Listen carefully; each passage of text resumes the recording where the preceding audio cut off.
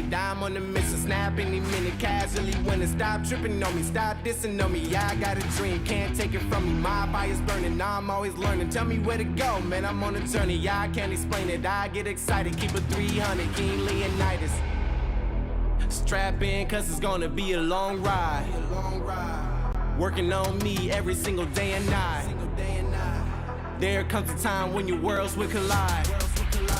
If it's holding you back, push it right to the side. Ain't got no time for no fear. I work too hard to get here. Ain't got no time for no fear. I work too hard to get here. I don't got the time, put me in, coach. I've been going hard, time to let it show. Everything raw, give it to me now. Let me have the spot, man, it's going down. Gotta get it here, I don't wanna wait. Take what I want, then I go train. Gotta get a win, I won't lose the game. This is my year, I ain't gonna break. Strap in, cause it's gonna be a long ride. Working on me every single day and night. There comes a time when your worlds will collide. If it's holding you back, push it right to the side. On another level, I will never settle. Mind over matter, get the gold medal. On another level, I will never settle. Mind over matter, get the gold medal. Ain't got no time for no fear. I work too hard to get here.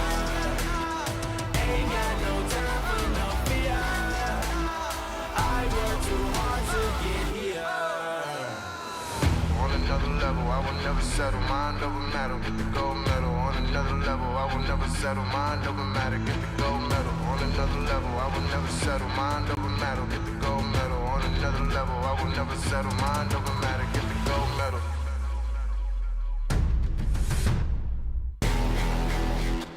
Ain't got no time for no fear.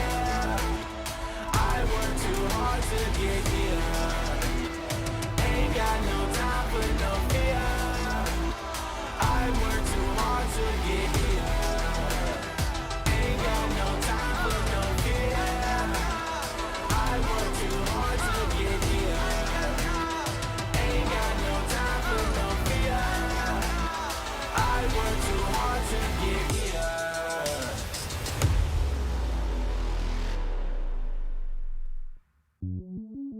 Welcome to the place where dreams come true, where everything you want can be yours, if and only if you're willing to work for them, you're willing to hurt for them, but most of all, you're willing to be first for them. Ha! Look, I'm going straight to the top. I don't know how I would stop, like it or not. I got some goals that I'm hitting. You hear what I'm spitting, it's hot. Look what I got, whole lot of passion and pain. The road to success is insane. Stay out my lane, cause I'm on a mission. I'm getting what stands in my way. Yeah, I'm a beast, I wouldn't play with me, baby. The way that I'm training is crazy and I do it daily. You wanna talk about drive? I got more drive than Mercedes, I've never been lazy. I'm in the room, it's a red alert. You wanna compete, well get better first. I got 10 toes in the dirt, push through the hurt just to show them my work, I'm the best. Yeah, I'm the best. I never stress, I know what's next. I'm who they test, like we playing chess. But I'm unimpressed, so now let me flex. Ha, yeah, I'ma work through the struggle and hurt, cause I know my worth, and I gotta be first. Ha, yeah, I gotta be first. Look, I don't want anyone's sympathy. I understand what is meant for me. I give my focus and energy. If it's meant to be, then it's meant to be.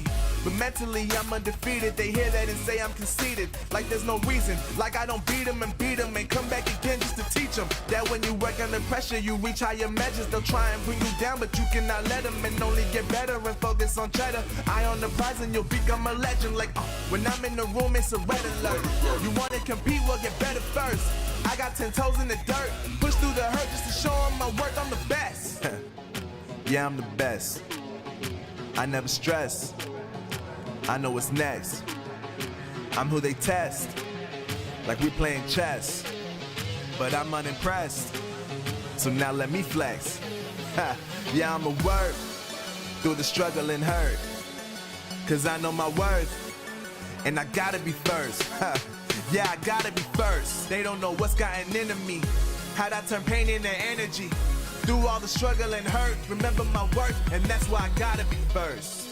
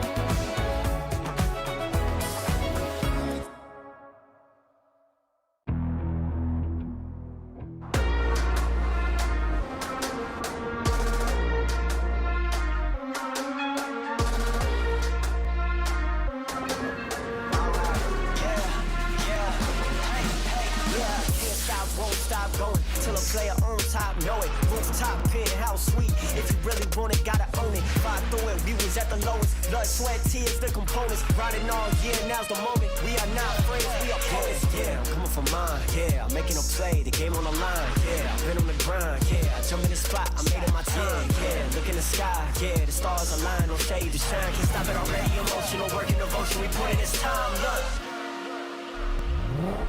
You won't stop my shine. I'll just break your line. I don't tolerate wasted time. Take us down.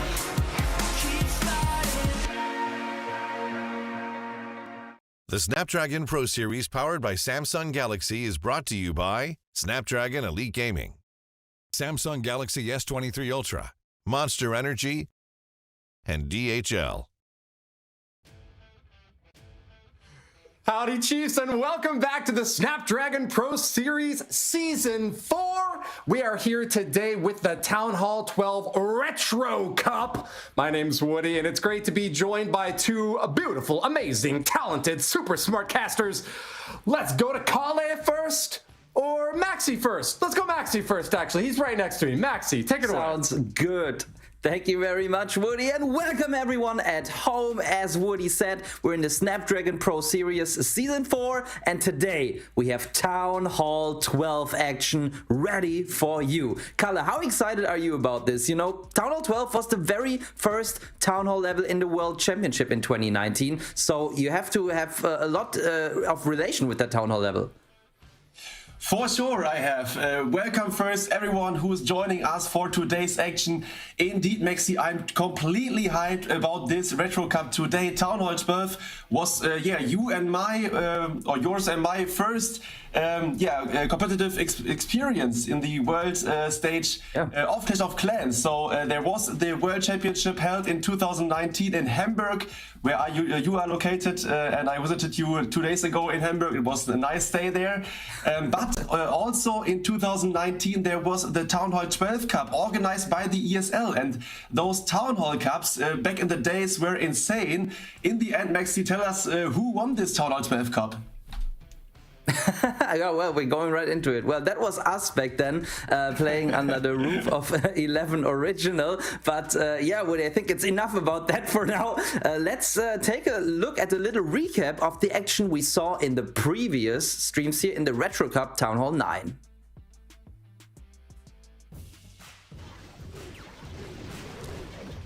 So this is one of the first attacks that we saw.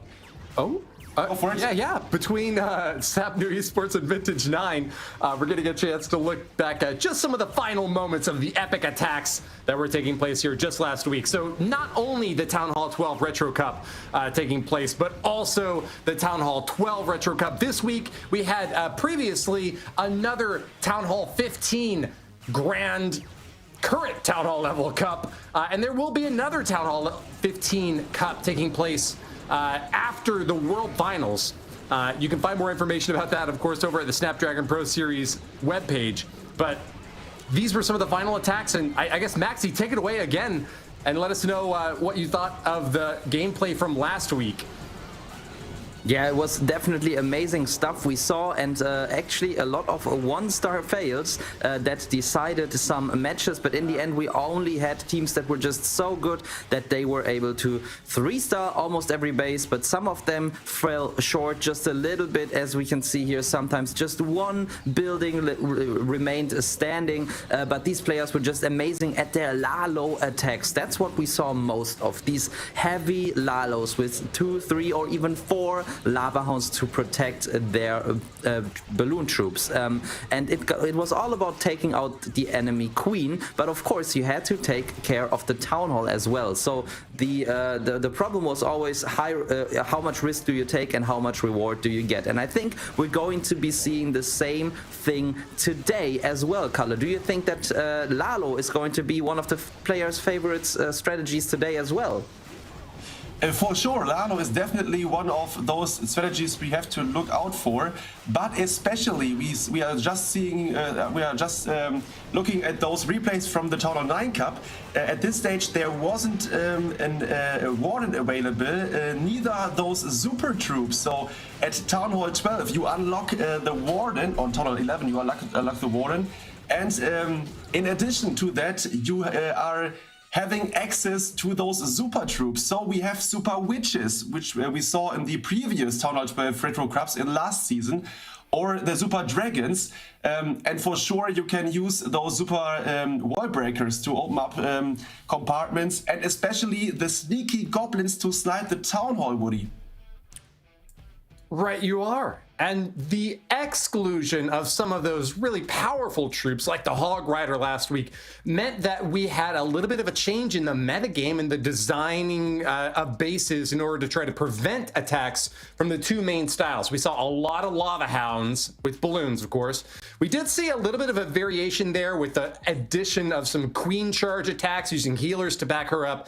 But besides the Lava Hound, there was really just golems or P.E.K.K.A smashes for the most part. Maybe a golem sprinkled in here or there, but mostly P.E.K.K.A out in front with wizards to back up and jump spells aplenty to get over those walls. This week, things are going to be a little bit different. For Town Hall 12, we have bans on the healer, on heal spell, and on all siege machines. So if you're wondering why you're not seeing very many Queen Charges, the healer's been banned. These players are not allowed to use it. Heal spells have also been banned, so we are not going to see any top and off. It is just going to be huge smash and clash in action today. Siege machines are also banned, though. And one of the reasons that this is done is that over time, as the metagame gets more established for the older town halls, the hit rates start to go up and up and up. And even with these bans last week, we saw hit rates that were 80-90% 3 stars. And I would expect the same thing again today if we didn't have some pretty serious bans. So it's no healer, no heal spell, and no siege machine. What effect do you think that is going to have on the action today, Maxi? I think the first one you already pointed out there greatly. It's the Queen Charges are not possible. And many players, especially on the highest level of the esports scene, like to do Queen Charges, as you can get really deep into the base and get a lot of value. But in my opinion, this just calls for the players' creativity, because there are ways to do a Queen Charge without healers. Because, for example, you can just deploy tanking troops in a way that the Queen will never get any damage. We've seen famous players like Klaus do it at the highest stage as well. So there are some variations where you can use the power of the heroes and the Queen in particular without deploying healers onto her. But I think the biggest impact probably is that we don't have any siege machines. But I really like that because it spices things a little bit up, and it also makes that if you take a risk, you might be punished for it. Because usually when you bring a battle blimp, for example, and things go wrong, you can still try to just send it towards the town hall with a little bit of tanking before, or maybe even the warden ability, so you can save an attack that went south. Today you don't have that option, so you have to be 100% sure to take that town hall down, Kalle. Yes, indeed. But before we will talk a bit more about those Town Hall 12 strategies, let's have a look at the tournament breakdown. Because in this tournament, it is a system behind that. So yesterday, this Town Hall 12 Cup got started. Day 1 was played, and after this stage, 8 teams survived this KO system, so they battled them through, and in the end they qualified for day 2, which we are now broadcasting. And as you see, it is again a KO system. So if you lose, you are out. If you win, you will go to the next stage of this competition. We have first 4 quarterfinals. We will cast 2 of them, and the action will starting soon. Yeah, 2 quarterfinals, then both semifinals we'll get a chance to watch, and of course the finals themselves. There's a bracket online also on faceit.com where we've got our Snapdragon Pro Series tournaments all covered and reviewed. The standings, the rules, all the match information can be found over there. So we've got a little bit more to share with you about the tournament for today. Since we've done the breakdown, why don't we go ahead and see what is on the line? Let's see what the prizes are for this tournament. It's $1,000 for first place, $500 for second, $250 for our 2 semifinalists, and all the participants that you'll be viewing today, including the quarterfinalists, will walk home with at least $125 for their team. Maxi? Yeah, that's a great prize pool that they're fighting for, and I'm sure that it even increases the team's motivation here to get far in the tournament. Next to, of course, crowning themselves the champion of the Snapdragon Pro Series Season 4 Town Hall 12 Retro Cup. And talking about this Retro Cup, why don't we take a look at the bracket to see all the teams that have made it to today and to see the matches that we're going to be casting as well. So we're not going to read out all of them out loud, but I want to point out Midnight Madness that we saw in the Town Hall 9 Retro Cup last week as well, and Bang Bang, because we remember that Bang Bang were quite successful in the Town Hall 9 and Town Hall 12 Retro Cup in last season of the Snapdragon Pro Series. So definitely some names that have, or some teams that have made a name for themselves and that we're seeing over and over again. And I think that their experience is a big advantage here, or at least it can be. So yeah, Kalle, take away who we are going to be streaming today. Yes, as you see here on this graphic, we will start things off with the match between Absolute Evil and Midnight Madness. I can give you a peek that yeah, we will want to have a closer look at the lineup of Midnight Madness to see who is playing in this team later.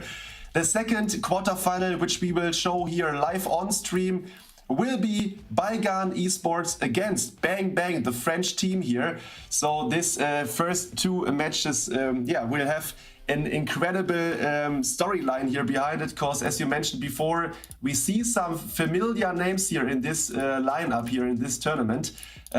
So to give you a little peek what we can expect here from those teams. So many of you guys at home maybe have watched the Town Hall 9 Cup last week as well, and you saw that there was the goal to 3-star all bases. So there were really high scoring wars from each stage to each stage. But today I can give you the inside information from yesterday.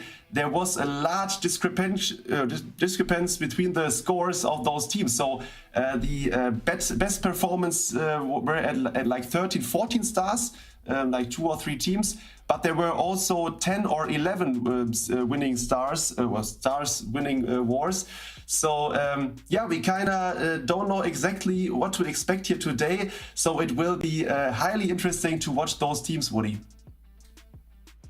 It sure will. Well, let's go ahead and look at our first team. You mentioned them already. It's going to be Midnight Madness.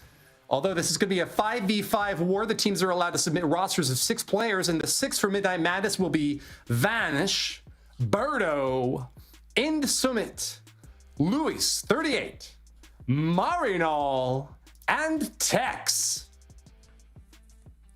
Yeah.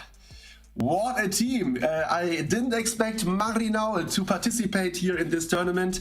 But yeah, he's always, since years, playing at the top of the competitive scene here. So he's also here today with his Holo VV account in this Town Hall 12 Cup. What a nice thing to watch for. But surely after seeing this Midnight Madness lineup, let's have a look on their opponent's roster, Absolute Evil, who are here for sure trying to get this win over Midnight Madness. So I don't know exactly. Yeah, there we go. Animal, Tusha, Bunny, Firos, Yenish, right, are the team of Absolute Evil, and I think the action is about to start right now, so we will dive directly into the action.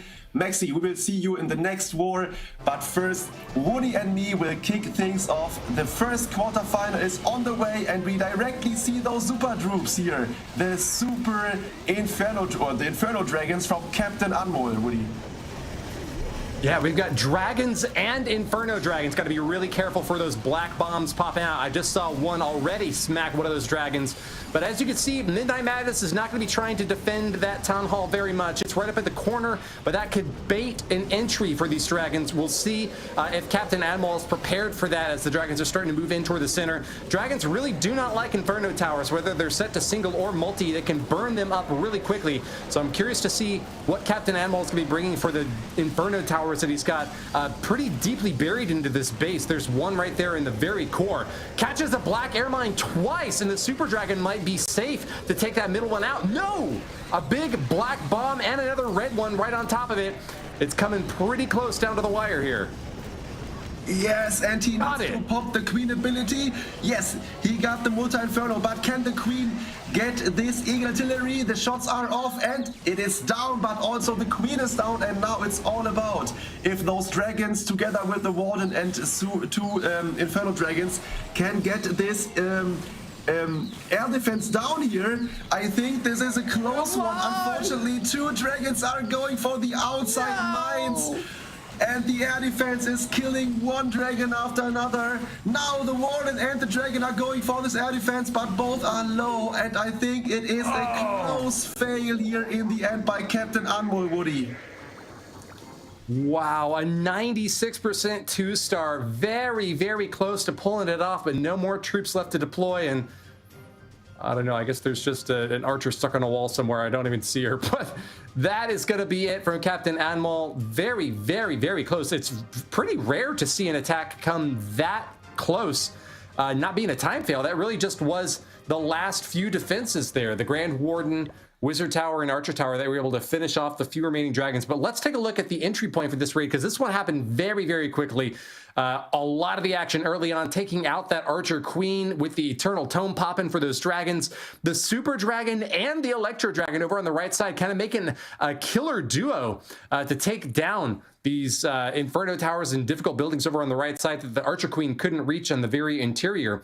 But unfortunately, a lot of these black bombs popping off at very bad times for Captain Anmol, and ultimately leaving him a bit short on firepower at the end there.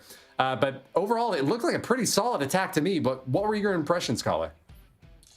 For sure, it was very solid. So in the end, 96%, a really close attack here by this attacker. I want to point out, he chose the dragon attack here, and unfortunately we couldn't see the lightning or the depth spells in the beginning. So at Town Hall 12, 2 lightning spells and an earthquake can take down an air defense, and that is the thing he did here. So he took out 2 air defenses first to protect his dragons from this really high damage here, and started directly into the town hall to get this town hall out of the way. Unfortunately, because he started at the town hall side, the Eagle Artillery stood until the very last seconds in this raid here. So he wasn't able to get rid of this damage by the Eagle Artillery, and in the end those multi-infernos burned down his dragon troops. But it was a good start here. After a short time of planning, he was able to get a 96% 2-star here. So overall a decent attack here, and we are in for the next attack by Midnight Madness, Woody. Ooh. It's gonna be Super Witches this time. Renowned for their big, heavy big boys out in front that can deal lots of damage and keep them safe behind enemy fire. But they go pretty slow. These are not super quick attacks, and so you've got to be very careful about the planning and the pathing for these Super Witches to make sure that they stay on target. Looks like a good entry point so far for Sumit. He's making this attack from the bottom right side, moving straight toward that Town Hall with a jump spell to get over the walls. Remember, these players are not allowed to use healers or heal spells or siege machines, so that leaves a big hole in terms of his competitive edge, being able to develop an attack style that'll work just right for him. But hopping over that wall, he still does find an entry point toward that Town Hall. The King is going to be going down a little bit early here, but the big boys have made their connection and will start to fire away at that Town Hall. Looking for the first star and the second one to come soon after, Kalle. It is an okayish entry. I don't know exactly whether this was the perfect plan here, because he lost already 3 out of those 5 Super Witches, and there's another one gone now. The Queen is very low. She needs her ability soon. He's freezing the first Wizard Tower perfectly. Nice. Twice, and now the bats are going through, and as you see, there are Hawk Riders coming from his CC deployment at the bottom of the base here. And he got it. Yeah, Woody, you are correct. He distracted all the splash damage in this base, and all the bats are crushing through. And this is a big, overwhelming 3-star, Woody. Big congratulations to Suman. He just popped that Swag Queen ability. Didn't even need to use it till the end because those bats are just dropping guano over the whole map. Massive, massive success here for Suman. Even though he lost a couple of those super witches early on, like you mentioned there, Kala, he was still able to rally and come back with a big finish. 100% 3-star, and that is going to be a big pickup for Midnight Madness right out of the beginning. Not only did they get a defensive success against Absolute Evil, but pulled off an offensive win as well with that triple. That gives them a star advantage now, and a good shot in the arm, a morale boost right at the very beginning of this match, thanks to Summit. Yeah, that is for sure. And although I thought it's looking a bit scary here for the attacker, because the witches went far from another, so the queen were a bit isolated, and the outside witches died really early. He was able to get rid of those splash damage really early, so there was no need to get deep into the base to get things done. So the Town Hall and the nearby Multi-Infernos and those Wither Towers were enough to get for his bad spells to overwhelm this back end of the base. So great job here, and yeah, we see what is possible here on Town Hall 12. So not only the Warden can cover highly DPS areas in the base, but also you are more in variety mood with your spells and your super troops, so like the super witches, Woody. Yeah, and they were used to great effect here. Still got 2 of them through until the end. And, you know, even when those super witches go down, a lot of times the big boys are so separated from them that they continue just crushing whatever they're out in front of, and continue to provide that additional tanking, that damage, taking down the Town Hall in the case of that last attack, but also protecting the Archer Queen a good bit and giving her some more cushioning as she tries to push even further into the base. So it's going to be a 3-2 lead so far for Midnight Madness, but it's an early war, and Absolute Evil will get the chance to respond now with a Laloon Strike. Very popular last week in the Town Hall 9 Retro Cup, and also very still popular in the current metagame. Let's see if Town Hall 12 is still where it's at for this Laloon army. Push into the top corner first to try to get some funneling done by this king, getting that Archer Queen as deep as he possibly can into this base, to ensure that she can take down this Town Hall. It's not an easy feat because there were a lot of buildings on the outside edge there that had to go down for funneling first, but it looks like Tusher has done it, and will be able to get the queen pushed deep in. Now he does get a big old Super Dragon pulled out of the CC there, and that could be a problem for this Archer Queen. She's going to lock onto the Town Hall first, though, and we'll be able to take it down. So mission accomplished. She's going to lock the king next and finish him off, I think. But the enemy Super Dragon is already right on top of her and is going to start breathing fire. I think the Super Dragon's going to get the win in that exchange there, Kala. No, she wins. She takes it out and finishes the Super Dragon. That was important here for Tasha, because yeah, as you see, he don't brought any additional poison spell with him. So now it's all about the Lano attack here. There we go. The Warden protects not only the loots but also the headhunters, which are taking down the queen in the core of the base. There are 2 ground bows, so that is really nice here for his Laloon. But there are also red mines, and he needs to get through this last multi-inferno here, but those loots are looking solid. Another freeze, and he still got 1 in his hands. There's still 1 lava hound tanking here for his loots. It's a crushing attack by Tasha, Woody. And he froze the CC just to prove that he knew how big of a hit it was, that there was no question at all that the 3 stars were coming on in. Late trigger for the tornado trap. They're right over the CC, but that's not going to matter. You can spin those pups right round, but they are going to get back to taking that CC down. There it is, the 3-star secured, and Tusher from Absolute Evil will come back with a triple to try to get a little bit closer to evening these things up against Midnight Madness. Beautiful Lava Hound balloon strike, and you can see here with the Lava Hound protected by that Eternal Tome, floating all the way over, catching a Seeking Air Mine at one point, and then soaking so many shots while still invincible. Perfect placement there by Tusher to make sure that the balloons and the Lava Hound were all protected during that attack, and great use of spells as well to back him up. going all the way through. You know, there's no heal spells. Not necessarily would you see a lot of heal spells with balloons. Not necessarily would you never see them, but freeze and haste work really well there in combo to shut down defenses and get your really slow-moving balloons onto target. Tusher just showed us how it's done, Kala. Yeah, perfectly. And especially for a Lalo player, there's always the heal spell is always a good addition to his spell camps.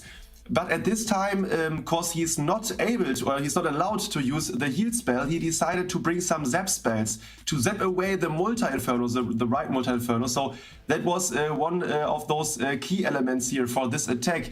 So he took away that high splash damage building in the very beginning of the attack, and an additional sweeper, I guess. So yeah, after this insane suicide here for the Town Hall and the enemy CC, this was a crushing Lalo attack, so big GG. And they are back after the first attack, where they only got the 2-star with 96%. They are able to triple in the second one. So Midnight Madness currently at 1 triple out of 1 attack. They will be next up, and yeah, I think they want to stay with this star advantage by tripling, Woody. Well, yeehaw. Let's see how it goes. Tex is next to move in, and it's another Super Witch army. I see 1, 2, 3 deployed already, and a couple more coming on in afterwards. So it looks like we've got 6 total, including the CC. Grade Warden is going to be going right into the middle there and hoping that the rest of the Super Witches will kind of collapse on inward, but it looks actually he's been able to get some wall breaking done and has opened up those outer compartments. This is a pretty tricky ring base to try to have to move deep into, with the Town Hall well protected in 2 layers of walls.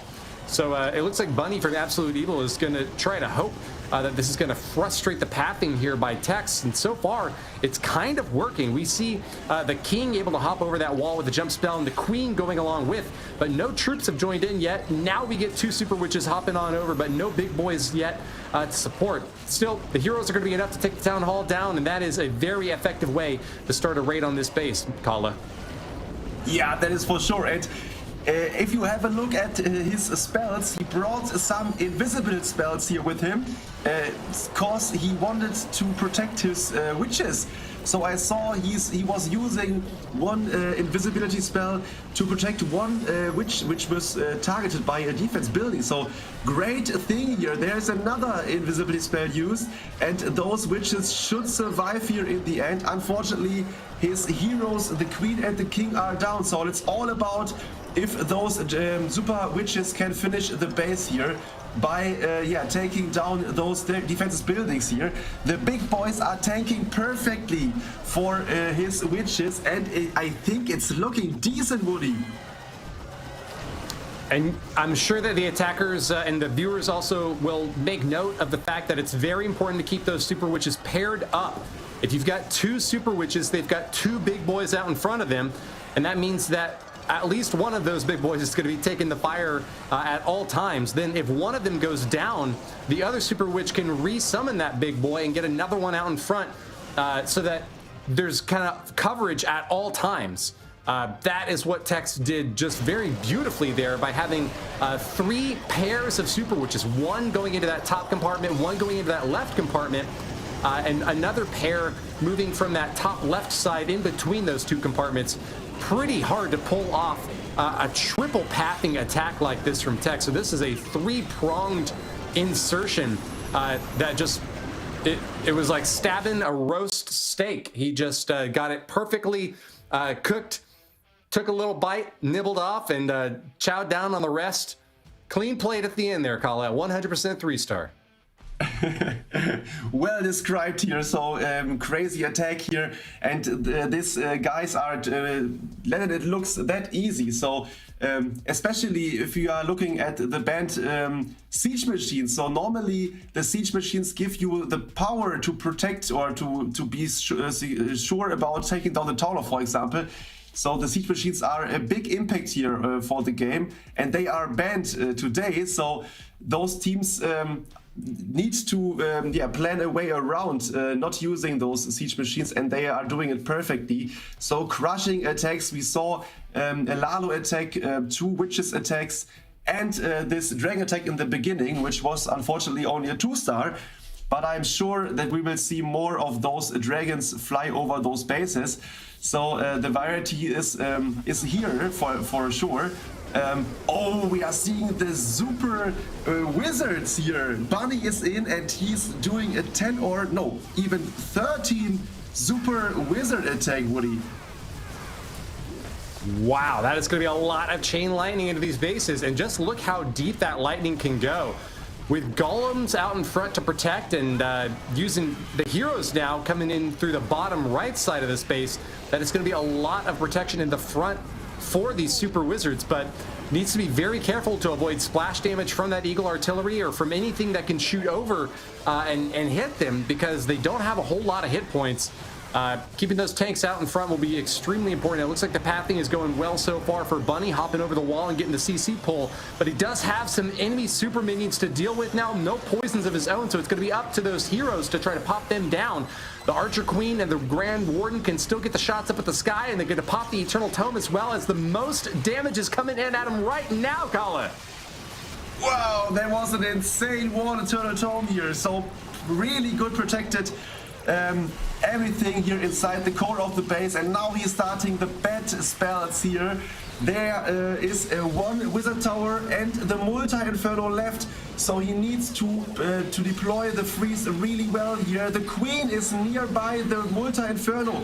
She needs to take this one out, and this should be a triple here in the end. If this queen can survive. There are some Golemites, the king is still available, and there are some super wizards. So I think Bunny is looking good here to get the next 3-star. Oh, a giant bomb kills the enemy queen, the queen here. But I think the king with the warden and those super wizards can finish the base, Woody. Oh yeah, it's little unfortunate for time's sake that Bunny's going to lose that queen, but I'm sure that the king and the Grand Warden are still going to be enough to finish this thing off. Just a mortar and a couple point defenses still left on the outside of those walls. But those bats had me scared a little bit, I'll admit it, Colin. I mean, he got the great freeze on the multi-target Inferno, which is definitely the most important defense you have to take out in order for bats to be able to connect. But the Wizard Tower can be almost as deadly against those bats. It does great splash damage against ground or flying troops. And it got a few shots off against those bats, not against the entire clump, though. And so, I mean, at the end, you now see there are no bats left. All the bats died off. And yet they did enough damage on the interior while they were still there that this is going to, for sure, be a 3-star now. Just a little bit more Super Wizard cleanup here along the outer edges. And just waiting a few seconds now. It's getting a little bit close here on time, but Buddy does finish it off for the triple and brings Absolute Evil another 3-star. We've only missed one single 3-star from Absolute Evil's first attack, so that leaves their overall destruction now at 98%, very close and right behind Midnight Madness, who will have to return with another very impressive hit in order to stay ahead, Kala.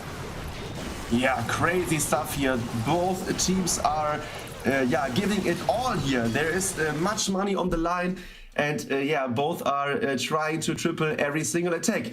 And as you mentioned, during the attack, the Eternal Tome of the Warden in the core of the base was insane. So he protected every single troop in the core against this Town Hall damage, the Giga Bomb damage, and those buildings around this core. So this was the beginning of success here for Bunny. And in the end, although he maybe should have brought some additional cleanup troops here for the outside buildings, it was a crushing attack. Although his bats died, unfortunately, but it was so crushing and overwhelming that this is a well-deserved 3-star. But Midnight Madness, after 2 attacks, is still perfect. They are now in the next 2 attack, Woody. Well, let's go take a look at it. It's starting right now, and it's coming in from Vanch. We've also got 8 lightnings and 3 earthquakes here, so expect to see a lot of buildings going down early on. Striker at the top side is going to be taking down that air defense first and getting quite a bit of damage over there. Another strike over here on the left side takes down a multi-target Inferno. Another one's going to be taking down that air defense. So a lot of damage done to that top left side, and plenty of opportunities now to get a great funnel set in for these dragons. He's even got a baby dragon coming over on the left corner now, which is going to do a little bit more burp in action to get some more damage done here. But that leaves him with only 1 rage spell left for these dragons. 8 balloons and 3 rocket balloons as well to maybe try to pierce in to get some of those air defenses down. But so far did not get a full CC pull, just a couple of troops coming in there, as you see a couple of archers creeping on out. We'll see if Vanch is going to try to get the rest of the CC troops out, or if it's just going to... Nope, instead pivoting off to the main attack now, coming in from the bottom side of this base collar. Oh, that is a nice attack here, because he's starting at 6 o'clock and it is anti 2-star base, so the town hall is quite far away here. You mentioned it, he only has 1 rage spell left. The heroes are deployed at 3 o'clock to take down the last air defense here. And now it's all about how the troops in the center of the base can survive. There could be possible traps here. Beside the multi-inferno, there can be traps against air. But also at Town Hall 12 you can unlock the, or at Town Hall 11 you can unlock the tornado trap. And this can, take some time here from getting the Town Hall. We see there is the warded ability here, the wall eternal tome. Now it's all about if he can go through this Town Hall damage here. There is the tornado, but I think it's looking not that bad, cause the walls are open. The king and the queen can join this dragon push here, and in the end there are only 2 Teslas and an arch tower left here. He brought some additional super loots, and this one is another 3-star here for Midnight Madness, Woody. A crushing success with a spare archer queen ability swagged right there at the end. Saw Vanch also drop those rocket loons at the very end. Didn't even need them to try to snipe down one of the remaining air defenses. Let's take a look at the replay now and see how he was able to pull this off. There is just a beautiful clumping of those dragons right near to the center of the base. Not entirely stacked right on top of each other, but close enough that they can all benefit from that Grand Warden's Eternal Tome. That is extremely important and very skillful, hard to pull off with the funneling, but with the queen out onto the right side getting most of those buildings, and with the early attacks from that baby dragon taking out most of the outside buildings on the left side, he got just a beautiful spread overall. I think only 1 dragon was kind of wandering over to the right side, but that can be helpful too. Get some protection for the queen and get a little bit more damage over there as well. Just pushed through very hard, had seemingly little difficulty, even with a massive Tesla farm popping up at the very end of the raid. He didn't have any trouble taking it out, and that's going to be another 3-star up on the board with this war just being an obliterative offensive success so far, Kala. Oh, indeed. And especially although he took some time to zap away those defense buildings, to funnel for his dragon push, so he took like half a minute to prepare everything, but then in the end the dragon push together with his hero dive was so quick that he had in the end like 50 seconds spare. So it was a crushing attack, perfectly planned, and a nice execution here. But now Absolute Evil is in, and it is, it's a Skelly Donut here from Jens. That is really nice to watch here. The invisibility spell is also new, and now he can make use of it. Now the CC is gone. That is a really nice thing here. Town Hall got activated, okay, and now he's going to hero dive for the Town Hall, and Lalo in the back.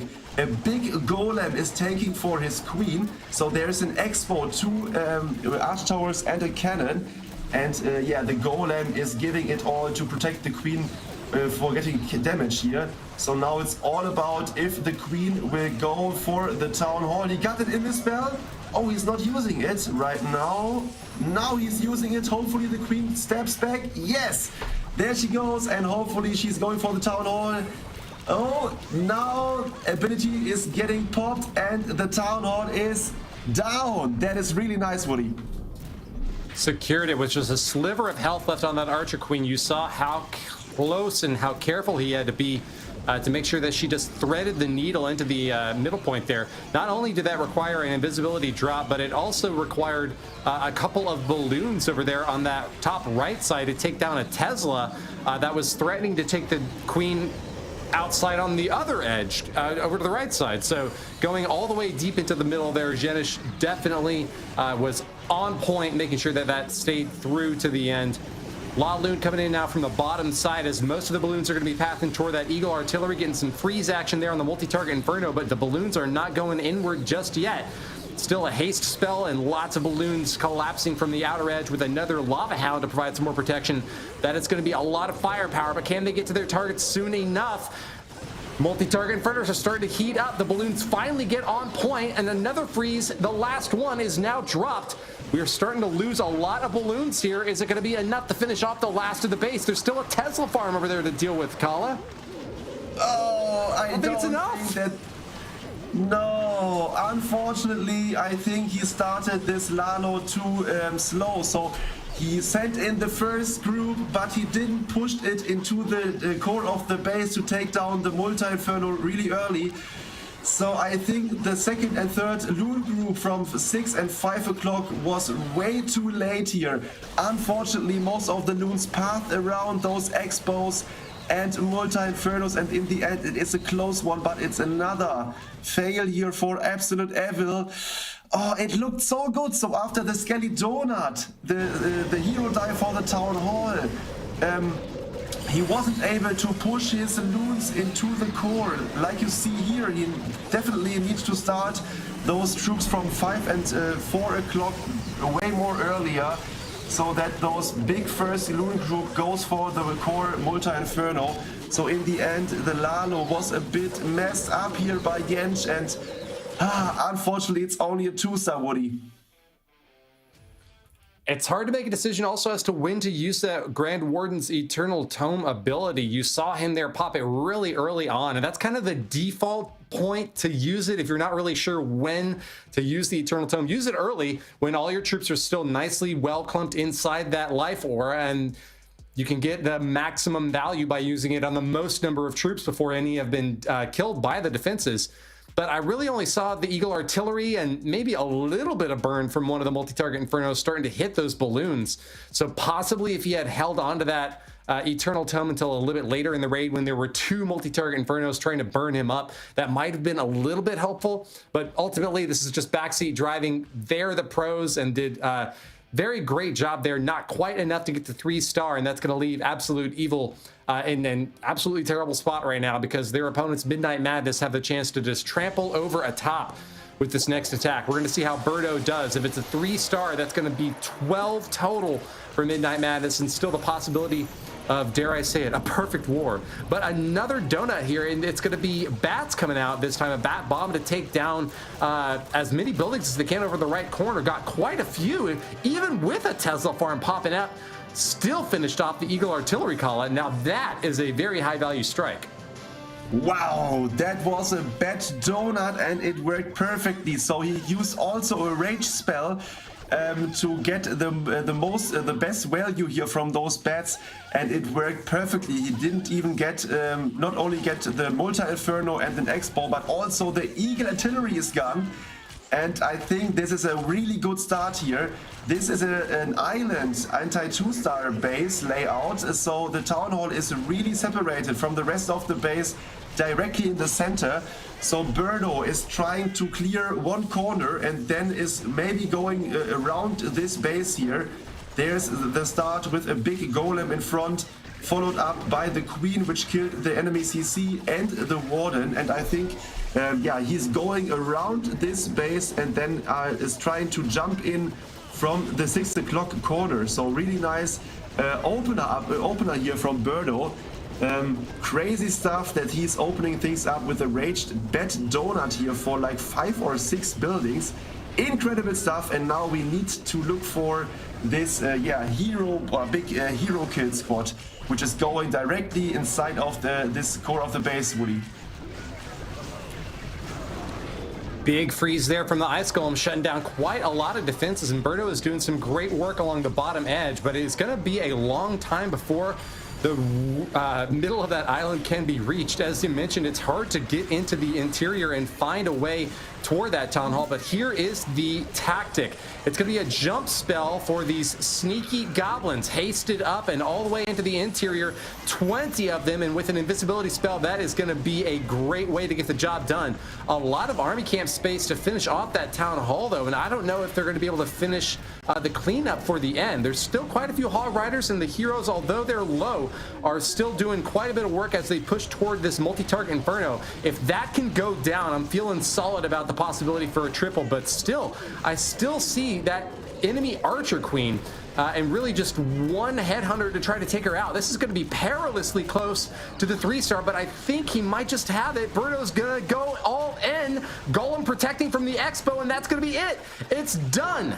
100% again for Midnight Madness, Kala. Wow, what an attack!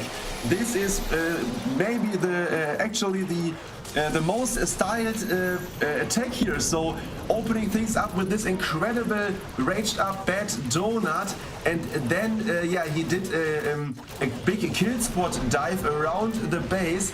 And then after that here, like you see, he's sniping with hasted sneaky goblins directly into the core of the base, the town hall with an invisibility spell. So awesome stuff here by Birdo. For me, this is maybe the attack of the war until now. So great stuff here. Another triple for Midnight Madness, and they are showing off so strong. They have a really great diversity, so they are doing tactics on each base which are really well planned. So crazy stuff here. Absolute Evil needs to get a triple for sure to get a chance to come back here in this war. And Feroz 001 is in with the next attack. He also have some bad spells and some sneaky goblins to set the town hall here. But he's using the dragons combined with the Inferno dragons, Woody. Another expensive entry point here. We see these sneaky goblins brought yet again. They're 3 housing space each. And so if you're bringing 20, that's going to be quite a bit to commit into a raid like last time. Not quite as many this time for Feroz of Absolute Evil. But the last attack here definitely needs to get a 3-star just to give them 13 and hope that maybe a 1-star defense could somehow still get the win for them on their next engagement against Midnight Madness. Nonetheless, Feroz is going to be starting off with that Town Hall takedown using those sneaky gobs, and it's got his Inferno dragons up on the top side trying to burn through as many of those anti-air defenses as he can. Still catching a few bombs out there and also some Tesla traps. No good news for Feroz on that count. Those 2 Inferno dragons are definitely going to be going down, and we're not able to support the regular dragons that are kind of moving in and over on the left side now. But did they get enough work done? Have they cleared out for the bats? That's the big question. Bats hate those multi-target Infernos. They really also do not like those wizard towers. So if Feroz can just get enough of those down, 2 free spells could do some great work against them. But seeing still 2 multi-Infernos, I think that this is going to possibly be another defense for Midnight Madness, Kala. Yeah, unfortunately, this Dragon push against the sweepers weren't able to take down most of this splash damage. So he's trying to defend his bad spells, but now he ran out of free spells, and the Ice Golem is not tanking those multi-Inferno beams. So this will be the end here for those bad spells, and unfortunately it is a defense here for Midnight Madness. So Absolute Evil ends this war with 2 triples after 5 attacks. In the end, a 12-star war here. Unfortunately that Feroz 001 wasn't able to get his dragons directly in the core of the base to take down this multi-Inferno, and especially to create a better pathing here for his bad spells. So the bats spread it around the base too much, and in the end they are thinning out. So that was really unfortunate, but it was a nice try here for sure. The Sneaky Goblins for the Town Hall is always nice to watch, so you need to be patient really well with those invisibility spell to take down the Town Hall and not making it invisible too with the Sneaky Goblins. So nice try, but in the end not a triple. So Midnight Madness is in the position to get this war done, Woody. Well, let's see how they do it. I mean, bats have been working well for them in the past as well, and you just saw with that previous attack, bats can cause quite a few problems, but they can also get burnt up very, very quickly. Multi-target Infernos just will absolutely evaporate them. And if you don't have the free spells or the other attacking troops to get rid of them soon enough, they are not going to be able to finish off the rest of that base. So that is going to be another opportunity now for Midnight Madness to come back in over the top with yet again a defense. And then perhaps, if it is all going according to plan, a perfect offense could give them a perfect war with this final strike. 15-star possibility now for Holowiwi, as he's known. But Marinol is his more famous name, a world-class player and a world's contender this year as well. Let's see if he can play not just as a Town Hall 15, but as a Town Hall 12 as well in the Snapdragon Pro Series Town Hall 12 Retro Cup. Basically a victory lap now for Midnight Madness, as the win is all but guaranteed as long as Holowiwi here, as Marinol gets at least 1 star, it's going to be locked away. He's brought 1 single Lava Hound and 34 balloons, a gigantic balloon parade to try to take this base down. More often you see at least a couple of Lava Hounds, but this is a very heavy, offensively oriented kit that Marinol has brought. Not putting too much support into these heroes, just trying to take down this multi-target Inferno and get the CC pull out as well. Good doubling up with that poison spell to get both the CC and that enemy Archer Queen. Kala, I think he's going to be pretty happy with his entry point so far. Yeah, that's looking decent here.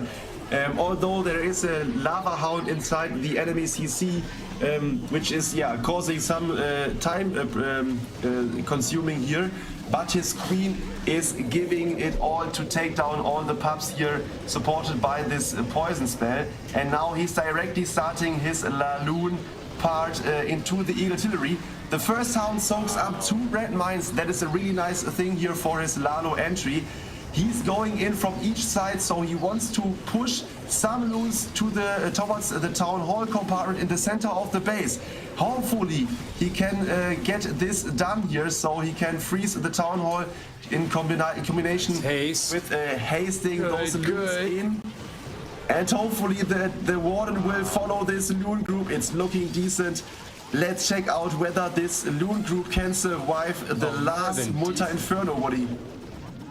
That is gorgeous. Just an obliterating strike yet again from Marinol. It's like he can plan this entire attack out in his head, and man, even if 2 giant red bombs explode right in his balloon packs at the end, that is not going to be enough to finish them off. They were still pretty much at full health. Marinol just saw the entire shape of the base and knew exactly how to deconstruct it in perfect timing.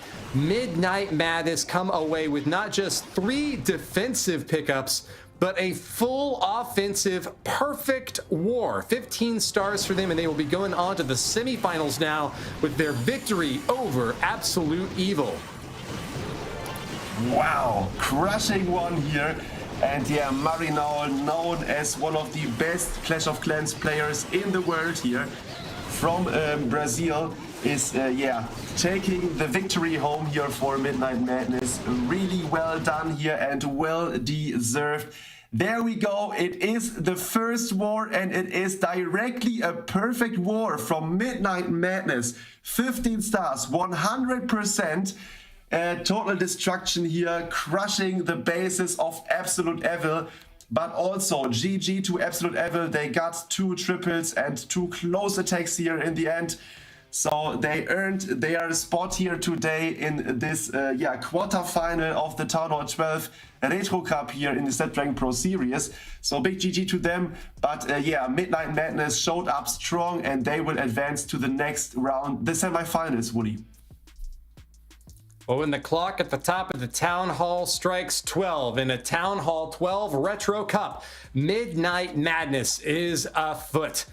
We saw the madness sweeping over the entire battlefield that time, not just with big defenses, but also huge offensive wins.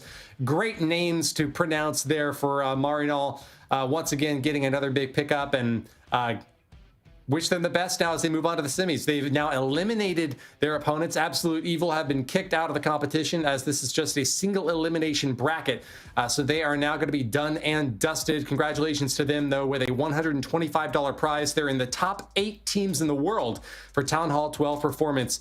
That is going to be it, though, for the first round. We'll take a quick look at the bracket and see Midnight Madness advancing over Absolute Evil, and an interesting name coming up. We've got Cats Usually Moan taking the win over Vista Ridge Rise on the bottom side of the bracket. Both of those two teams are going to be moving into the semifinals now, waiting for their next opponents to move up against them. We're going to be watching Bang Bang versus Bygone Esports next up. I'm going to be stepping away for that match and leaving you with Kala and in the capable hands as well as Maxi, who's going to be returning to the caster desk for a little while. But it was great casting the first match with you, Kala, and I'll see you again later in the show for another round. And I hope that the rest of y'all will stick with us. I guess we're ready to go to a break now, so we're just going to be gone for a few minutes. But please stay tuned here because we're going to be back with that next war very shortly. We'll see you then. But before we go, just a reminder, subscribe and follow here in case you were just here for that one war, because we've got lots of more action coming at you here for the Snapdragon Pro Series. This channel is where you can find all that action. So lots more tonight and in the weeks to come. We'll see you back again in just a few minutes for the next war.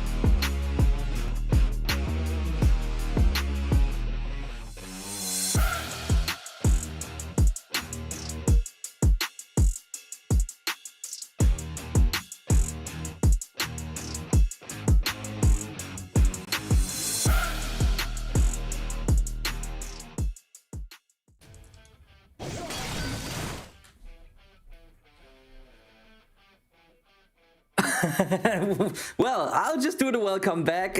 Even though I wasn't here before, welcome guys. Thanks for sticking with us after this 3-minute break.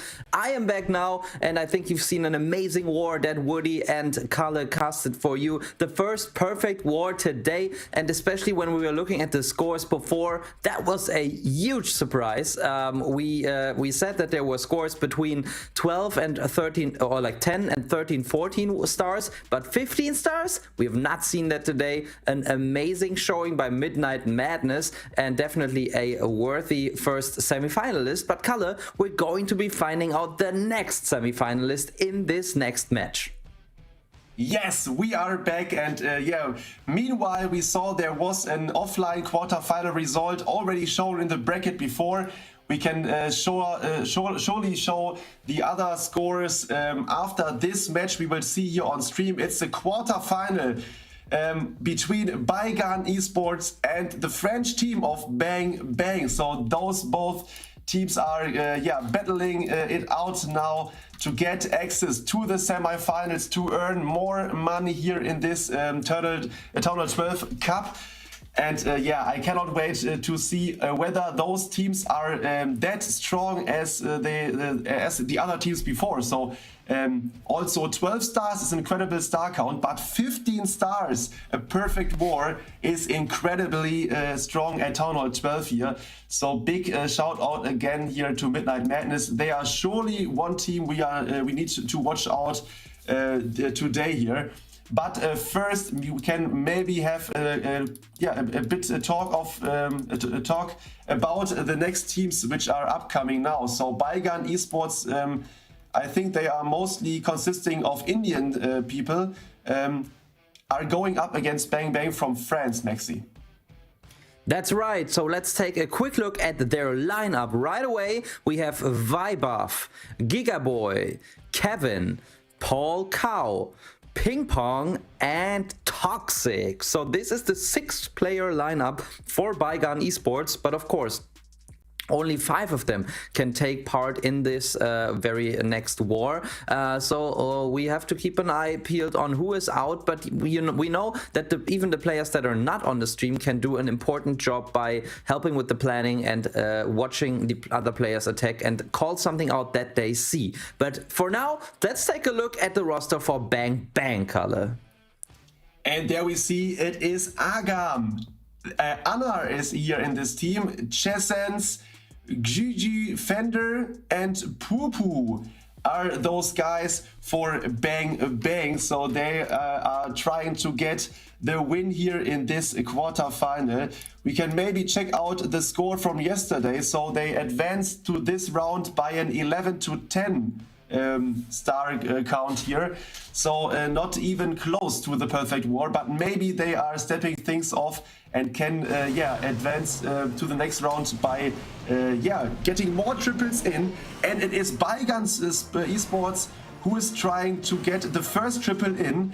Ping Pong there is their first attacker, and he's starting here with a little Warden walk without healers, because they are bad, Lexi.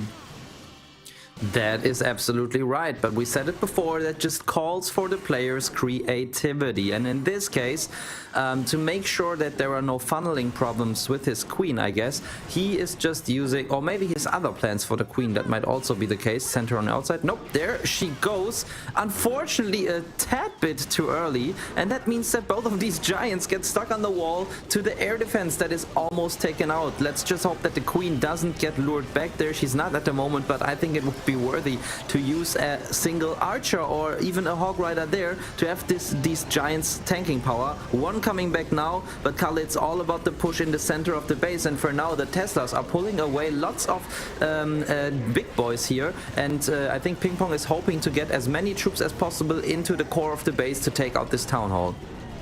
That is sure, but after those zap spells, you see now there is a nice party created here.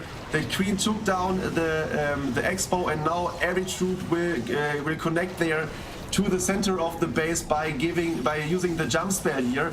Only the queen is just going for the sweeper. Now she's coming back and is going for the town hall. Nice eternal tome here of the warden, covering all the troops here in the center of the base. and hopefully now the next jump spell can bring back the witches. Oh, they are all in this area of the multi-inferno, and he's reacting by using a free spell, Maxi. Yeah, sorry, I was just calling out the queen ability because as he used her ability quite late, the giant bomb was triggered, and the queen almost died in her ability, but in the end she was able to survive, and I think that can be very valuable towards the end of this attack. But more importantly, Ping Pong also has to be aware of the time right now. This last jump spell, I don't know why he put it down like that. He didn't connect many compartments there, but luckily he was able to open the wall, but with just 36 seconds and at least one more wall he has to go through, this is going to be tough, and I call that this is the first fail of the war. Oh, that jump spell was completely swagged. I think none troop took it here, so unfortunately the last multi-inferno is burning down the last super witches here. The Hawks are trying to take it out. I think they are successful, yes, but there is still an Expo alive and an Archer Tower, so he is at 95%, 2-star in the end, 96%, but not the triple here for Ping Pong. And you mentioned it in the beginning, he opened up the attack with a Warden funnel, but I think maybe the Queen would be a bit quicker here in the end. Unfortunately for Ping Pong, also the power wasn't enough here to finish things off, but a nice try, Maxi. Yeah, definitely, but I think, as you pointed out, a couple of things were not thought through entirely and were maybe not executed perfectly, but you know, it's the first attack of the war and there's always a lot of pressure on the first attacker, and of course the time to plan out the attack is very limited. So if not everything is thought out, that's usually the name of the game in this first attack. However, I really think that Midnight Madness set the bar extremely high for those players because their planning was on point, their creativity and diversity of attack was on point, and of course their success rate was on point as they were able to get a perfect war. That was really impressive to me, and yeah, I'm keen to see if any other team is that well prepared. So let's take a look at Bang Bang's very first attack color, as no Lalo, only spam is coming in with Lalo, of course. Nice name here, and he's starting things off by zapping away the Queen with a sweeper and one Expo and two other buildings. I don't know exactly what it was. Followed up by this hero dive here. The super wall breaker opens up the war easily here to get access to this multi-compartment. We know that the siege machines are banned and he is not going with his hero dive for the town hall, so that is interesting. A poison spell is slowing down this big dragon which comes from this enemy CC here. And now we need to watch out where he's going in with his Laloon, surely for the Town Hall first, but he needs to activate it first to get the loons targeted at this, Maxi. Yeah, but the crazy thing is that he's about to get the Eagle Artillery with his Queen ability. And oh, if he uses it in time, okay, there he goes, the auto ability, and that's amazing value. However, the space building is looking on point with the red mines being around this town hall, and at the moment, yeah, the first couple of loons that he sent in are dying out. Now he has to time a perfect Warden ability, maybe send a Hound through the Warden ability as well. No, he's not doing that, but oh, the biggest problem, okay, Town Hall not activated, but there he goes by a couple of balloons that are taken out. The splash damage activated the Town Hall, but there's a lot of base left color, and the splash damage from the multi-inferno looks very scary. Yes, and in the end there's not only the multi-inferno but also the air defense, which got now tanked here by the last Hound, but all the loons are pathing around this multi-inferno, and we know that those inferno beams can cause so much trouble. We saw it in the match before here, where two attackers fell short in the end by not taking out the multi-inferno in time. But at the moment he's looking good here, so there is a big group still alive. Together with the Warden, he needs to take down two more Arch Towers and the Tesla, and I think he is getting it done, Maxi. Yeah, since there are no traps. I mean, if there were just a couple of traps, this could have been close. But yeah, this Warden Aura giving these red beautiful balloons an amazing buff there. So their hit points are increased and even higher than usual. So it takes these point defenses a long time to shoot them out of the sky. So no Lalo only spam gets the first 3-star of the war with a hero dive Lalo. Great job. And I think probably the key to this attack's success, as it got a little bit close there towards the end, was that the king beat through the wall into the core of the base where his queen was able to take out the Eagle artillery. Otherwise, this could have gone another way. But yeah, we end with the first 3-star and the pressure is definitely on for Bygone Esports. Yeah, so really nice opening here. Together with those lightning spells and the hero dive, he took down a good chunk of the base, especially the core of the base, like you mentioned. Getting the artillery down was the key here. In the end, there were like 5 or 6 or 7 balloons alive, so it was enough. But if the queen or the king wouldn't have got that value that they got there, it would have been a close one. Oh, that is a nice base layout here. But Toxic is the attacker for Bygone Esports, and he's bringing zap spells in combination with those dragons here. So one E-Drag should funnel a corner, I guess, and then he's going through with those normal dragons. Heroes are getting started at 3 o'clock here, together with a giant to tank, another ice golem to tank. A Valkyrie is in addition taking down those skeleton spells here in time, so those heroes should path in and directly take down the enemy queen and the Eagle artillery for sure, Maxi. Yep, and it's looking like they will be able to do just that. A couple of skelly traps that he found there, but still there's really not much damage there. So good base identification, and I think that the king and queen will be able to get basically everything until this multi-inferno at the opposite side of the base. But then that usually means that the other part of the base, where he's sending in his dragon, is stacked with traps. So I'm really expecting a lot of red air mines, seeking air mines there. And interestingly, another super dragon in the clan castle, which is not ideal because a hound would not have been lured, as he's not using any ground troops around there. But now the warden ability timed through the town hall has to be perfect. There it goes. Yes, and good job. I think it's looking very good for Toxic. Yeah, especially because he still got one free spell to react wherever he needs it. The queen with ability, the ability gets used now. The last freeze is covering the multi-inferno and the art tower, and I think all those dragons will overwhelm this back-end Tesla farm here.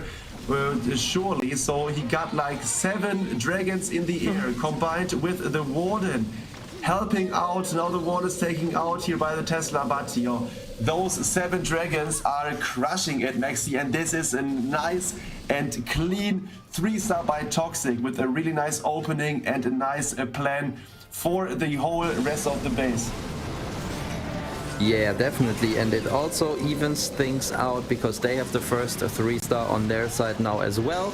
So that means if Bang Bang want to stay on top, they have to deliver now and get more than the 2-star 96% that Ping Pong started off with for Bygone. So very nice to see that we have an open match here, and I really like this attack. However, I think that if the traps in the base would have been set a little bit differently, this could have come close, because I took a very close look at it, and in fact there were basically no air traps around this town hall, which was a little surprising to me, but then again maybe the defender was expecting something completely different. Anyways, it was a great 3-star to get back on track here. For sure, yeah. And I think if we talk about base building and where the air traps are located, we need to point out that it's there's a difference. So some teams are relying on those anti-2-star bases with centered town halls to avoid or to make it harder for the opponent to plan for the safe 2-star. But others, like this base we just saw, are using some diamond or some box base styled, some box style bases. like the defender here right now, where you can easily, for example, snipe a Town Hall with Sneaky Goblins, for example, or to hero dive it. So I don't know exactly what we will see in the next rounds of competition. I think every team will watch the other matches on stream to see what style of bases they are using to focus themselves on their base building. But here is another example of an anti-3-star base of Baigan, and Guji Fender is in for Bang Bang, and he's directly hero diving this Town Hall, Nexi. Yeah, that's right. Gigi Fender trying to deny the defense for Shaideda on the other side of the map here. And the Clancaster troops look quite scary. Exactly, you say you're doing the right noises there, as there are some headhunters coming into the Queen, and he has to pop the Queen ability early because, oh no, he cannot use, he cannot invest, he doesn't have a poison, okay, because he didn't want to invest another spell slot, but he also didn't want to invest any free spells because he needs them for the bets. But now he realizes, I'm not going to get this Town Hall down without the free spell, so he invests yet another one, and that means in the back end for his bet spells he has basically just this one freeze spell. And usually in attacks like this color, we know this from the higher Town Hall levels as well, you plan every single free spell to have great value to protect the bets, and in this case I think that the back end will be quite tough for Gigi Fender. For sure, and the dragon drop wasn't perfect too, so he spread out the dragons really far, so his warden followed unfortunately only one group, and the warden Turtle Tome didn't catch all the dragons here.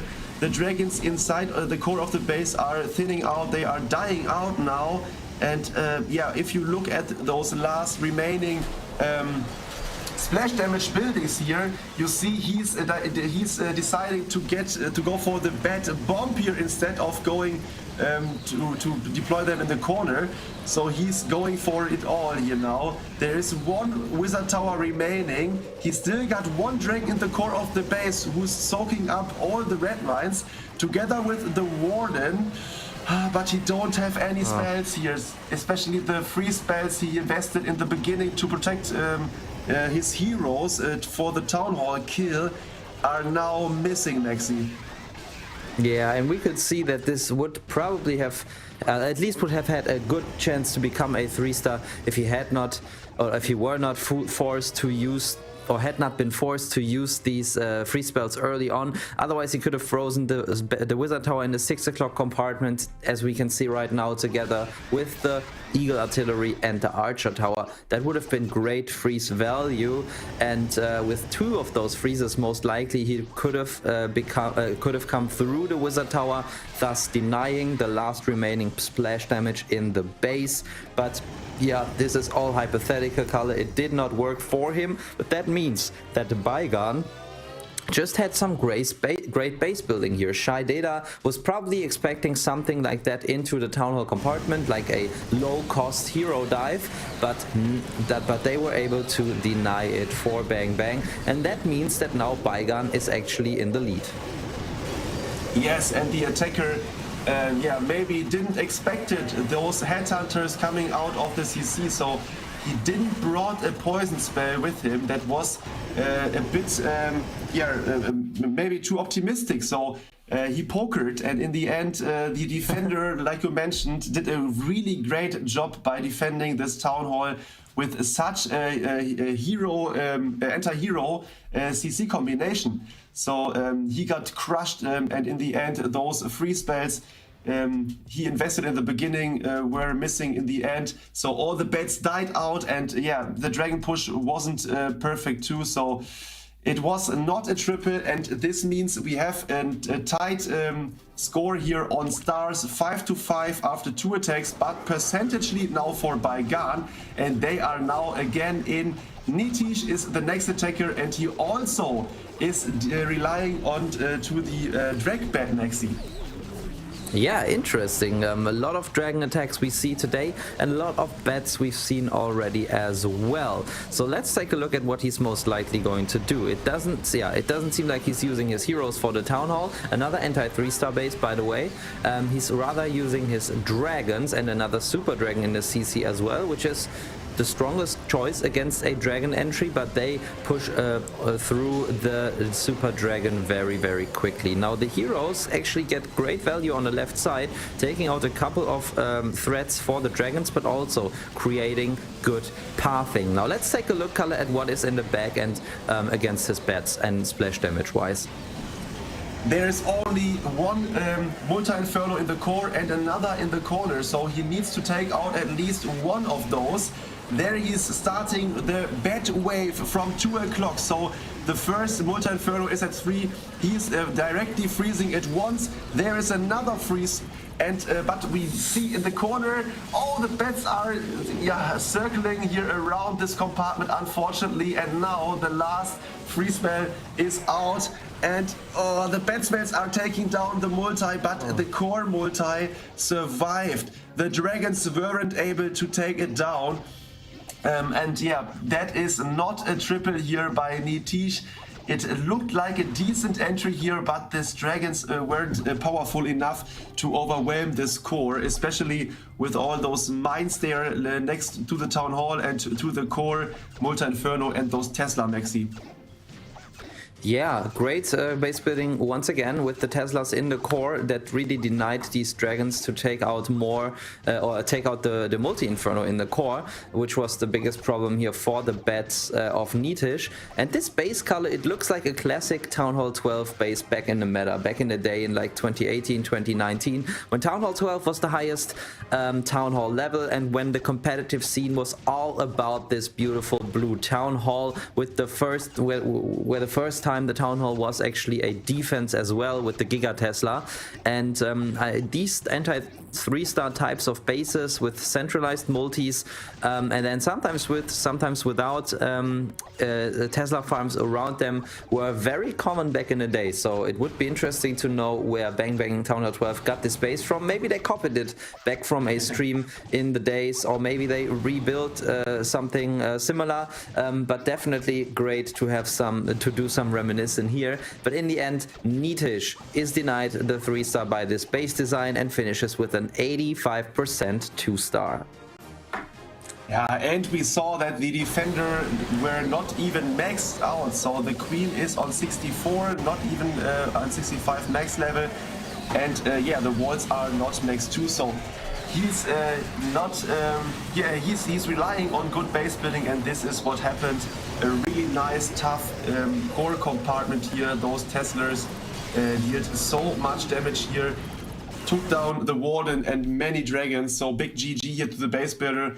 It's another defense, and as we saw before, Midnight Madness crushed through the bases of evils, and in this one right now we have more fails than before, so it's nice to have a look whether who is in the end the winner of this matchup.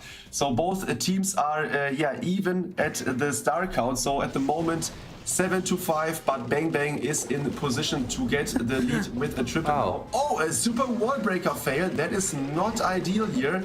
He's taking now the second super wall breaker with skeleton spells here and is deploying directly 6 super witches in the back, Maxi.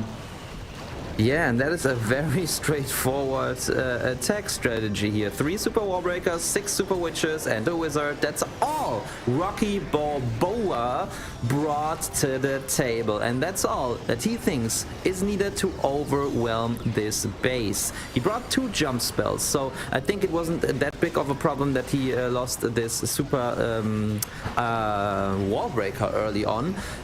He definitely does have a plan to get into this back end multi-inferno, I guess. Yeah, there we go with the 3rd super wall breaker, and then let's see where he uses the other jump spell. I think we have to take a look at where he still has power from the super witches. At the 6 o'clock corner, I think there are 2 super witches, and the rest is with the king and the warden, and he has protected them with the warden ability nicely, and now he finally gets into this multi inferno. But Kalle, there's still a lot of base left. I think he has to make good use of the rage spells now. Yeah, indeed. And I want to mention again one attacker in the last match, which were attacking with only super witches combined with combined with bat spells.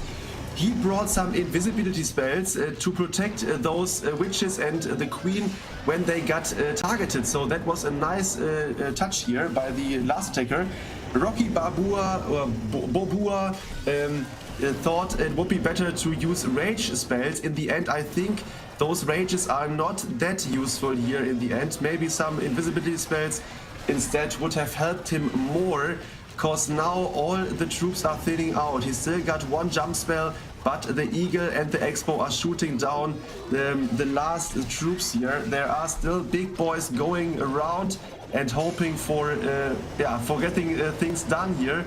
But now, yeah, they are thinning out, and yeah, I think it's not a triple here for Rocky Balboa, but for sure, nice try here. 94% 2-star in the end, so it's still a lead here for Baigan Esports, Maxi. Yeah, there was a chance to get the lead back for Bang Bang, but Rocky Balboa was not able to take it. But I think he got his team closer to Baigan with this attack, as even though he was not finished to 3-star, he got a high percent 2-star out of it.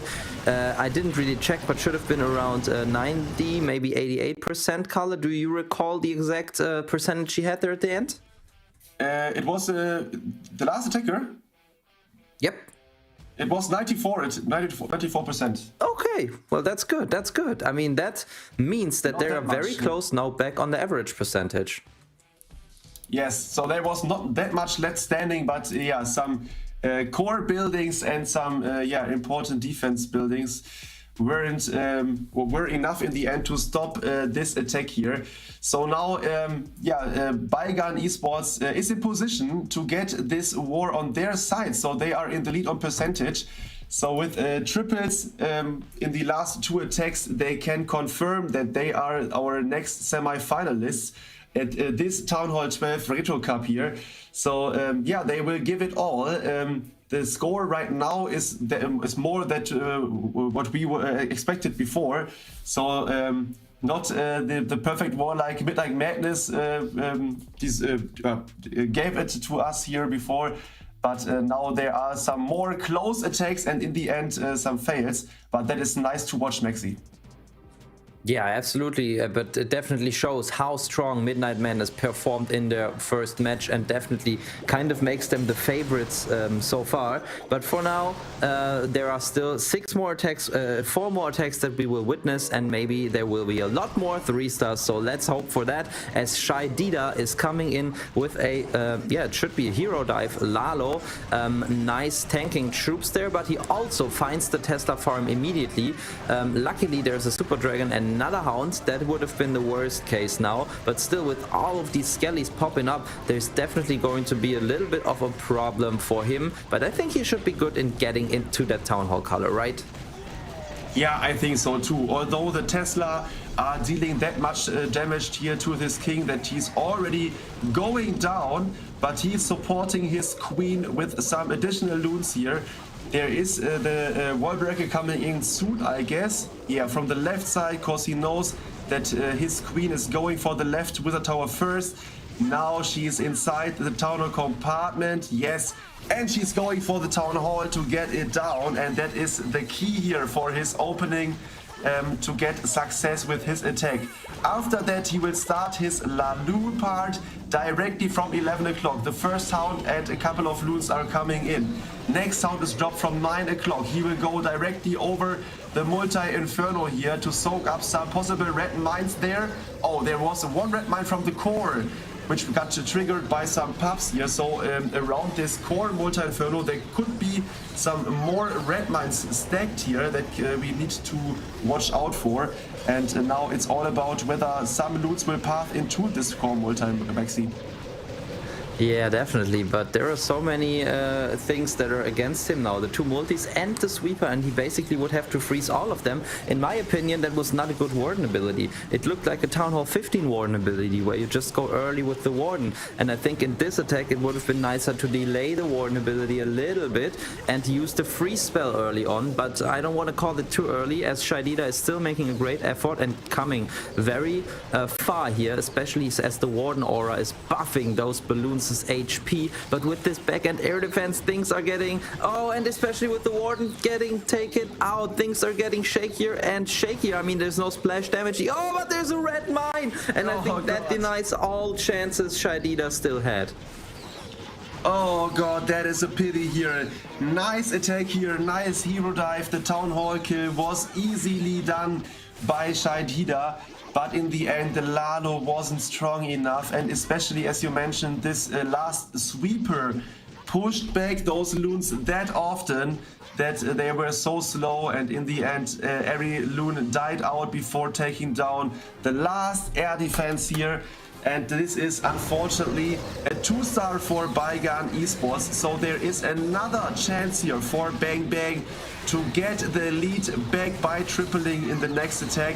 And hopefully we can see some switches in the lead here in the next attack. So it is a nice war to watch here for sure. And Baigan is not able to get the lead or to extend the lead, Maxi.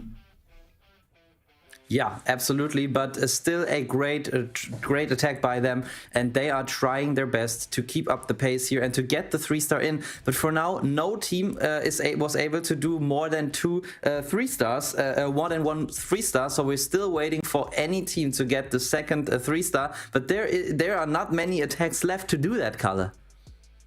Yeah, indeed. Only 2 attacks are left for Bang Bang and only 1 for Baigan.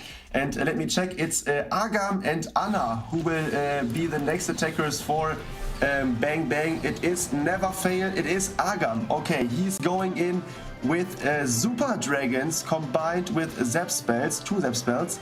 Let's check out. He's directly luring this Klein Castle troops to the corner, taking them out by using the poison spell. So that is a nice opener here. Now he's funneling those archer towers, but there are some Teslas behind to hopefully not distract his hero dive here for the Town Hall. There comes another 2 headhunters from the CC here, and now he's deploying his queen. So we need to check out if the queen combined with a giant and a skeleton spells to tank. Oh, there is a spring trap taking out this giant here. So this can be crucial, Maxi. Yeah, definitely, and also the queen had the single has locked onto the queen. He tried to invest the invis in time, but he failed to do it, and the queen had to go through ability, and she doesn't get a lot of value there. I think he definitely wanted to get the single Inferno, but now there's very, very much still standing, and I mean he doesn't have a blimp, so I'm wondering how is he going to get to the Town Hall?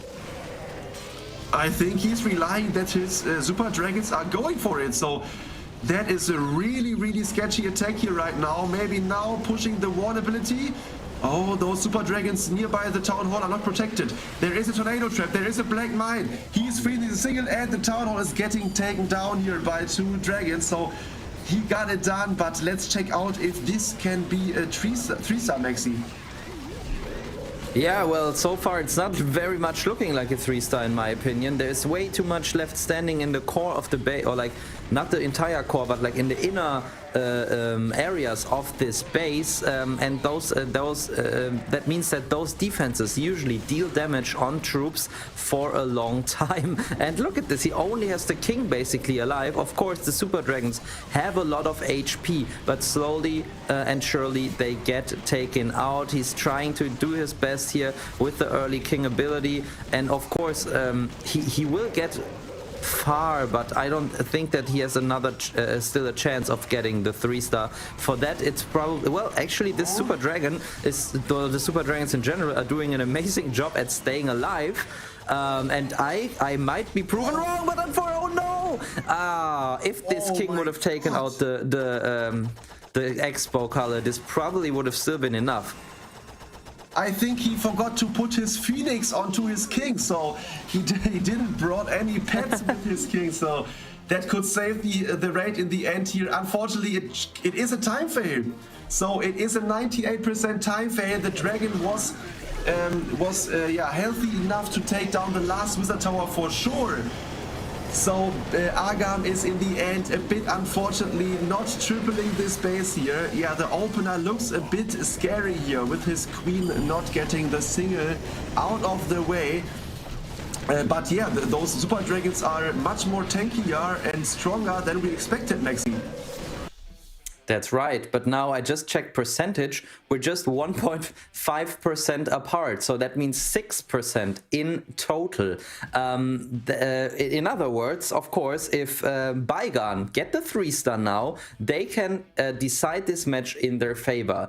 If they don't get a 3-star, it means that Bang Bang have to either get a 3-star to win or 6% more than a Baigan. So really, yeah, 3% is the only goal that Malaikat Perang can have now as he's coming in with the Super Witches. And I'm also keeping my eyes peeled for another Super Dragon attack, because Kalle, I underestimated these Super Dragons very much in the last attack. I never thought that this would get so far, but it seems like they are still really strong at Town Hall 12. Yeah, that is for sure, and we are seeing a lot of Super Dragons also in the defensive CC, like in this base here. Now, Malaikat Perang is going in with his Super Witches, directly using the Worn Turtle Tome here to get his troops directly into the core of the base. He wants to take down the Town Hall and hopefully both of those Multi-Infernos. Of course, if you watch the bar in the bottom of the map, there you can see that he brought some bad spells with him, so he wants to take down the rest of the base by getting those bats dealing damage onto the last remaining defenses. There is one wizard tower at the bottom of the base, but he still got also some witches which are going for the 6 o'clock corner. Hopefully his queen will take the jump now. Yes, there she goes. She's taking down the multi, and now he's starting the bats, Maxi. Yeah, good job. I was just, this one witch was about to bear another skeleton, and then just in this moment she went down. But still, yeah, it was great that he was able to take out the multi-inferno yet. Wow. And this is looking like an overwhelming 3-star color, because he's 3 Hawk Riders still left to use. The bats are still alive, Super Witch is still alive, and even the queen with the warden in the core is still alive. And it means that Malaikat Perang has just secured his team the ticket to the semi-final. What an attack, and completely crushing attack here by Baigan Esports. And yeah, now it is the last attack of their team and he got it done. So Kevin for Baigan Esports is securing them the spot in the semi-finals. A really nice, well-planned Super Witch slap here in the end, followed up by those bad spells here. Crushing attack here, really well executed, and in the end, yeah, as you see here, so many troops were alive, so this is a well-deserved 3-star, Maxi. Yeah, absolutely. And for Bang Bang, it's now just too little too late, even if they're able to 3-star. Unfortunately, they had a couple of close calls. I mean, there was a 94 and a 98% 2-star that both could have gotten the 3-star if maybe the troops would have pathed just slightly differently. So they did a good job at planning here.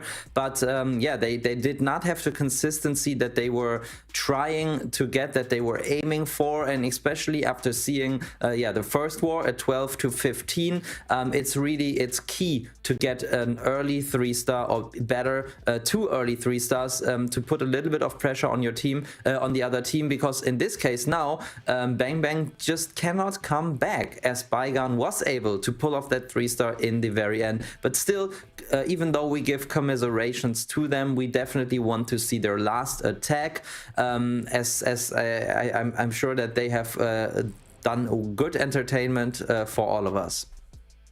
That is for sure, and they proved in so many tournaments that they are at the top of the scene here. So they survived many rounds in this seasons of Snapdragon Pro Series, the Retro Cups at Town Hall 9 and Town Hall 12. And yeah, they are always showing up strong. This time, unfortunately, they are not going for the semifinals. But Anna is going in, and she is also doing the witch attack. But this time, she's quaking up the center of the base. So there are some walls gone now, and yeah, now she's going all in from the 12 to 2 o'clock side here, putting down all the super witches together with those heroes. The Tesla farm is outside, combined with some mini and giant bombs here, are dealing damage onto some witches there and some big boys. So now we need to figure out whether those troops can go inside the base combined together. Yeah, she's funneling directly at 10 o'clock to get his Queen King and those witches inside, and hopefully go for the Town Hall push, Maxi. Yeah, so far so good. Maybe it's always hard to say with these super witches. Their hit points are pretty low already, and a lot of the big boys have made their way around this base. And now he's even finding a tornado trap. He either has to use the queen or the warden ability soon. I mean, he or she. Anna sounds like a female name. So let's just talk about her as if she's a she, but she has to get down the town hall now. A perfect warden ability there, and now all the big boys have finally rejoined the queen and the super witches. And you have to keep in mind that at Town Hall 12 there is no Town Hall poison, so just the Giga Bomb explosion, and this explosion was already negated by the warden ability. So now things are not looking that bad anymore, but this single inferno is roasting through the troops one by one. Does Anna have enough giant skeletons to get through it? And no, it seems like she's falling short, Kalle. That is unfortunate, and the queen is so low. But there is one last super witch here behind the queen, together with the warden. Oh no, but the queen is taken out here by the single inferno, and the warden is taking out through. Oh, that is so unfortunate. Now the big boy is the next opponent for this single inferno. One hit, yes. He took it out, and now it is one super witch against one archer tower here in the end. The witch is half life, and she's really slow going through those storages, Maxi. Yeah, there goes another giant skeleton, but it's or big boy as they're called, but I don't think it's going to be enough as the time is running out, and maybe even this big guy will be taken out by the point defense is still up. Another close attempt from Bang Bang. Had it not been for those time fails, things could have looked differently, but in the end they only get 11 stars, and that is not enough to overcome a Baigan, who just had this slight edge, more percentage points and also more stars in this war, finishing with a 12 stars, and that means Baigan is the second team in the semifinals. Yeah, great stuff here. So Baigan Esports, well deserved. But yeah, it was not the war of Bang Bang. So as you mentioned, 3 attacks were really close in the end. So at least one time fail was at their side. So here we go. It is the war result. Baigan Esports with 12 stars, winning over Bang Bang with 11 stars. Also on percentage, Baigan had more destruction in the end, so they are deserved in the semifinals here. GG also to Bang Bang. They are showing up often in those retro cups here at the ESL Snapdragon Pro Series, and it's always fun to watch those guys. So thanks a lot to all the participants who are in this tournament, trying to get through. We are done for now with the quarterfinals.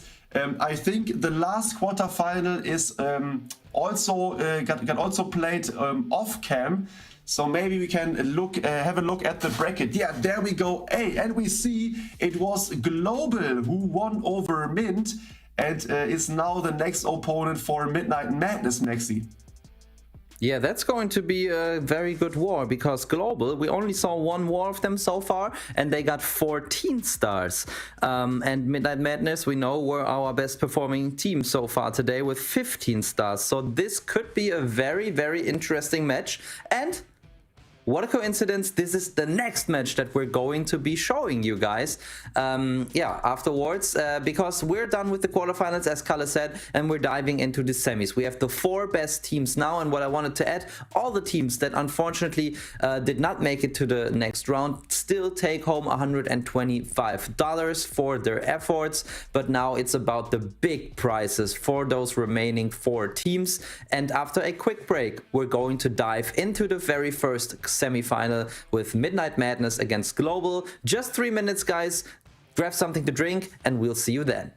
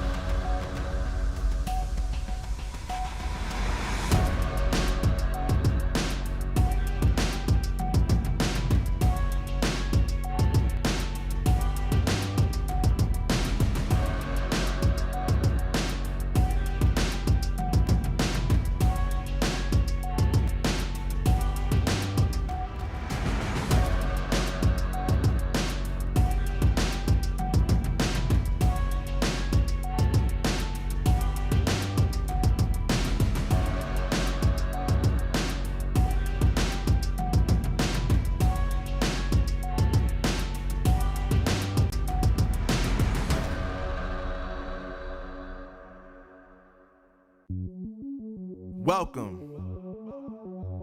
to the place where dreams come true, where everything you want can be yours, if and only if you're willing to work for them, you're willing to hurt for them, but most of all, you're willing to be first for them. Ha! Look, I'm going straight to the top. I don't know how it would stop, like it or not. I got some goals that I'm hitting. You hear what I'm spitting? It's hot. Look what I got. Whole lot of passion and pain. The road to success is insane. Stay out my lane. The Snapdragon Pro Series powered by Samsung Galaxy is brought to you by Snapdragon Elite Gaming, Samsung Galaxy S23 Ultra, Monster Energy, and DHL. And we're back with the Snapdragon Pro Series Season 4 with the semifinals of the Town Hall 12 Retro Cup. And I welcome back Woody from the break. How did you enjoy that last match that we saw? Wow, defenses were off the hook that last time. Can't believe we got a 9-star war right after a war that had 15 stars. Really shows that Midnight Madness are on top of the world right now, and I think that they have got a lot to be happy about because we are going to be watching them very soon in this semifinals match that's going to be coming up. But I don't know. I mean, what was your main impression? It seemed like it was kind of along the same lines, huh? Yeah, well, I mean, definitely. You said it. There was a 9-star war on the in the off-stream war, so a very low defense. But even in the war that we saw, we only had 3 stars out of 10 attacks. So that means that maybe the base building was on another level, but also maybe the attackers were just not as good as Midnight Madness and Global, the next 2 teams that we're going to be seeing in this semi-final number 1. And Midnight Madness, they have proven that they can get high scoring wars, but actually Woody, the same goes for Global. I just took a look and both wars that they already played were 13 or 14 stars on the offense. So do you think that maybe these teams, as they are both so good in their offense, they also know how to defend an opponent that is as good? I mean, just the fact that Marinol is on this Midnight Madness roster makes me feel like they're the squad that's going to be the one to beat today. They're a team that just put up a perfect war with solid defenses of their own. And, you know, Global did well. There's kind of nothing bad that I can say about them. It's just that they're up against the juggernaut right now. And it's going to take a lot to come in over the top. We'll see their lineup once again, though. Here it is on the screen for you here. It's Kashefe, Abby, Himang, Hobo, and Nothanan. That's a great lineup that we have right there. So going to be maybe not Hannon. But yeah, let's take a look at Midnight Madness and maybe their names are a little bit more clear. We have Vanch here, Birdo, Int Sumit, Luis 38, Marinal, and Tex. And those are some names that we can pronounce easily. That's very nice to know. But so far, my favorite name is Abi. And I really hope that I hear you shouting this name when he gets a 3-star. But we're live with the first attack. And Woody, wow, that's a scary looking ring base right there. Yeah, yikes. A lot of space in this base to have to get through. The upside, though, for the Super Witches is that means there's no compartments that they're going to have to jump through. It's just going to be up to Abby to get the funneling set up properly so that the pathing doesn't get wonky in the middle. The big threat for this attack is that the Super Witches just spread out too much. They can't keep their fire concentrated. The big boys get distracted, and then kind of everything dies. I think that they definitely are not going to have a problem with time here, and that's good news because Super Witch attacks can go pretty slowly. But with 6 of them, and in that classic 2-2-2 pairing, that keeps them kind of clustered together in just the right way that prevents them from ever being alone. I think that Abby has got a great entry point here from the top left side, jumping over that wall, and has already weakened that exterior wall on the backside so that it's going to be possible for those troops to hop back over and finish off the rest of the base, Maxi. Yeah, that's absolutely right, and I love how patient he was there, giving the troops time to create the funnel so that he will be able to get into this town hall compartment. However, his queen is not really taking the jump spells. She will be on the outside, but let's hope that his king and the big boys in the core can take out the town hall. Unluckily finds the tornado trap there as well and reacts quickly there with a freeze, and that should be enough to have the power to get through this town hall. And then, Woody, the good thing is there is no single wall that his troops have to get through. I mean, except the king if he wants to get out of the core. But other than that, all the super witches, all the big boys, and the queen, they can just easily pierce through what is left on from defenses and yeah, trash buildings. Well, let's see how that pans out. We still have a pretty big force up here on the top right side with that Grand Warden staying a little bit behind that Queen, still quite healthy and holding on to that ability until the very end.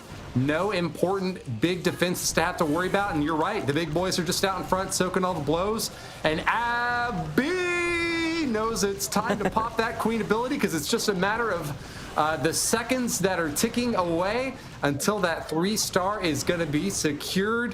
This has been a long march to the end, but the end has been reached. And crossing the finish line now, these Super Witches, all of them still quite healthy. Looks like if there's at least 4, are going to be moving on with a 3-star for Midnight Madness, Maxi.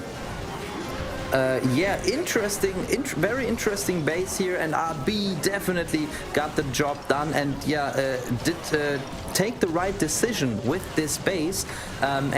For me as an attacker, first of all, this is a little bit frightening because it's out of the ordinary, and then you always have to think out of the box and think, what could be the weakness of this base? But I'm very sure that AB found it right here, and that is the first 3-star for Global, and it shows Midnight Madness that they can keep up. So even though Midnight Madness had the perfect war before, Global, they're not backing down, and they are here to show them who's the better team.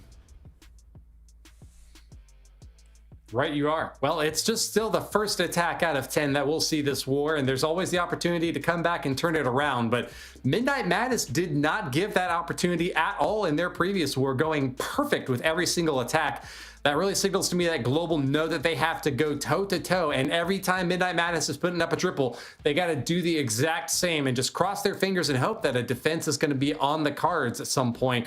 Remember, we've got those 3 troops that are going to be banned out of here. Not actually troops. It's going to be the healer, the heal spell, and the siege machines are all going to be banned. So that kind of has on the meta quite a bit, resulting in a lot of aerial attacks, but a bit more variety, I'd say, this week than we saw last time around. Super Witches on the ground have kind of taken the place for those P.E.K.K.A. Smash attacks, but still lots of Lava Loons and quite a fair bit of Dragons so far today to kind of round out the meta here. But Birdo is going to be moving in next with a Lava Loon attack, high skill cap attack that leaves a lot of planning to be done in a very short amount of time. Tesla traps are going to be popping up in this bottom right corner now, as a little bit of a farm is going to slow things down for Birdo. And I've seen Ice Hound rather popping out there from the CC. Yeah. That is not only going to slow down with a lot of hit points up top, but can freeze the attacking troops as well. You see there that Queen got frozen for just a little second.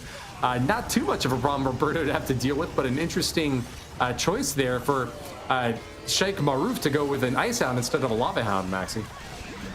Definitely, but I think it was a good choice because this exact hero dive that Birdo brought to the table was slowed down quite a bit by this Ice Hound.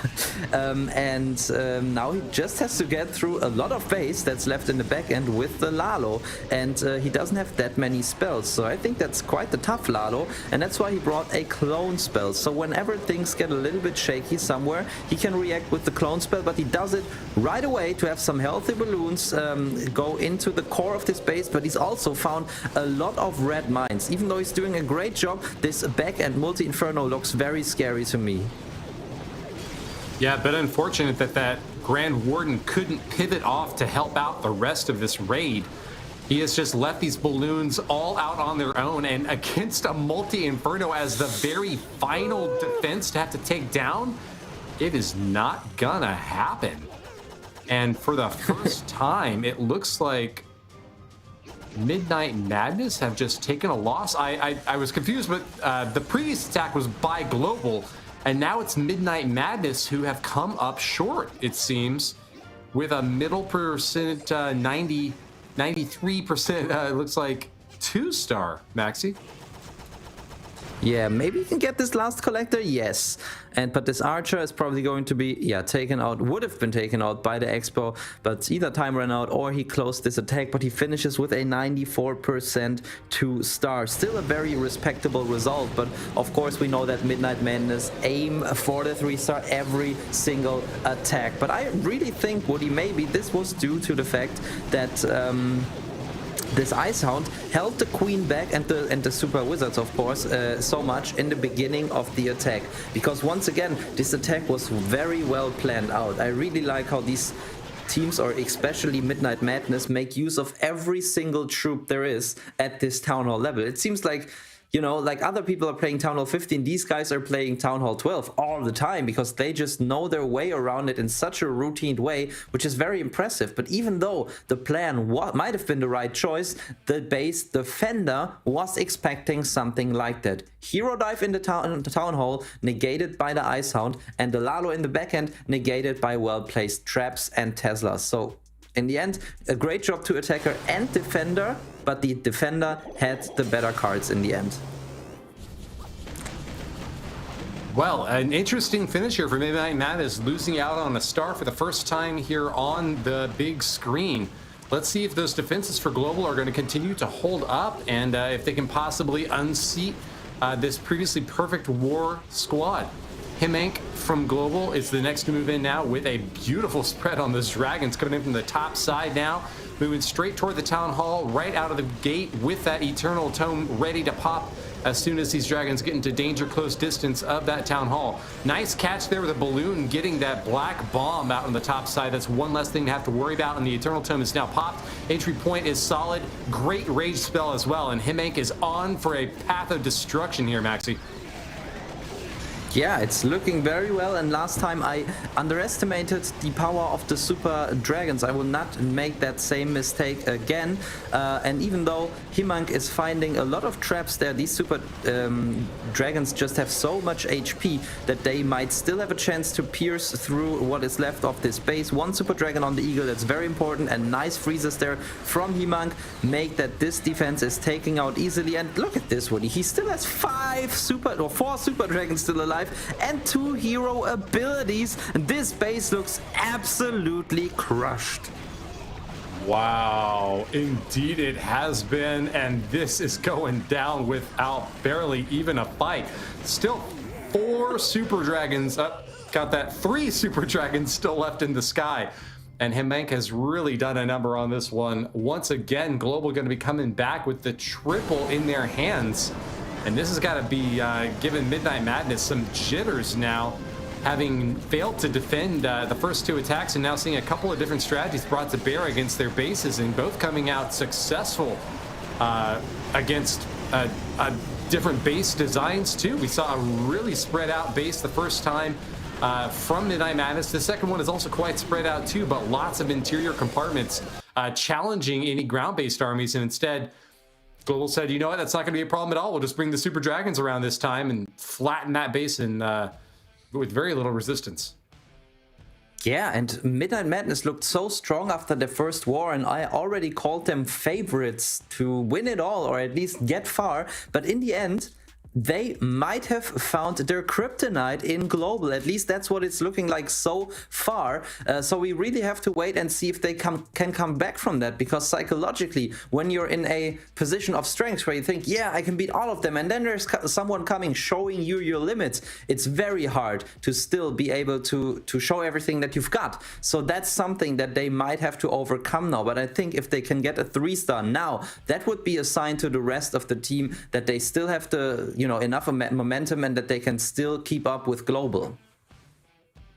Yeah, and the nice thing for them also is that Global is attacking first. They had the first attack, they took the third, they'll also take, the 5th, 7th, and 9th attack. So in each case, Midnight Madness is going to get a chance to sit back, watch, and see what happens, respond appropriately. If it does turn out to be the case that Midnight Madness's later bases are a bit better built or get a little bit better luck in terms of deployment of those traps against whatever Global throws at them, Midnight Madness could still get in the spot where they can turn this around. We certainly saw quite a few turnarounds in previous wars through the Snapdragon Pro Series, and I wouldn't count it out at all, especially for a semifinals round like this, for some interesting attack styles to come in later. We do know that Marinol, one of the star players here for Midnight Madness, is still waiting in the wings, planning his attack. So expect to see some 3-stars coming in pretty shortly, but give Global their due as well with a higher star count and, of course, also a higher percentage count now.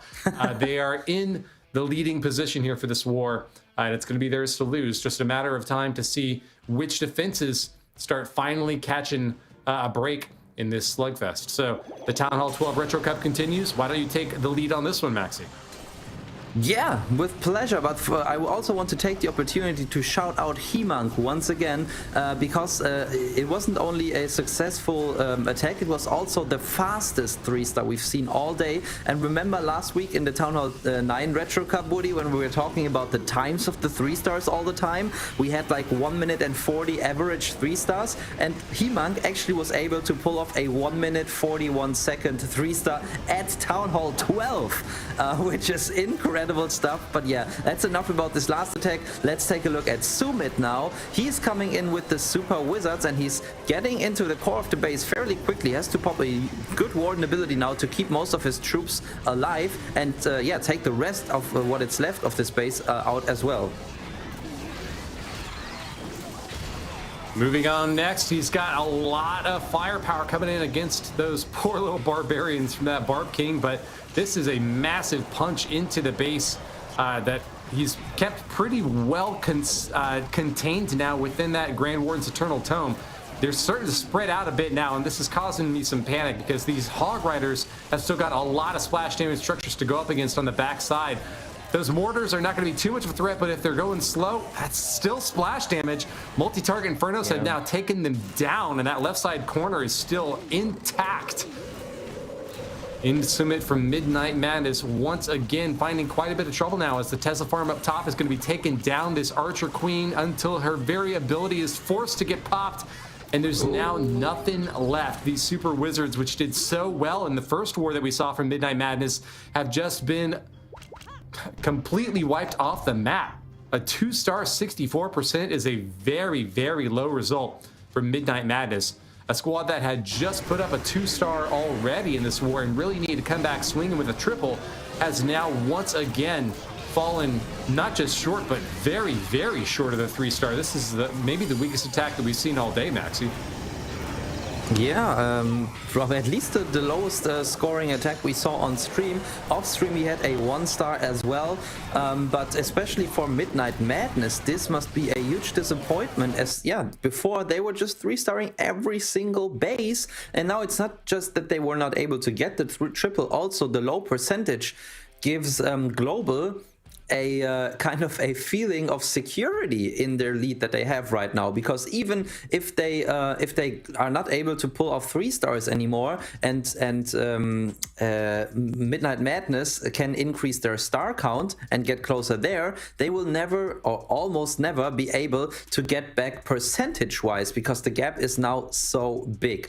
So that is really a worst case opening so far for Midnight Madness, and at this point they really have to hope that Global will show a weakness at some point, and maybe with the next attack do not get the 3-star. Otherwise, yeah, there's nothing they can do anymore out of their own power. But you said it before, we have to wait until the very last attack. There are a lot more to come. So far we've seen 4 out of 10 attacks, so anything can still happen, but Global definitely set their path to get to the finals. It's going to be very difficult, like you said, for Midnight Madness to win on a percentage race. They'll need to have a star advantage or to really have some incredible superstar defenses later on. I wouldn't put it past them, but I mean, you certainly cannot hope for that sort of thing. You can only hope to do well in your own offense because the bases are already built, and Global is just having a field day so far, tearing them apart. Next one's going to be another Lava Hound attack with a Golem out in front to be blocking for heroes. Remember, healers are banned here, so if you want to make the most of those heroes, you got to either do a little bit of a Sui dive or get something big and tanky out in front to block shots there. This is a tricky base layout to have to try to attack. There's 3 multi-target Infernos that are spread along the midline here, and kind of a pointing up arrow with both of the sweepers kind of pointing up against an attack from the top side. We'll see how Maroof deals with that now, as Hobo's going to be dropping the Skelly Donut right into the core of the base, trying to take down as much as possible, but a little bit of an awkward spot there with all these Teslas popping up and taking the skeletons down, Maxi. Yeah, it's I mean, it's okay because he only had the 2 targets, the Multi-Inferno and the Clan Castle, and he was able to take that out. However, with so many Super Dragons that we see, I don't even know if taking out the Clan Castle is such a good value. But anyways, it will definitely make the hero dive a lot stronger, and they can get a lot faster, farther into the base. And we've seen the Tesla farm around the core multi before, but oh wow, Woody, that king got obliterated in this top compartment. He was able to take out the Eon Artillery, yes, but the Queen ability from Maroof was forced early there, even though she was tanked for by this Golem.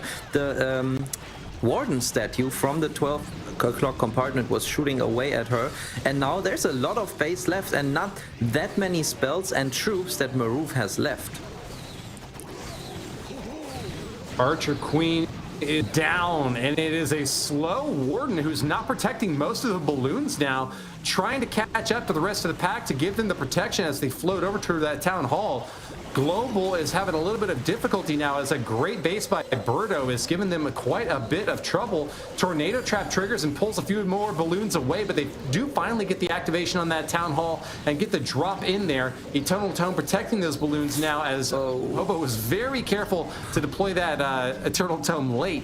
But unfortunately, the timing was not going to be perfect there, and all the balloons that were still over the Town Hall when it went down did suffer from a massive Giga explosion. We do have an Ice Hound going out to try to protect for the remainder of these balloons, but a lot of them are at very low health, and he's got to hope that he can go very, very quickly through this last multi-inferno. Oh, he gets through. Still has a Tesla, some topside Wizard Towers. He might be able to finish this one off after all. The Expo's going to get some shots. It's going down. Does he have it, Maxi? Wow, it seems like, I mean, there would have to be a lot of traps to negate him. The 3-star, this Warden Aura is just protecting these balloons so well. It's a Black Mine, okay, Red Mine would have been a bigger problem, but I think, yeah, now he does have it, and it's another 3-star for Global. Wow, they're still perfect. Even when it seems like they're having trouble, they just kick back, relax, send the troops in, and with a confident pace have demolished this entire place. 3 stars in a row gives Global 9 total, and even if they whiffed on their next 2 attacks with just 2 stars, that would be up to a total of 13. Midnight Madness can only possibly hope for 13 on their own, and so they have to win either by getting a 1-star defense or just incredible percentage pickup against Global now, which really doesn't seem likely. This is almost I don't even really know how to describe this war. I was thinking that Midnight Madness were going to fight extremely hard, but it looks like they've just kind of gone kaput right here at the beginning, Maxi. Yeah, exactly. A nice German expression you're using there. But we talked about this exact thing before. We were saying, okay, if these teams are so good on offense, maybe they know how to defend a team that is as good or comparable at least. And it seems like Global are able to do that, while Midnight Madness are not really. It's very, very impressive to see. But I'm still hoping that at some point we will see Midnight Madness 3-star, and yeah, this base might be the chance to do it. It's a little bit of a similar setup as the one we saw before, where we saw the hero dive into the Town Hall and then the Lalo through the Eagle artillery compartment. This time Bench is using a completely different entry here. He's coming in with the dragons and taking out 3 air defenses with the zap spells. So lots of spells deployed in here. Leaves just 1 rage and 2 freezes left. Should be enough still spell support to keep these dragons on target and moving through the base.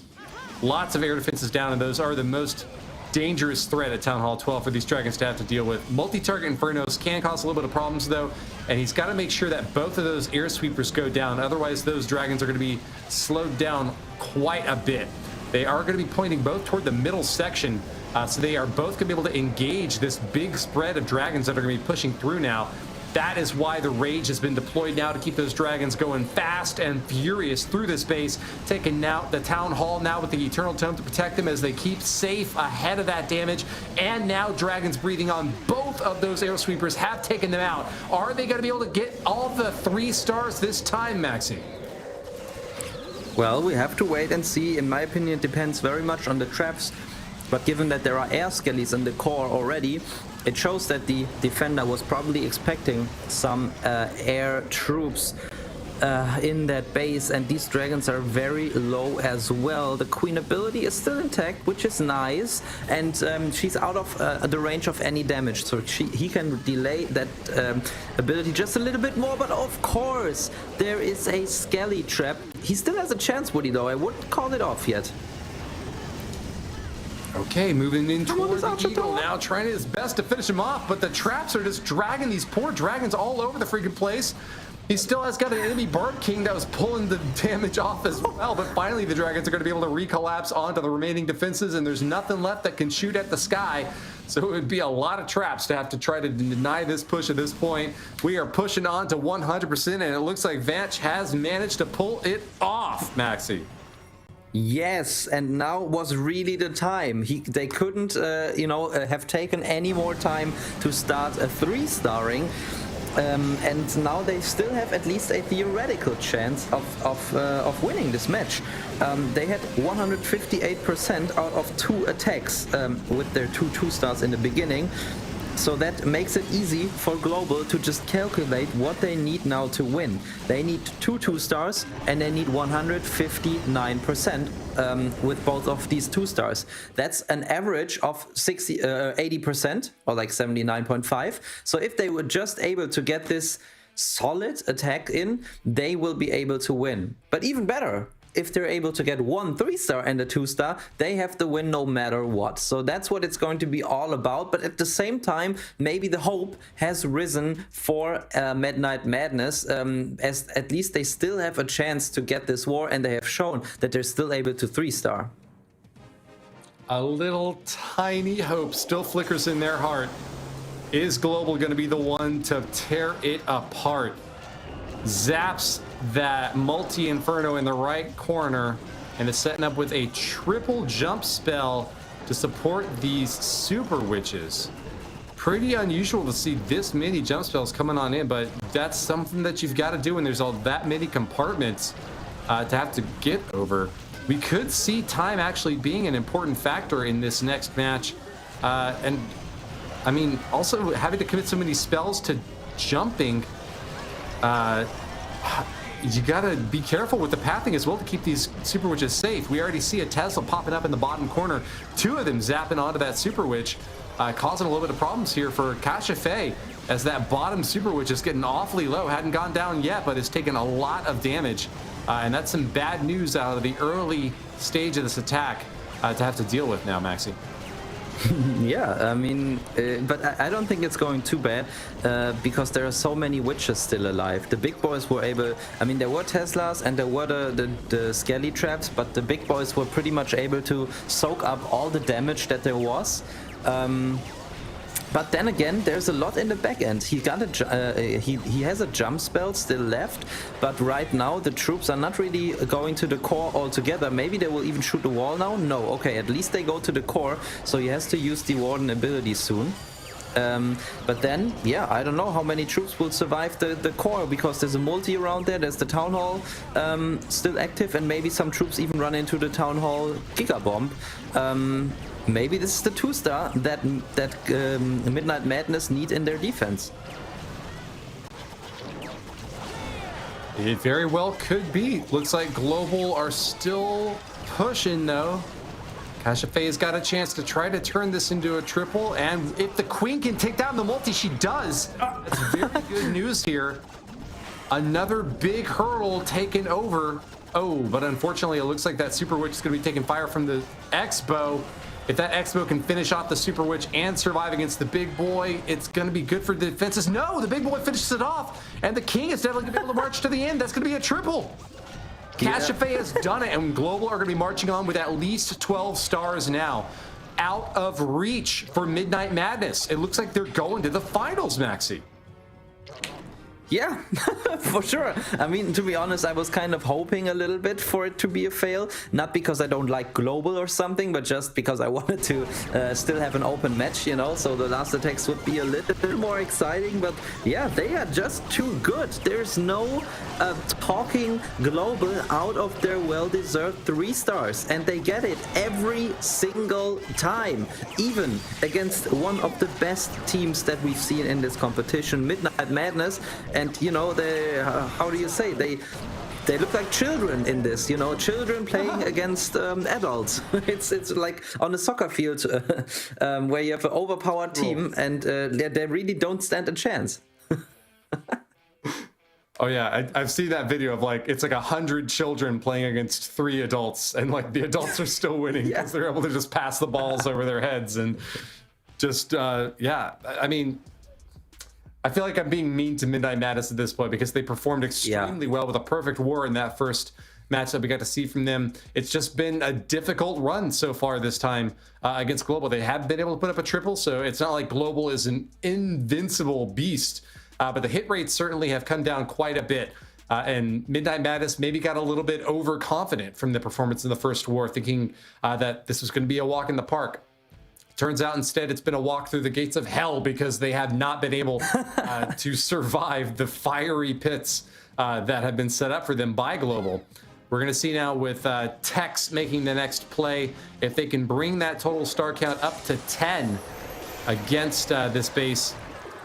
And with an early skeleton donut,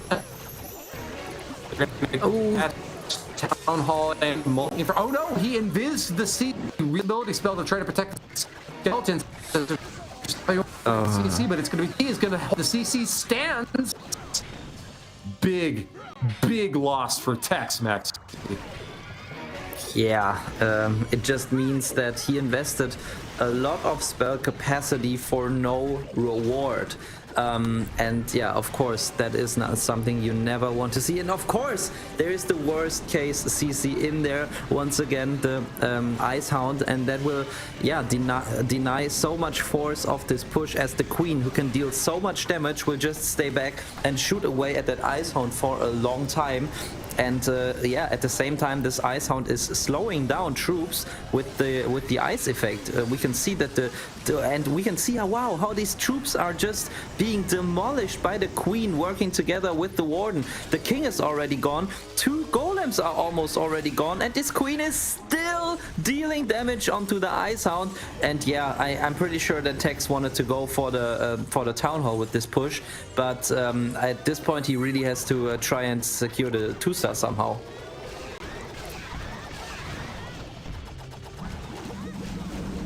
Well, he just going to charge it now, just doing her best to dump as much damage as she's got, but I don't even know if she's going to get the... okay, I guess she will get the Eagle Artillery down just barely. Expo firing away at her. It's going to finish her off, though, before she can knock down the CC. And Tex is now pushing all along the bottom side of the space, trying to wrap clockwise now, actually, from the bottom side up to the left, and then into the interior, where he still has to take down a Town Hall that hasn't even activated yet, while air sweepers are going to be pushing back most of his balloons that are all protected by this Grand Warden. He's dropping the last remaining spells he's got, freezes to try to shut down this multi-target Inferno, but there's still another one on the back end behind it, and Midnight Madness are just reeling from this last set of defenses. They cannot defeat Global on like any level. They did manage to get one single triple, but wow, these bases that Global have set up have just completely mind gamed the meta out of Midnight Madness. Not being able to use healers, heal spells, or any siege machines has really crippled defenses, but it hasn't put a hamper at all on Global's defenses. They've been able to keep that 2-star level at bay for so long. And with 9 stars, their last opponents...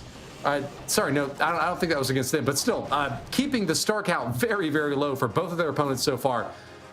And now it looks like Midnight Madness are going to be stuck at 9. 3 stars behind, with the last round of attacks still left to go, Maxi. That's incredible, but it just shows Global's strength as well. I mean, of course, the failed Skelly Donut was an individual mistake, but then again, when you realize that you do not have a chance to win anymore, of course, the pressure and the adrenaline falls off a little bit, and you're probably not attacking to the best of your abilities anymore, unlike before, you know, when the pressure is still on and you want to give it all to... give it your all to make your team get to the next round. So that was very, very sad and quite frustrating for Tex, I suppose. But now back to Global, who have another attack, or the last attack in this war. And Woody, this is for the possible perfect war. Let's get it on. Nathanan is moving hard on the bottom section of the space, catching a couple of Teslas popping up next to that King, of that Eagle Artillery. Still, with the Golem out in front to protect the Archer Queen, that is going to be a lot of damage to the bottom course base, and it looks like the Queen's going to be able to pivot off to go help that Barbarian King very next move. Yeah, she takes out a Tesla tower from another one, and will be joining the King, who's still and looking pretty happy to continue pushing on in. Protection with some skeleton traps now, and Yeah, Glover looking like it's going to be a little bit of an unfortunate distraction now as out pops from the CC a little headhunter going straight for the Archer Queen. Kept her a bit too distracted, and she does stay in the middle, not helping out the King, who does still manage to pop down both of those enemy heroes. Invises the C group so that the Queen can continue to push even further deep on in. Interesting choice there, Maxi. Yeah, and I think he the thought behind that was he wanted to get not just the Wizard Tower but also the Sweeper, and the Queen got it barely in the with the last shot before she was taken out, and with 2 free spells in the back and the perfectly timed Warden ability and 10 more balloons that Hanan can deploy, this is looking like an incredible 3-star to finish this off. It depends on the red mines, of course, but I think that no amount of red mines basically that is at least possible to have in a base can deny the 3-star for Hanan now, and he will get the perfect war for global. Wow, what a turn of events. Crushed it with a swag freeze 2. Just totally flattened this base. And if there was any question about whether Midnight Madness was the best offensive team, it has now been answered. They're not. Global is able to put up the 3 stars far and above, even against an incredibly tightly matched semifinal foe. Midnight Madness was just not going to be too much for them to have to deal with, and they are going to come off hot from this performance with a perfect 15-star war. And it's looking like Global is now going to be the team to beat instead of Midnight Madness. Yeah, I mean, this would have been a great final as well, but maybe Midnight Madness was even too far back in this one if for this to be a final. I didn't expect that, honestly, with their creative approaches, like the way they were able to look at the base and really dissect it into different compartments with certain weaknesses and choose the exact fitting troop for those set compartments in their first war. They showed a completely different side of them in this war, and it seemed like it was quite the opposite. Global was able to do just that, especially as we saw in this last attack. You know, send a golem here with the Queen in behind, have her join up with the King and go into the core to take out the Sweeper and whatnot, and then have an easy Lalo in the back end that was overwhelming, with Hanan even swagging a free spell. That's exactly what we were expecting from Midnight Madness after their first war, but it's just what Global showed us. But yeah, it's hard for me to stop talking about that, as it was such impressive Clash of Clans esports we saw there. But yeah, well-deserved victory, and but we still have one more attack, Woody, and it's Marinal coming in. Marinal is used to being the last attacker on his team, and so now playing as Hollow Wee Wee, he will have the chance to deliver the final blow to Global. It won't be enough to put them back in the win column, but Midnight Madness still will be able to get high, knowing that one of their strongers and a World's contender will now be going to fight on their behalf to try to finish off this last base and get a 3-star. And it would be even more impressive if Marinal gets a 3-star, even though this team doesn't have a chance to advance, but also knowing this an enemy that has been able to deny them 3 stars out of 3 of their 4 last hits. So want to see if Marinal still has it together and can finish the space. Again, being challenged by an Ice Hound coming out of the CC, slowing down these poor dragons. The Grand Warden up top is only going to be protecting half of the pack now, as the dragons are just going to be spread out and split across the rest of this base, doing their best to finish off the major obstacles here. A few free spells, though, are going to help these bats out quite a bit, as they're able to shut down both the Wizard Tower and the multi-target Inferno at the same time. And I'm feeling pretty good about Marinal's chances for a triple here, Maxi. How about you? Yeah, me too. Especially because these dragons perfectly get to the wizard tower to tank, and this is not just a 3-star, this is an absolute overkill on the base. Let's count. 1, 2, 3, 4, 5, 6, 7 dragons. Okay, 2 of them taken out by Seeking Air Mines. When every defense was left, 7 dragons were still alive, and how many quadrillions of bats as well. I think it was just an amazing showing, and yeah, if only they had 5 Marinals on the team. But no, we don't want to be that hard on the other players. They did great in their first war, and yeah, in this war it just wasn't their war. Maybe it just wasn't the right fitting opponent, or they just thought one step ahead all of the time. But in the end stands a 15-12 victory for Global over Midnight Madness. Yeah, I don't know why it's always when you start counting the number of troops that are like, it jinxes them at that exact moment to trigger all the remaining traps on the map to try to start trying to kill them.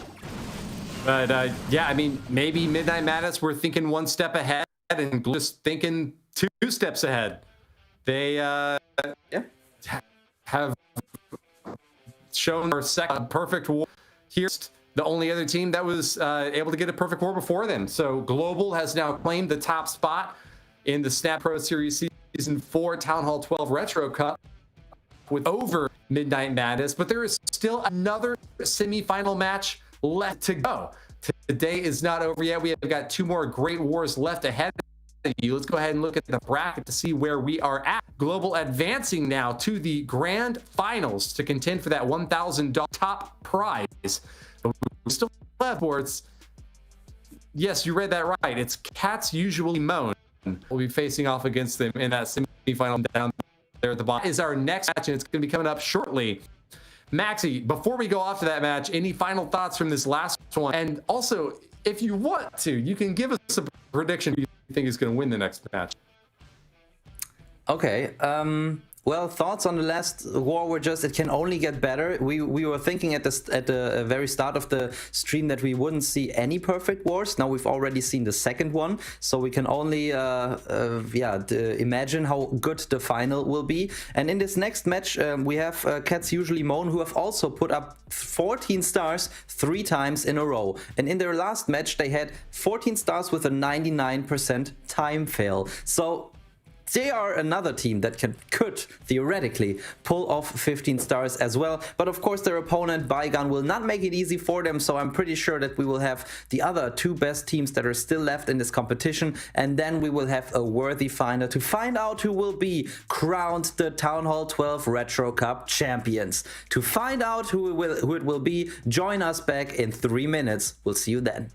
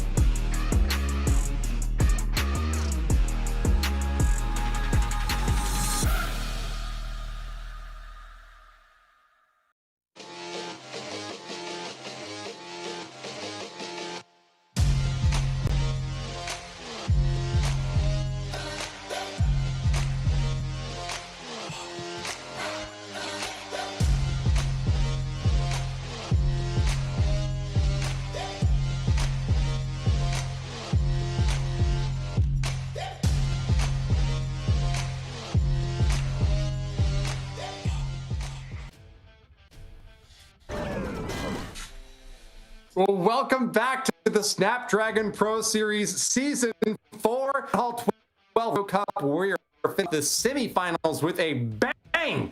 My name's Woody, and it's great to be back here once again with Kala, my good friend. How are you? Yeah, thanks for the warm welcome. I'm back and I cannot wait for this second semifinal to start. The first one was epic, so we saw Midnight Madness in the quarterfinals dominating with a perfect war. But yeah, and we saw it in the previous semifinal that they got taken down by Global with a perfect war, 15-12. I watched their attacks, they were insane, and I hope that this next upcoming semifinal will be at the same same height of the competition here. So Bygone Esports will be our first competitor, which we already saw live on stream in the quarterfinals against Cat Usually Moan. Woody. Yeah, interesting name and a beautiful logo that they had there to show off their clan, and I got to hand it to them. I'm a little impressed to see them moving out of the semifinals, and we haven't seen them yet because Bygone got a chance to perform on screen earlier. So yeah, this is the time for Cats Usually Moan to be in the sun, for those kitties to warm their paws and get a chance to stretch before they pounce into the action now up against Bygone, a team that was in a match that you had just casted. And so I guess I should throw it to you first and ask you, do you think this squad with Bygone Esports, and we've got their roster up here once again, do you think Bygone are going to have the advantage in this next match? Or do you think that Cats Usually Moan are going to be the team to beat? Yeah, we saw that Bygone Esports had great defense layouts, so bang bang, the French guys weren't able to triple that many bases. In the end, Bygone Esports won on stars and percentage, so it was a nice and easy win, or not an easy win, but a good win here for Bygone Esports. But Cats Usually Moan won by 14 stars in the quarterfinals in their match, and they had only a 99% 2-star, so a really high score here, and they are surely want to take the Bygone Esports crew out here. So maybe we can check out their lineup, the lineup of Cats Usually Moan, in a second to see which players are in those, Woody. All right, well, let's take a look. Cats Usually Moan have got a lineup with Carl, Bum Boom, K15 Han, Nisgarg, and Sandman entering finally at the end to show us a little bit of sleep, a dream perhaps, or a nightmare from the Sandman. But it'll be all decided within the span of 1 hour, as this semifinal bout will be a single elimination round. The loser gets 250, while the winner advances on to the finals to face off against for the chance at a $1,000 prize. First attacker is going to be Bygone Esports, going in on that left corner, going to grab more from the center as well. Multi-target Inferno going down. Bygone setting up for a double round attack with 20 balloons here. Even brought in a couple of headhunters to help take enemy heroes, which are all clustered deep into the core of the base. It's going to be a Super Dragon coming out of the CC now. Not too much of a problem for this Archer Queen to deal with, Kala. Yeah, that entry looks OP. So 9 lightning spells in combination with 1 earthquake. So he shared this 1 earthquake to take down the core multi and an export together with an air defense. So great stuff here by opening things up. This hero dive looks insane, by the way, cause his queen and his king still got their abilities, so they will take down the enemy queen for sure here. So he decided, cause the clan castle, the enemy clan castle, was nearby the eagle and not nearby the town hall. He decided to hero dive there to take down this big super dragon here from the CC, and is now laddering from 9 o'clock towards the town hall. So this can be in the end a bit sketchy, but at the moment this Lalo start looks good, Woody.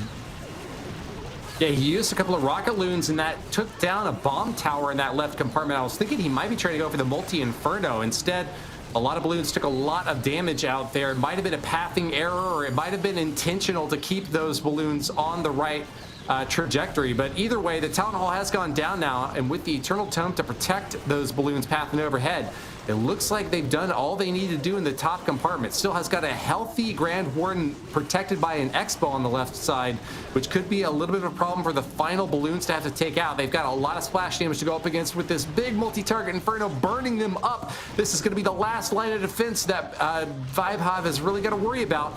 But Death Raider has done everything he can to protect this compartment with a red bomb. Oh, they finally do go down, but all of the balloons have been obliterated now, and it's just up to the cleanup troops to try to finish off an Expo and that Grand Warden statue, which is still relatively well protected out there. I don't know if he's got enough left to do it. That is so unfortunate, because in the beginning of this Lalo attack, those Loons weren't able to take down, especially the Warden and this Expo. I think the Expo is quite low on HP here, but a Black Mine takes down the Warden. That is unfortunate here, so we can call it a fail. Although the attack is ongoing, so a couple of minions and one pup are trying to take down those storages. But in the end, it is an Expo and the Warden statue, which should have taken down by the Lalo group in the beginning. That is harsh here. A rough start for Bygone Esports. It is a close attack here in the end, but it's not the triple. As you see below, there are some pups taking dealing damage onto this Expo, but the Expo is staying up here. That is unfortunate, but it was a good attempt, Woody. I really want to call out the rocket balloons that were used against that left side compartment earlier on in the raid.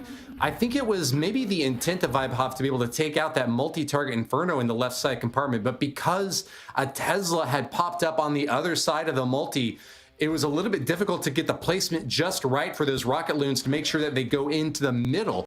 And it seems that it might have been a little bit of an overcorrection to drop those rocket loons a little bit, maybe just a tile or two too far to the bottom side of the base, which caused them to go for that bomb tower instead. The bomb tower, of course, is not a threat at all for an aerial attack.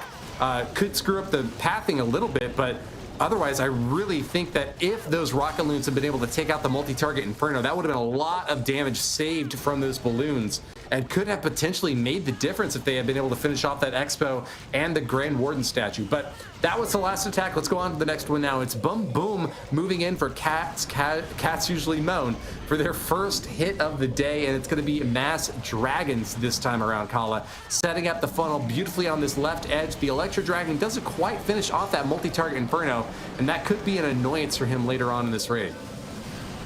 Yeah, he surely wanted to take down the multi-Inferno, but it was protected by a Black Mine, and in the end the E-Dragon died before taking down the multi.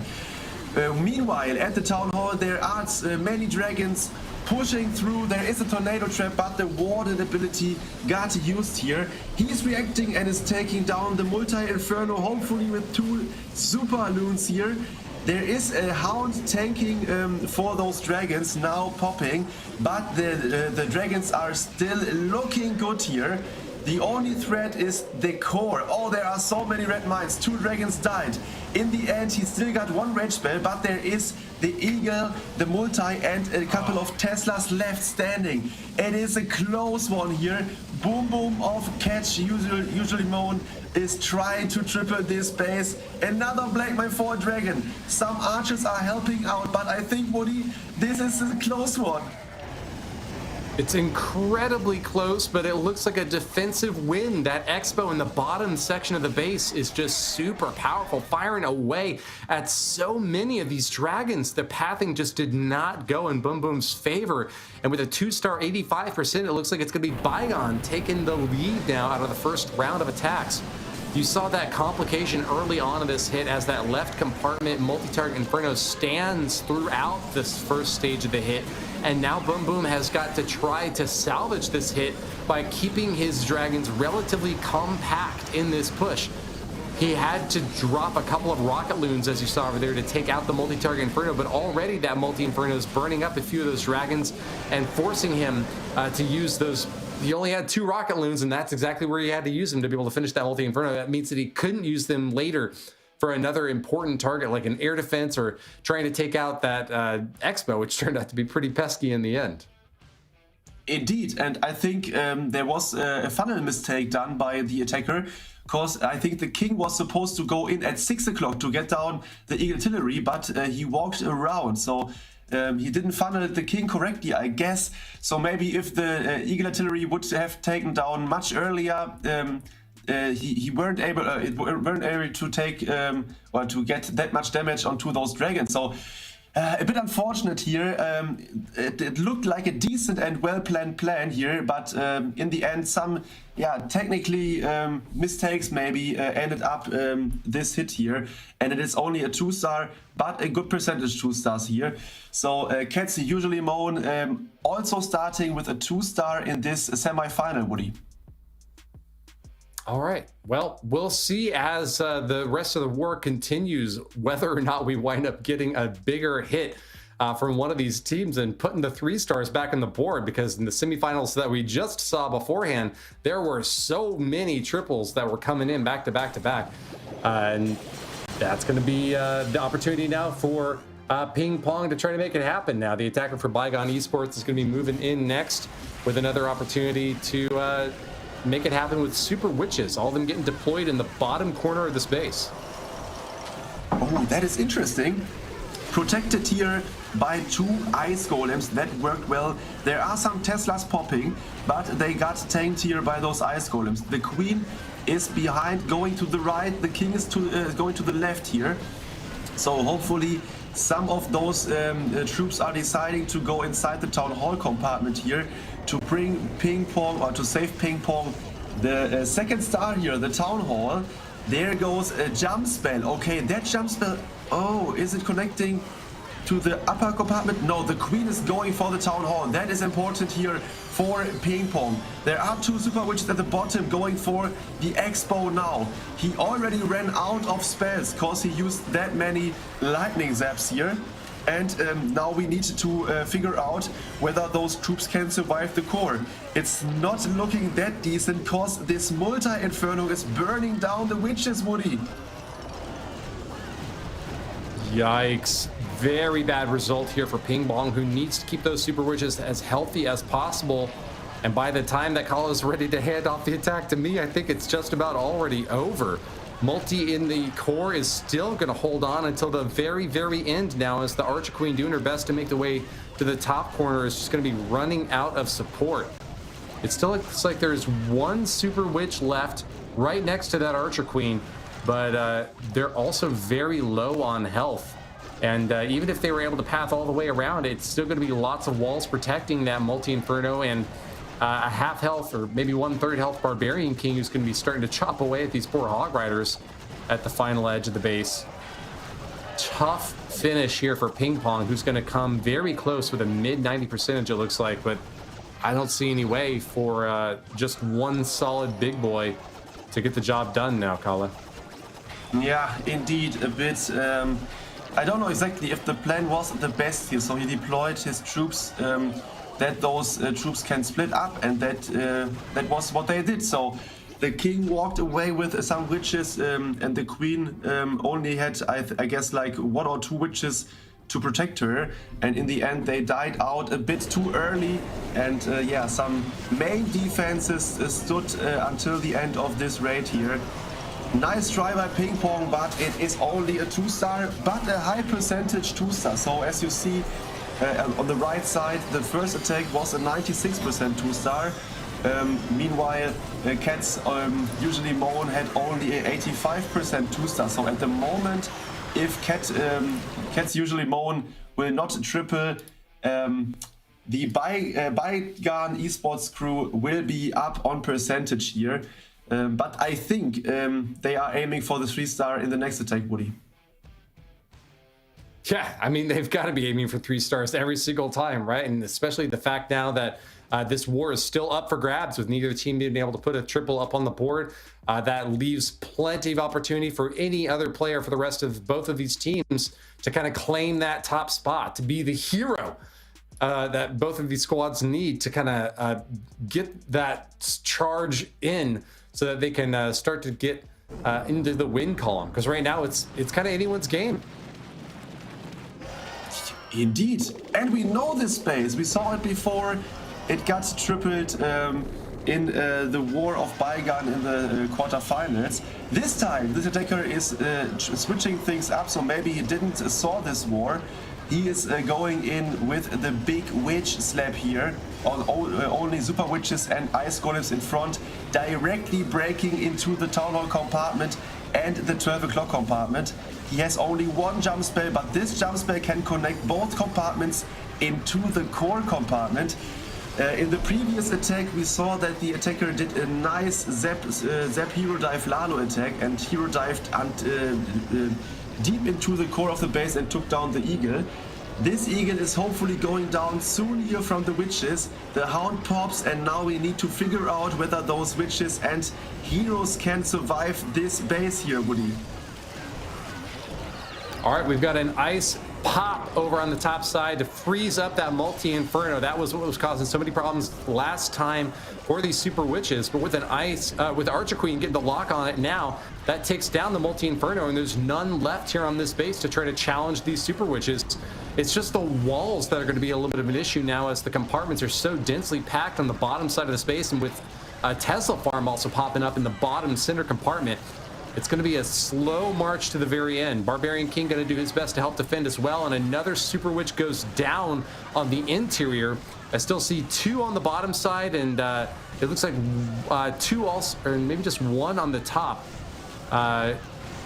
Archer Queen and Grand Warden on offense are still looking pretty strong. Still have that Archer Queen ability yet to use. She's going to take a little bit of damage here from the Tesla, but still shouldn't have that ability forced yet, thanks to that big boy protecting her from the Archer Tower shots. But we are closing in now on the final compartment, Kala. And it is a pity that the Expo is still standing. The Expo has 1 millimeter of life here. The Queen ability will take down a couple of more of those defensive buildings, but I think the Expo will have standing in the end here. Hopefully the archers can tank for the Queen. The one is taking down now. It is only one shot. Oh, it is a one shot. Yes, it is a one shot. And the player Carl of Cats Usually Moan is here finally with the first triple in the fourth attack in this war here. Oh my god, this was a close one. I was thinking, why didn't he brought a second jump spell to connect his troops for the back end compartments? But yeah, he was in the end correct by bringing up another rage spell here to spice or to speed things up. And in the end, it was only a one shot needed for this last Expo here in the core, Woody. Well, wild to the end. Cats Usually Moan are going to be cheering this time because they have finally got that 3-star, and not only just getting that triple, but also picking their percentage up quite a bit. This is one that could definitely go down to percentage in the end, and Cats Usually Moan are not in the lead that way. They would have to get quite a few more buildings destroyed to come on over the top, because Bygone still has them beat on percentage. So we'll see if Bygone's able to make the most out of that, if they can get some triples back on the board now with their next opportunity as this mid-war starts. They could still get this thing turned around for sure. But lots of action still left between these two squads, and kind of no clear-cut favorite at this point. I guess I'd be tipping towards Cats Usually Moan because they did get that triple in the last attack, but it was very close to falling apart at the end there, Kala, and it came down to just a few hit points left on that Expo that made the difference, allowing the Archer Queen to finally take it down in the end. Yeah, this stage here, or at Town Hall 12 in this cup here, it is quite...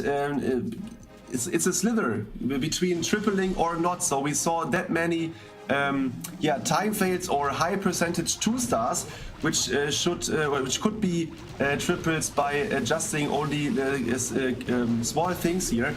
But now it's time to watch the next attack of Baigan. So Malakat Perang is in and he's doing the Witch Slap, funneling nicely here with Super Loons, 2 Archer Towers out of the way. Now he can funnel with only 1 wizard at the 2 o'clock side.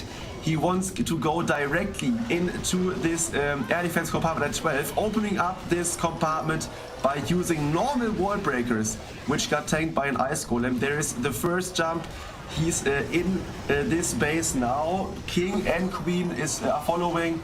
The witches are inside, so this is looking good, Woody. Yeah, that funnel was just gorgeous. Every single troop had an exact purpose, and it was fulfilled perfectly. We do get a Tesla popping up over on the left side, though, that's going to start damaging that Super Witch. And we see Kevin now committing that Grand Ward to the top to try to push in a little bit further and help out the rest of these troops, hopping over that wall and making its way in to keep those big boys steady and out in front. Those Super Witches on the interior have got nothing that's shooting at them right now, though. They're like kind of clear to path on in. Just the multi-target Inferno that's turned on now and is starting to try to beat away at those Super Witches. You don't have to be too careful about the timing for the Eternal Tome with these Super Witch attacks because they go so slowly and those Super Witches are so beefy that they can take a hit or two. Weird downside that he's going to have to deal with, though, now is that single target Inferno over in the right corner. That's why he chose to bring all of these bats to have to deal with that. They aren't afraid at all of a single target Inferno. They'll take that down with the first free spell against that the Wizard Tower, but oh, he drops a second free spell on the Wizard Tower as well. A strange decision now because all those bats are going to be killed off by the multi-target Inferno, Kala. Yeah, that is unfortunate. And although he would have taken down the Wizard Tower with only using 1 freeze, there is still the multi-Inferno and another Wizard Tower left standing. And I guess he wanted to get this multi-Inferno at least out of the way with his Witch Slap. That is unfortunate. In the end, those bad spells didn't get that much value here before they died next to the Wizard Tower by getting damaged here by the Wizard Tower and the Multi-Inferno. So it is another close fail here by not being able to take down the last 2 or 3 defense buildings here. The Hawks are trying to get rid of at least one of those buildings, but no. It is, I think, when the minion gets down the army camp, it is a 90% 2-star here in the end for Baigan Esports. And it is the 3rd attack without a triple here. They need the triple to come back on stars. And it's now another chance for Cats, usually Moan, to get another advantage on stars. Well, once again, the multi-target Infernos have just been the bane of their existence. They are just so super powerful on defense. Didn't see them at all last week in the Town Hall 9 Cup, but in Town Hall 12, they are still extremely difficult to deal with. Forget that Giga Tesla, it's not a problem. Eagle Artillery, you'll find a way to deal with it, but the multi-target Infernos, with 3 of them spread out on these bases, are just, I think, the #1 defense to have to worry about. Either that or possibly the clan castle, but usually you've got a plan, you've got a way of dealing with the clan castle. There's just kind of no easy, clear-cut way of taking out these Inferno towers early on in the raid, Kala. Yeah, that is always the interest of the attacker. But now we need to watch out. There is another Skelly Donut here. Sandman of Cats, usually Moan, is trying to get rid of this single Inferno and the CC, and it's looking decent.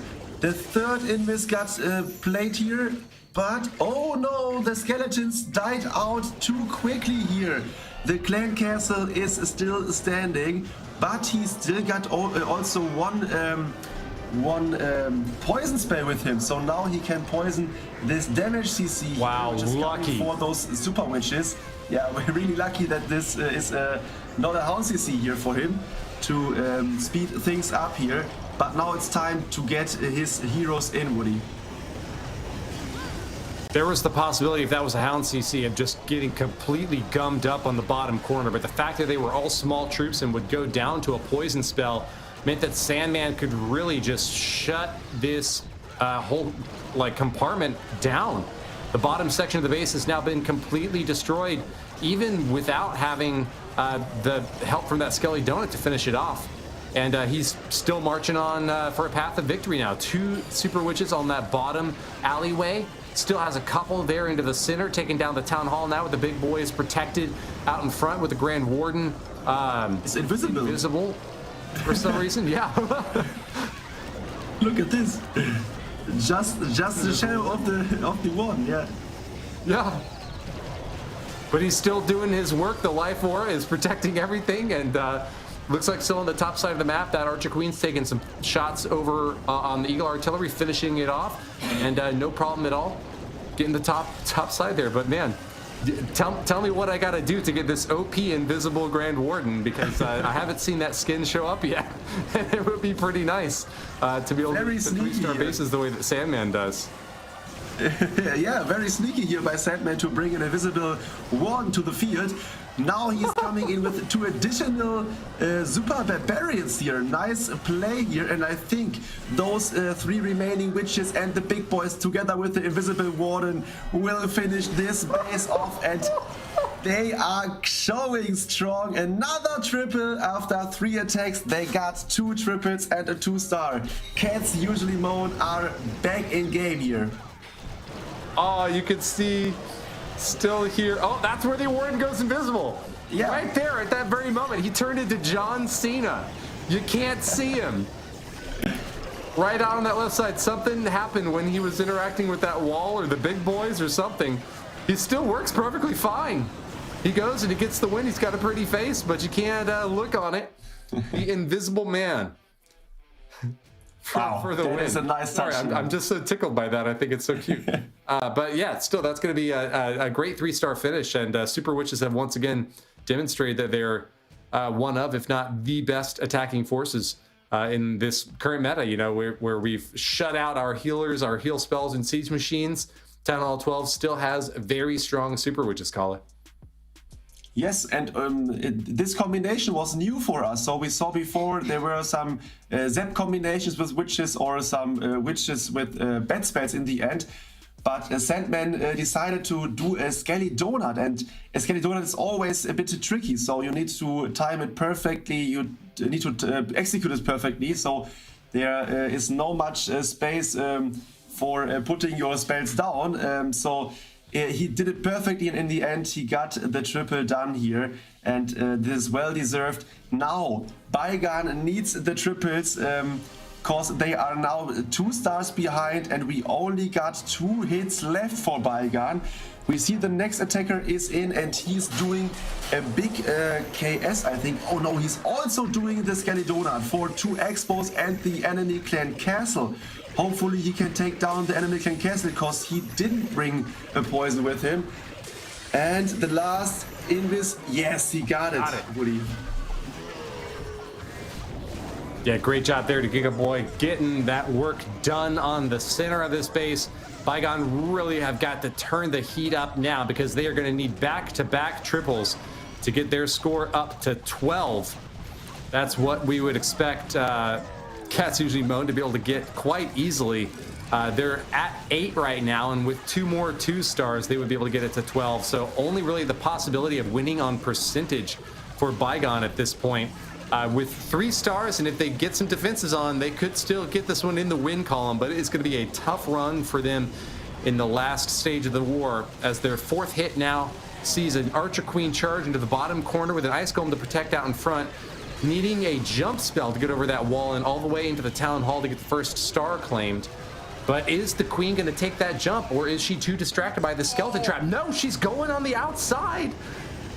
We've got a giant drop now to try to help funnel. No, she won't take the spell, and the Town Hall stands, Kala. This is very bad news for Giga Boy. Yeah, especially because the Town Hall got not activated yet, and it's isolated. So as you see, there is no building around where you can deploy some loons to activate the Town Hall nearby.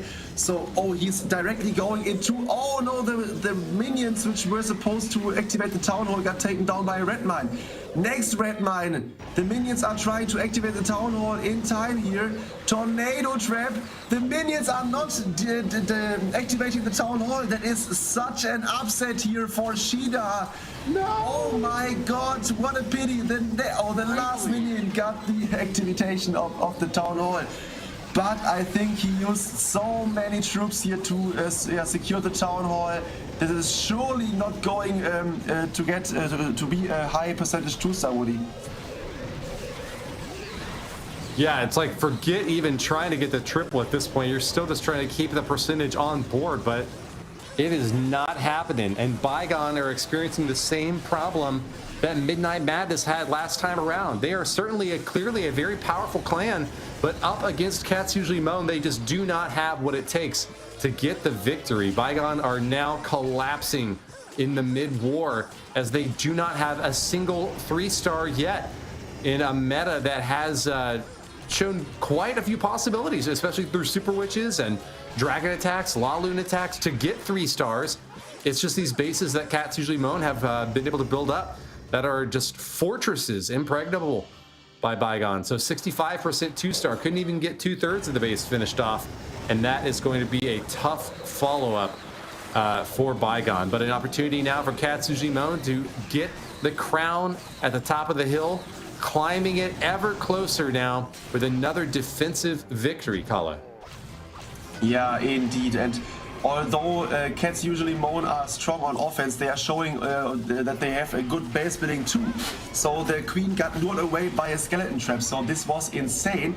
Oh, I think Toxic of Bygone Esports is already in, although I think the opponent should be attacking now. But I see in the background there are some crossing swords here over the war map, so I think the opponent's also in. Let's check out if Toxic is able to triple. So they need for sure the triple, and they need a 1-star defense to get here the victory in this war. The king is nearby the Town Hall. There is not that much damage. He can get the Town Hall with using his ability. The queen will step towards the air defense.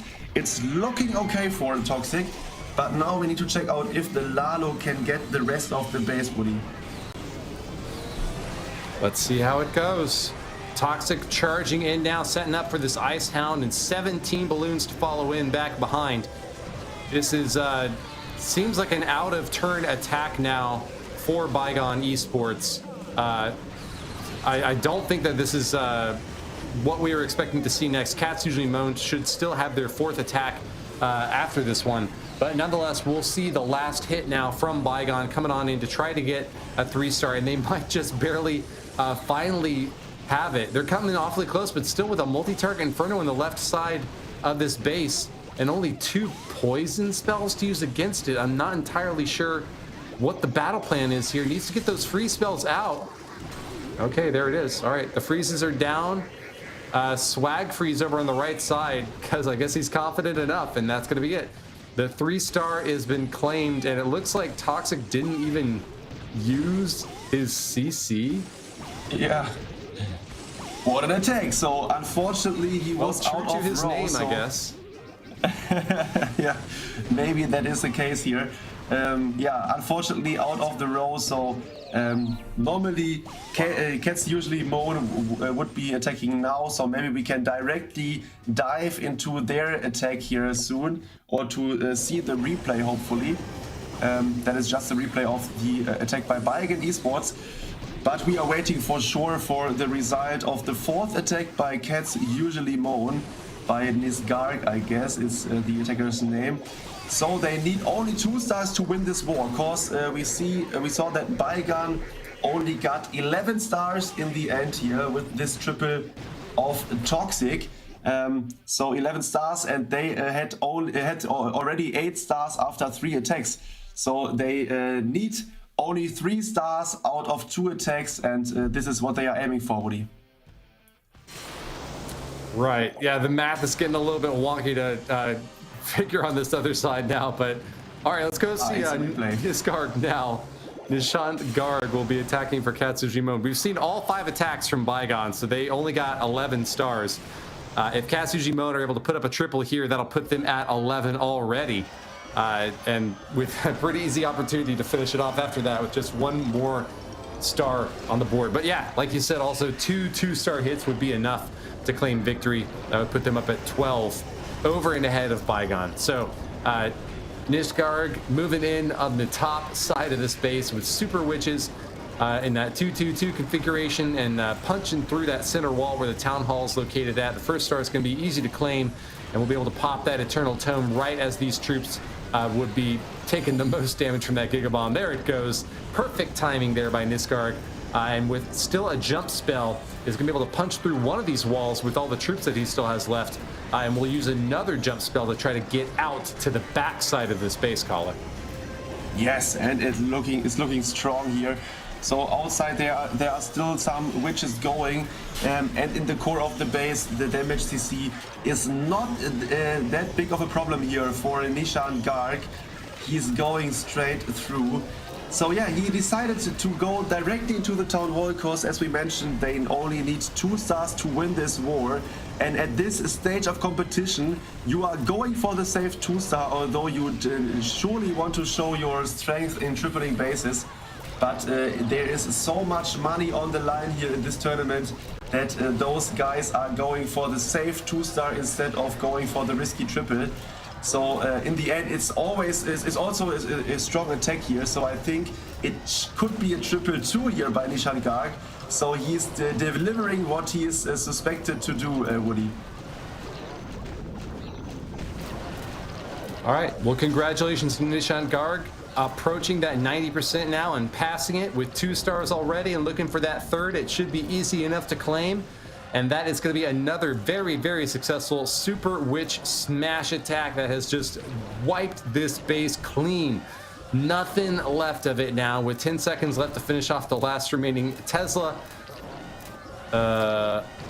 I guess the Grand Warden's going to get stuck on the wall. They're going to make it a close one, actually. 3 seconds left, 2 seconds left, 1 second left. He gets the final shot. Oh. There it is. The 3-star. It turned out to be almost a time fail, but Nishan Garg could not be jinxed by anyone on the caster crew. He's going to get that 3-star after all and bring the total count for Katsuji Moan up to 11, Kala. Yeah, great job here. So Katsuji Moan, they are showing that they are well deserved here in this stage of the tournament. The semi-final is also not a problem here for Katsuji Moan, and I think if the last attacker would not having a disconnect, they will go to the big grand finals here, where Global is waiting for them. So great stuff here of those attackers, and yeah, they are showing that they are the best Town Hall 12 attackers at the moment, Woody. Very well indeed. Global have got a foe up ahead against them. We're going to give a little bit of breathing space now to Katsuji Moan because they were expecting another attack to be happening right now from their opponents. That is not going to be the case, and so the schedule got kind of walked up a little bit here. But nevertheless, we are still going to be able to hop back into that 5th and final attack from Katsuji Moan, as they will be able to close out with just 1 star required in order to claim that victory over their opponents. Waiting to see the last maneuvering from their side. Is it going to be more Super Witches, Kala, or do you think that we've got something else in the back pocket yet to see? Yeah, as I'm normally at Town Hall 12 back in the days, I loved the Queen Charge Hybrid, but at this tournament, the Retro Cup, the healers are not allowed, they are banned. And also the heal spells are banned, so you cannot do the Hawk attacks, for example, or the minor attacks, where you need some heal support for your troops.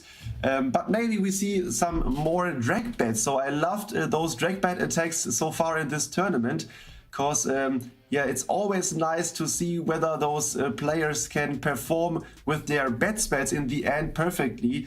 Because you have you need within seconds to decide where to freeze, where to put down your ice golems, and yeah, to get things done. So it's always fun to watch those bad waves or bad bombs, especially during those dragon attacks, Woody.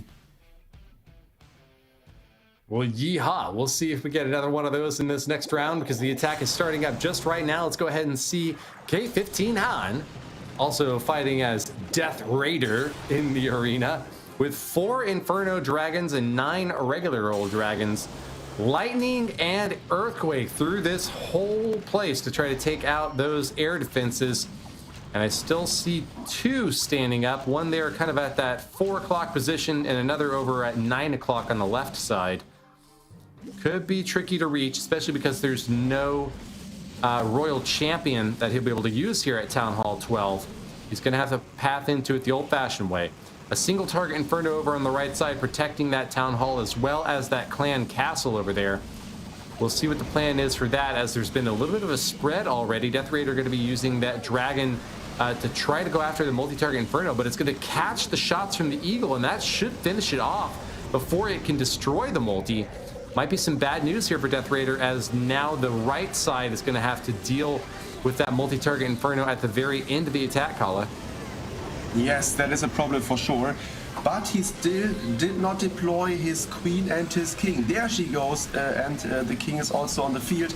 So now it's all about a good water turtle tome, and it's perfectly played here. So all the troops are inside this warden ability here. A big ice hound is soaking up all the mines in the core and especially adding a freeze spell here into the core of the base. It's looking great here. The dragons are taking down the queen. The core multi is taking down his king ability got used. The queen is in the behind the king. Oh, so now it's all about if this is enough for the back end, Woody. I really don't think it is going to be enough. That multi-Inferno has just stood the test of time in that top compartment. Nothing thrown at it so far has been enough, and even a few troops that have been peeled off have not been able to go after it. Another dragon goes down. Splash damage on the last remaining dragon still in the skies has been pretty harsh. Eagle Artillery is getting engaged with, but the defensive king is going to be chopping away. It's just going to be the heroes now to try to get this thing finished off. They might be able to get it done, though. We've still got a freeze spell that we can drop into support here, and there's not a whole lot except for point defenses to try to shut them down. But this is going to come down to the very end of the last hit here, Kala. Yeah, you saw it from the beginning that this multi-inferno should have to be taken by the dragon. Yeah, he's pulling the eternal tome of the queen. Oh no! But it's not enough. He's seeing that the time is ticking down. He's running out of steam, and yeah, although the queen's skin is really nice here, of Death Rider, she's not able to take those buildings down, and in the end, it is a 2-star in the last attack for Cats Usually Moan, but we can see the final score in a minute. They are our winners here in this second semi-final. 13 stars for Cats Usually Moan and only 11 stars for Bygone. And here you can see the highlights of this attack here by Death Rider, Woody. Yeah, the failure to take out that top side multi-Inferno was going to be a big problem for later on, but Death Raider didn't even get a chance to move in against it. That 1-2 punch from the traps that were triggered there, Black Bomb taking out the Grand Warden, and then a Giant Bomb killing all of the archers that had been spawned by that Royal Cloak ability from the Archer Queen, just denied the finishing blow that Cats Usually Moan had been looking for, hoping to get 14 stars as they were going to be going into the grand finals. But still, as it stands, 13-11 is the scoreline, and Cats Usually Moan have dominated their foes. Bygone is going to be of a bygone era now, as they have been eliminated from the tournament. A single elimination bracket leaves just one chance for failure, and they are now kicked on out. So it's going to be Global against Cats Usually Moan for our grand final match in the Snapdragon Pro Series Season 4 Town Hall 12 Retro Cup. It's kind of a mouthful, but it's fun to say. We are going to have even more action coming through Season 4 all the way through the end of March 2024. So if you're having fun watching here, make sure to subscribe on this channel and check out our social media pages as well, where you can get more information about the Snapdragon Pro Series and the other great events that are taking place through ESL's event page. But for now, we are almost done with this bracket. The Retro Cup number 2 for Town Hall 12 is going to be finishing off with just one more war call. You're going to be casting it with Maxi, and I'm just happy that I got a chance to be here with the both of y'all again for another great evening of clashing. But what do you want to say before we send it off to a break? Yeah, first of all, we need to shout out for sure Midnight Madness and Belgan Esports. They are deserving the $250 for their fourth spot here in this tournament. So great job to get this far in this tournament. Yeah. Next up, there will be the grand final. Incredible strong teams. We saw Global putting up a perfect war against Midnight Madness, and we just saw Cats Usually Moan with a strong performance. So thank you for sure, Woody, for your commentating. It was stunning as every time. Maybe for your final words, what are your predictions for the finals? Do you think that Cats Usually Moan can overcome those strong global players? Well, I've underestimated both of these teams before, and I would hate to do so again. I think we're going to have some big offensive results in this next war. I think maybe Global are going to have the edge here, but let's call it a 14 to 13 star finish between Global and Cats Usually Moan. That'll be my prediction, but I'm excited to see what happens, and of course to hear your prediction and Maxi's as well after we come back from the break. Thanks again all to the players who have been competing, and also to everyone who's been tuning in to watch this great production from ESL. We really appreciate all the work that they've been doing behind the scenes to keep everything flowing smoothly. And until we are back, stick with us, because this next match is going to be an absolute banger. The grand finals. It's the last one you've all been waiting for. The most money on the line, the most prestige, the best players, the biggest Town Hall 12 bases. Whether you're currently Town Hall 12 and are trying to learn a thing or two about how to best build your bases and set up for attacks, or whether you're enjoying this retro look alongside the rest of us who are already at Town Hall 15 now and feeling mighty superior, we hope that you're enjoying the commentary and the opportunity to watch these close hits in a unique meta where there's only a few bands that really shape the way that these players are setting up their hits. So that's going to be it for now. Be back in 3 minutes. We're going to be back just after this quick break for the grand final war. See you then.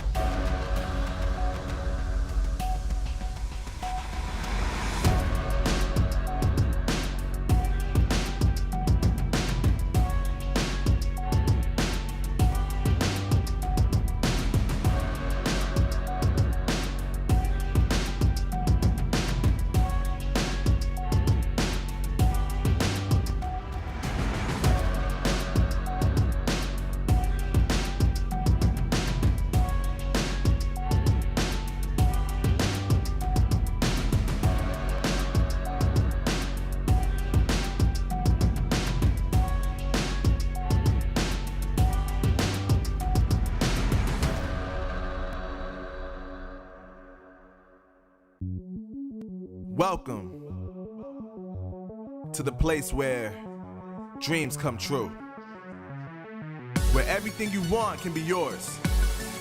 If and only if you're willing to work for them. You're willing to hurt for them. But most of all, you're willing to be first for them. Ha! Look, I'm going straight to the top. I don't know how I would stop, like it or not. I got some goals that I'm hitting. You hear what I'm spitting, it's hot. Look what I got, whole lot of passion and pain. The road to success is insane. Stay out my lane, cause I'm on a mission. I'm getting what stands in my way. Yeah, I'm a beast. I wouldn't play with me, baby. The way that I'm training is crazy, and I do it daily. You wanna talk about drive? I got more drive than Mercedes. I've never been lazy. I'm in the room, it's a red alert. You wanna compete? Well, get better first. I got 10 toes in the dirt, push through the hurt just to show them my worth. I'm the best. Yeah, I'm the best. I never stress. I know what's next. I'm who they test, like we playing chess. But I'm unimpressed, so now let me flex. Ha. Yeah, I'ma work through the struggle and hurt, cause I know my worth, and I gotta be first. Ha. Yeah, I gotta be first. Look, I don't want anyone's sympathy. I understand what it's meant for me. I give my focus and energy. If it's meant to be, then it's meant to be. But mentally, I'm undefeated. They hear that and say I'm conceited. Like there's no reason. Like I don't beat them and come back again just to teach them that when you work under pressure, you reach higher measures. They'll try and bring you down, but you cannot let them, and only get better and focus on cheddar. Eye on the prize and you'll become a legend. Like, when I'm in the room, it's a red alert. You wanna compete? Well, get better first. I got 10 toes in the dirt, push through the hurt just to show them my worth. I'm the best. Yeah, I'm the best. I never stress. I know what's next. I'm who they test, like we playing chess. But I'm unimpressed, so now let me flex. Ha. Yeah, I'ma work through the struggle and hurt, cause I know my worth, and I gotta be first. Ha. Yeah, I gotta be first. They don't know what's gotten into me, how'd I turn pain into energy. Through all the struggle and hurt, remember my worth, and that's why I gotta be first.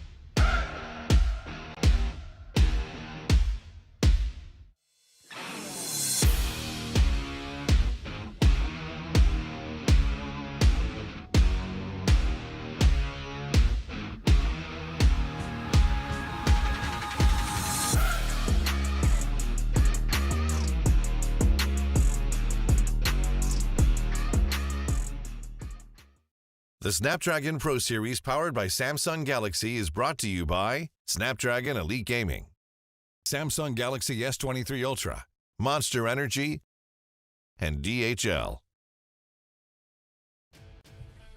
And we are back with the grand finals of today's Town Hall 12 Retro Cup here in the Season 4 of the Snapdragon Pro Series. It is time for the big grand final, and I cannot wait for this to start because we saw so many great teams here today, but the best two battled it through. Welcome back, Maxi. How are you doing? Hey, I'm doing great. I took a little bit of time to refresh, loosen up a bit, recharge, and be on my fullest now for the grand final here, where we have the very best two teams, Global and Cats Usually Moan. And also I found something that I haven't used in a while. It is my super... Oh, now we can't see it anymore. RIP. I will show it to you in just a second. Once again, we have the bracketeer color. So lead us through there. How did the two best teams get to the final? We saw the first finalist is Global. We saw the first match not on stream, but we had a look into the stats, and they had a crushing war against Mint. In the semifinals, they took down Midnight Madness, which is a high-performing team, or which was a high-performing team before, and they beat them with a perfect war. So great stuff. Global is well-deserved here in this grand final. In the last semifinal, which we saw on stream, Cats Usually Moan were able to take down Belgian Esports without problems. So also this team is in a good shape here, and they are going for it all. We have a big prize pool of $2,500 today in this competition, and the winner will get a part of $1,000 here, and the second place will earn at least $500. So big prize pool, Maxi.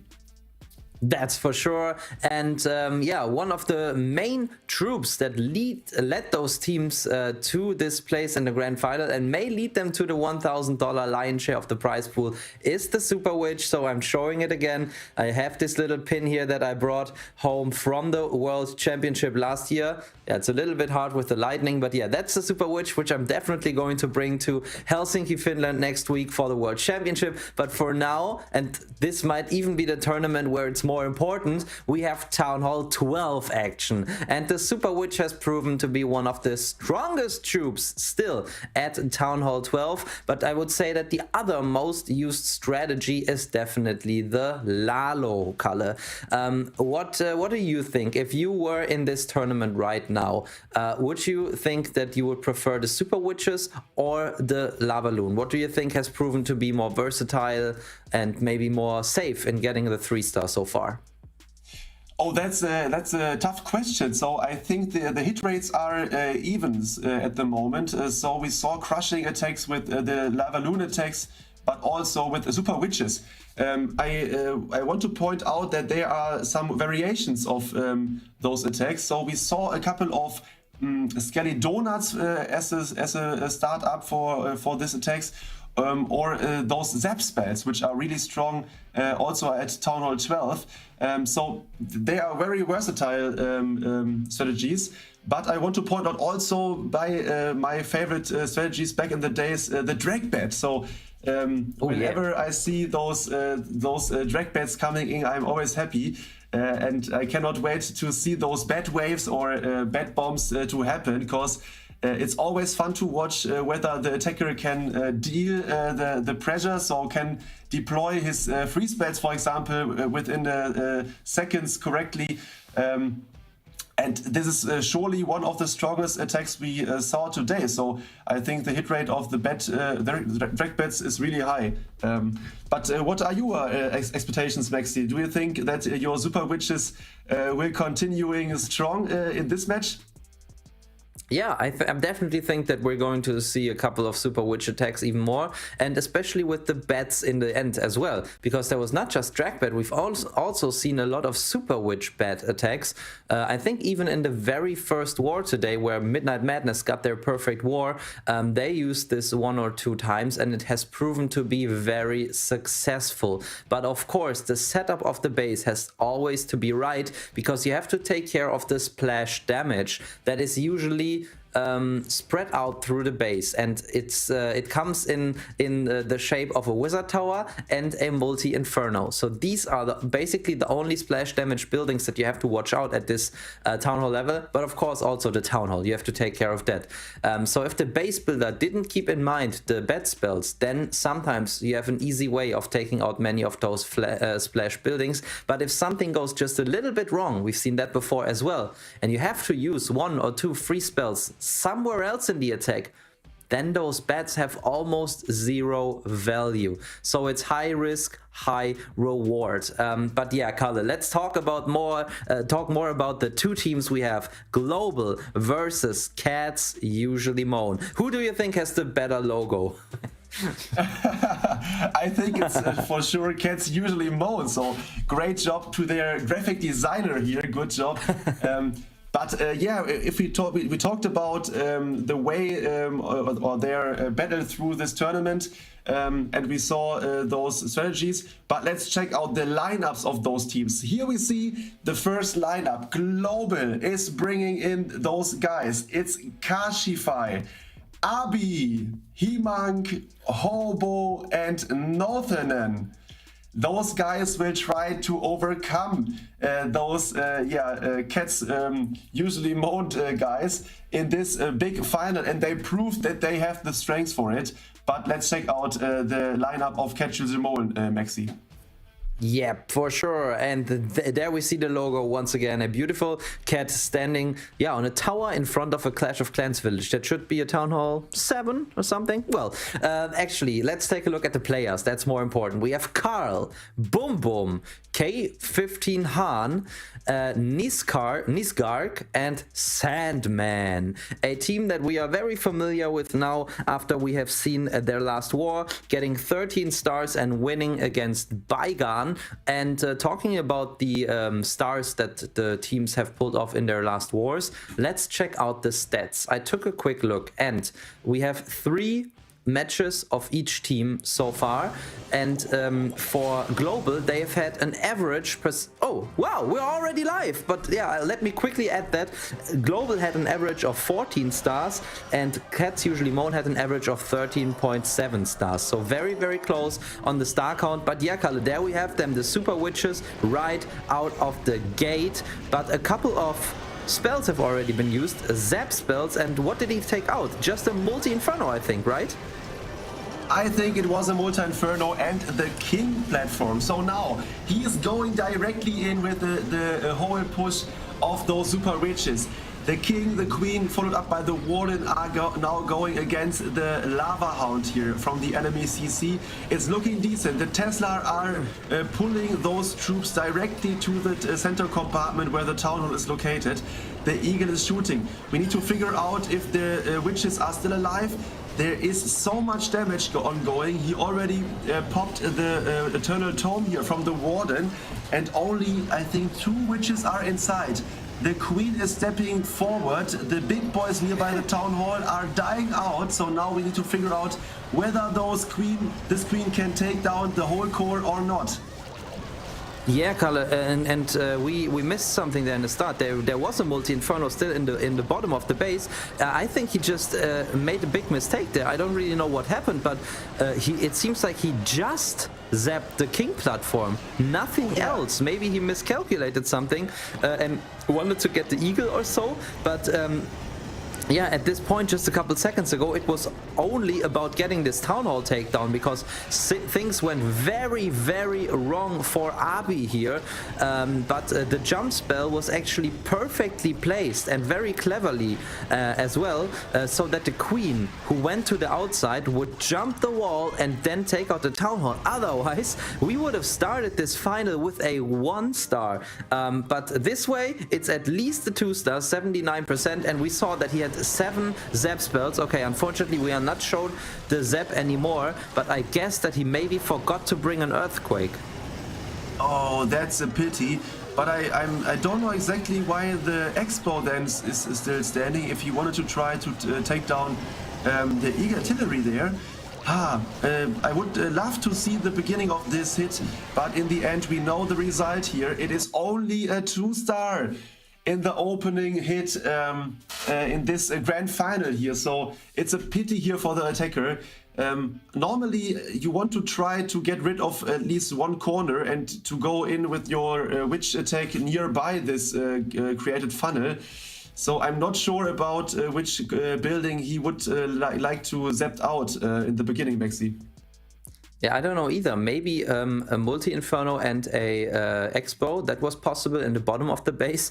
But yeah, I was really confused there by how that attack went. Maybe you guys can tell us in the chat on YouTube or over on Twitch what you think that happened and what went wrong in this attack. But yeah, for sure something went wrong, and in the end Global only have a 2-star 79%. But now the ball is over in Cats Usually Moan's corner, of course, and they have the opportunity to get the 3-star and to get the lead early on in this war.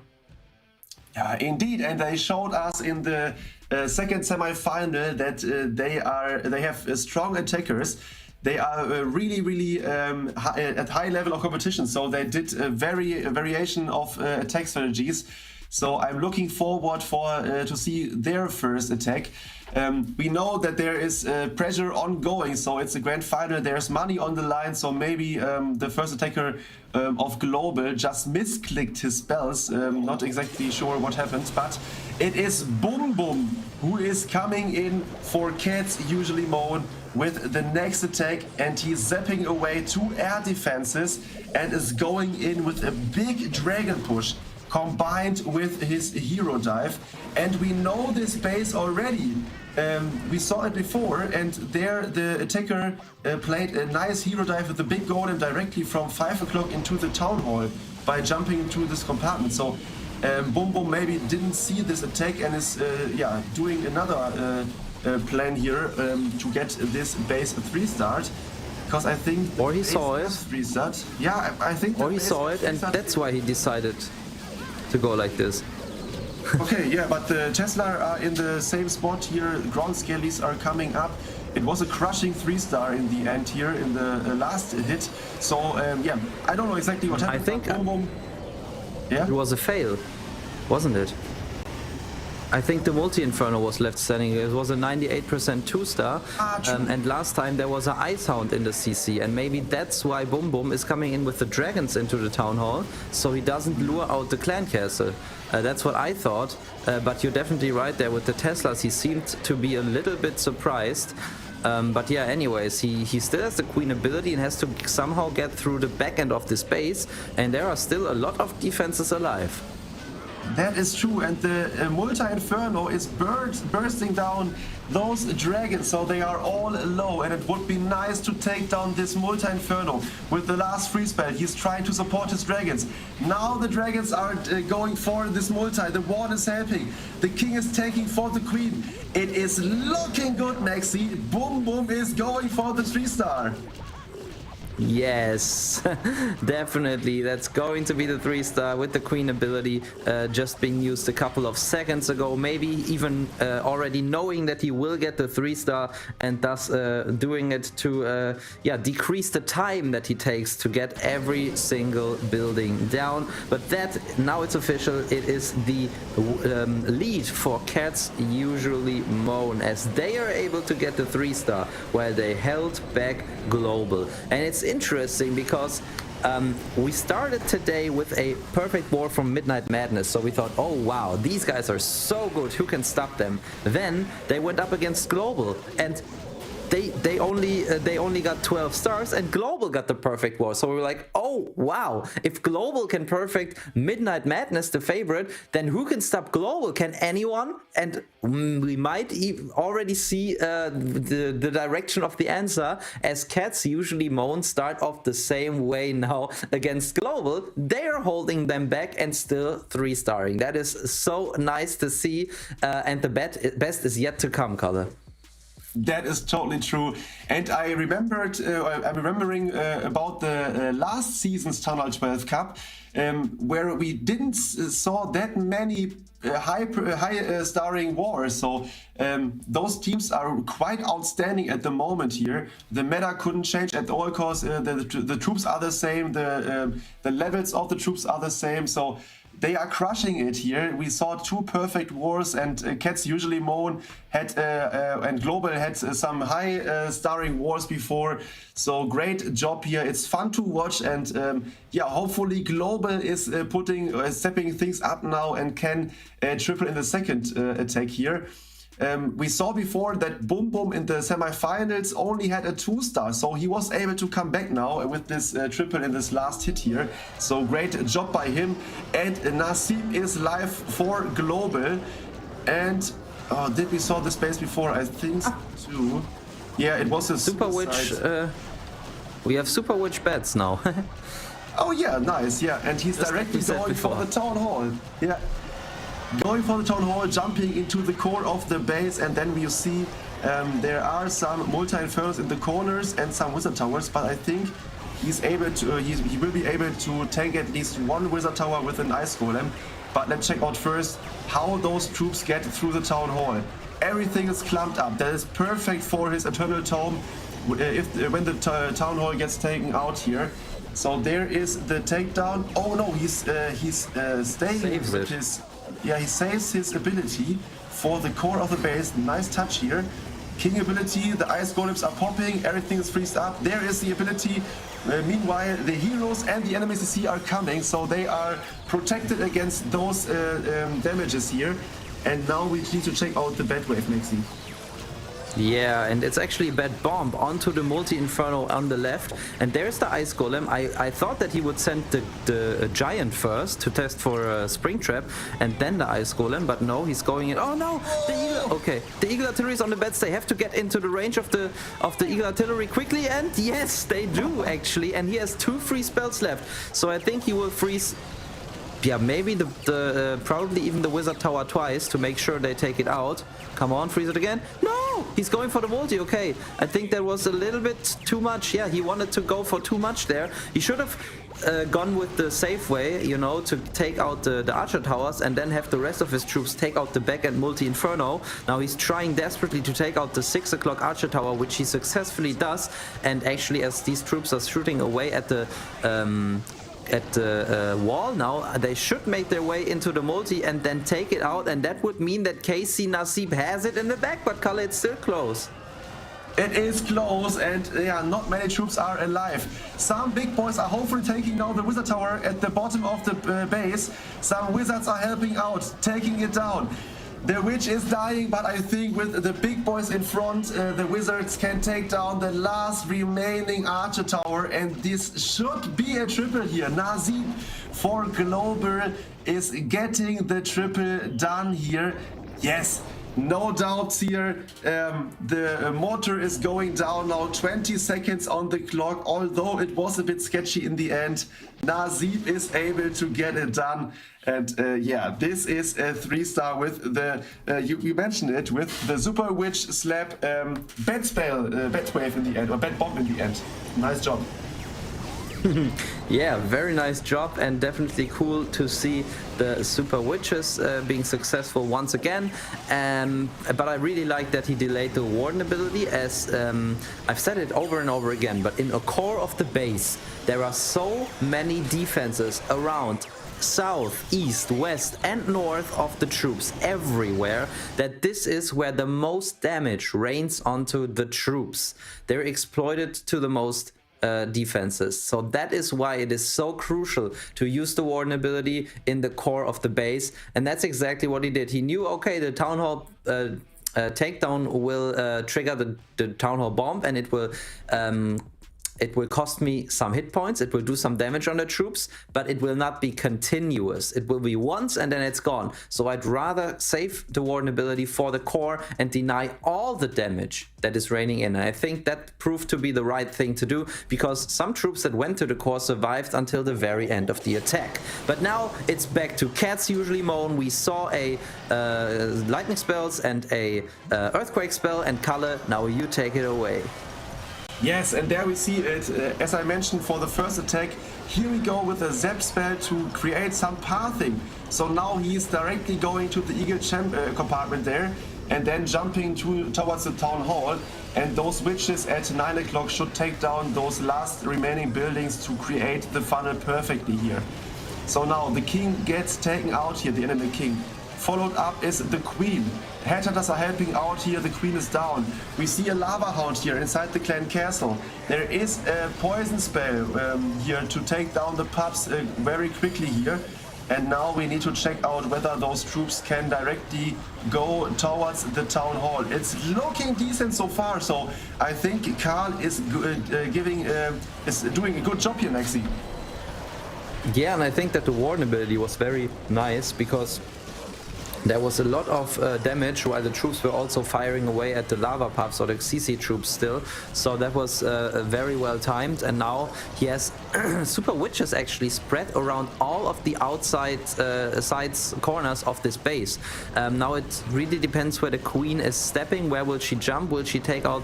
Oh, actually she doesn't even have to take out the Warden statue, as there are some big guys in front of her. It's mostly about this back and multi-inferno, but other than that, I think that Karl has chosen the right strategy to take out this base.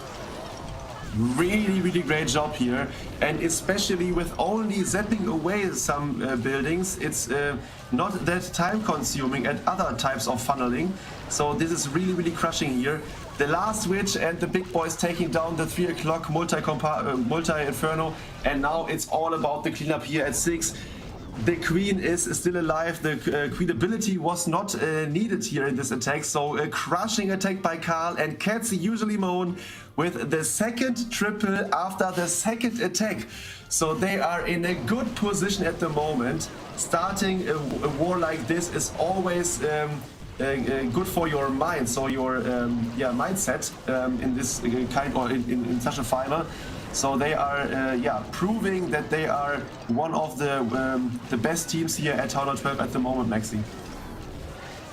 Yeah, for sure. And Cats Usually Moan really show no weakness so far. Great job by Karl, and especially what I loved was the base identification.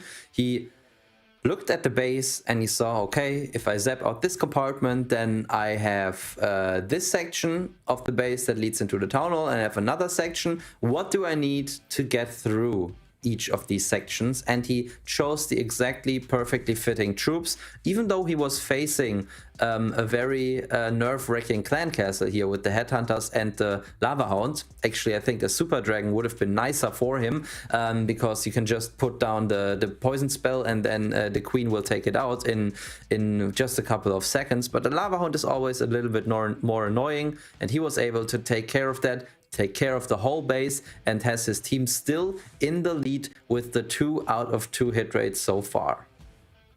Yes, and especially those super witches are that strong cause of those big boys. We saw how much damage they are dealing to those buildings when they hit them, and they are tanking for your troops. So super witches are surely one of the best troops available at Town Hall 12. A good addition here to this lightning spells in the beginning. So great job here. And Global is still behind. So after 2 attacks of both teams, a 1-star advantage for Cats Usually Moan. But Global showed us that they can triple every base. Shaq Mark Roof is in and is trying to take it down with a Skelly Donut here, I guess, Maxi. I don't think so. He doesn't have a rage spell. Okay. We're going for it. But maybe I'm wrong. Maybe I don't know. Were the players before using rage spells? I only checked that they were. Okay. But yeah, maybe he thought that. Oh no, he makes the clan castle invisible. That is worst case. Okay, but very perfect timing there of this last invisibility spell. Otherwise, this would have been very hard to come back from. But now, yeah, he's got the value there. No CC to worry about. And he also took care of one of the expos. But now he has to make use of his heroes. And it looks to me, Kalle, as if he wants to go for the Town Hall with the Queen and jump her in that compartment. That is true, and he brought some Super Barbarians with him. So to funnel his Queen in, there's another Ice Golem in front of the Queen now. So she should not get any damage here. I realize now that we've seen this base, Kalle. I think with the same approach, and the Queen didn't take the jump, she went around the outside. Yeah, true, but from 6 to 7 outside. Yes. Exactly. There were some skeleton spells beside the Wizard Tower, which lured the Queen away from the outside. So this time he's going in from another angle, and now the Queen is jumping towards the Town Hall and is taking it out. Great job here. The Eagle is shooting in nowhere there. The Lalo is coming in. An Ison is flying in front of the first Loom group. Now there comes the big Loom group. The big Loom push from 12 to 1 o'clock here, directly into the Eagle chamber. The Warden is following the Loons perfectly. So now it's all about whether those Loons can survive this compartment there, because the Warden is not going directly behind every single balloon here. Is it enough, Maxi? I don't know. The pathing is very weird at the moment. He doesn't have a haste anymore, and he cannot lead the Warden ability into the multi-inferno. I think it's not enough. Let's check it out. So the air defense is still standing. We have in the back of the base a Wizard Tower. He can tank it with a Super Barbarian in the end. But the Art Tower, the Wizard Tower, and 2 Testers are still standing. The Warden is full life. That can help him out. There is a Barbarian, a bit late, I guess. Only 2 balloons are left. Oh, this is a close one. Oh, the Warden is chasing the King with a couple of minions. That is unfortunate. 20 seconds left. Oh, it can be a timer, Maxi. Yeah, I think it's the time fill, definitely, because the Warden is full life and he would be able to finish off both of the Teslas. I'm sorry for Maroof, but I'm happy that finally once my call was right.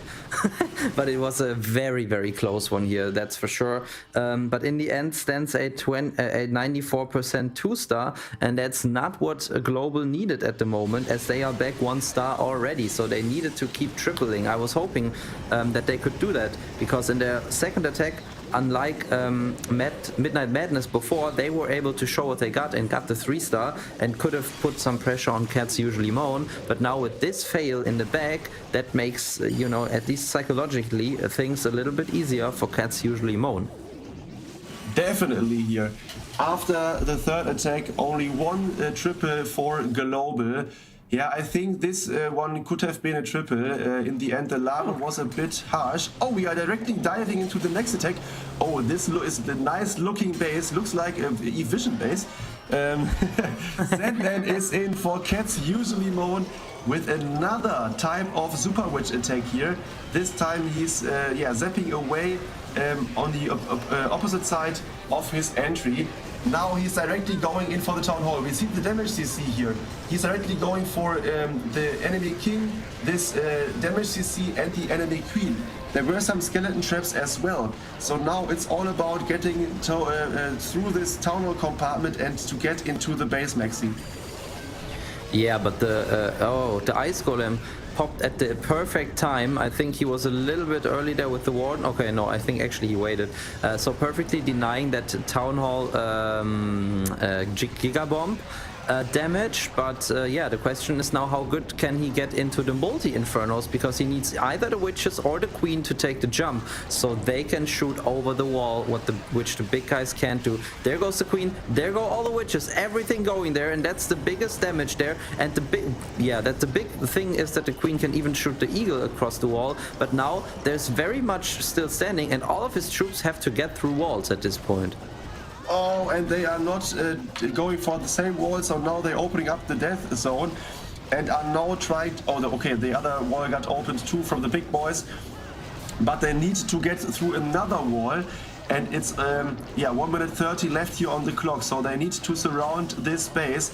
But as you see, there are only a couple of wizard towers and 2 or 3 archer towers, so I think power-wise this is surely here going to be a triple, but we need to check out the time, Maxi. Yeah, I think it's going to be an easy triple with 30 seconds still on the clock.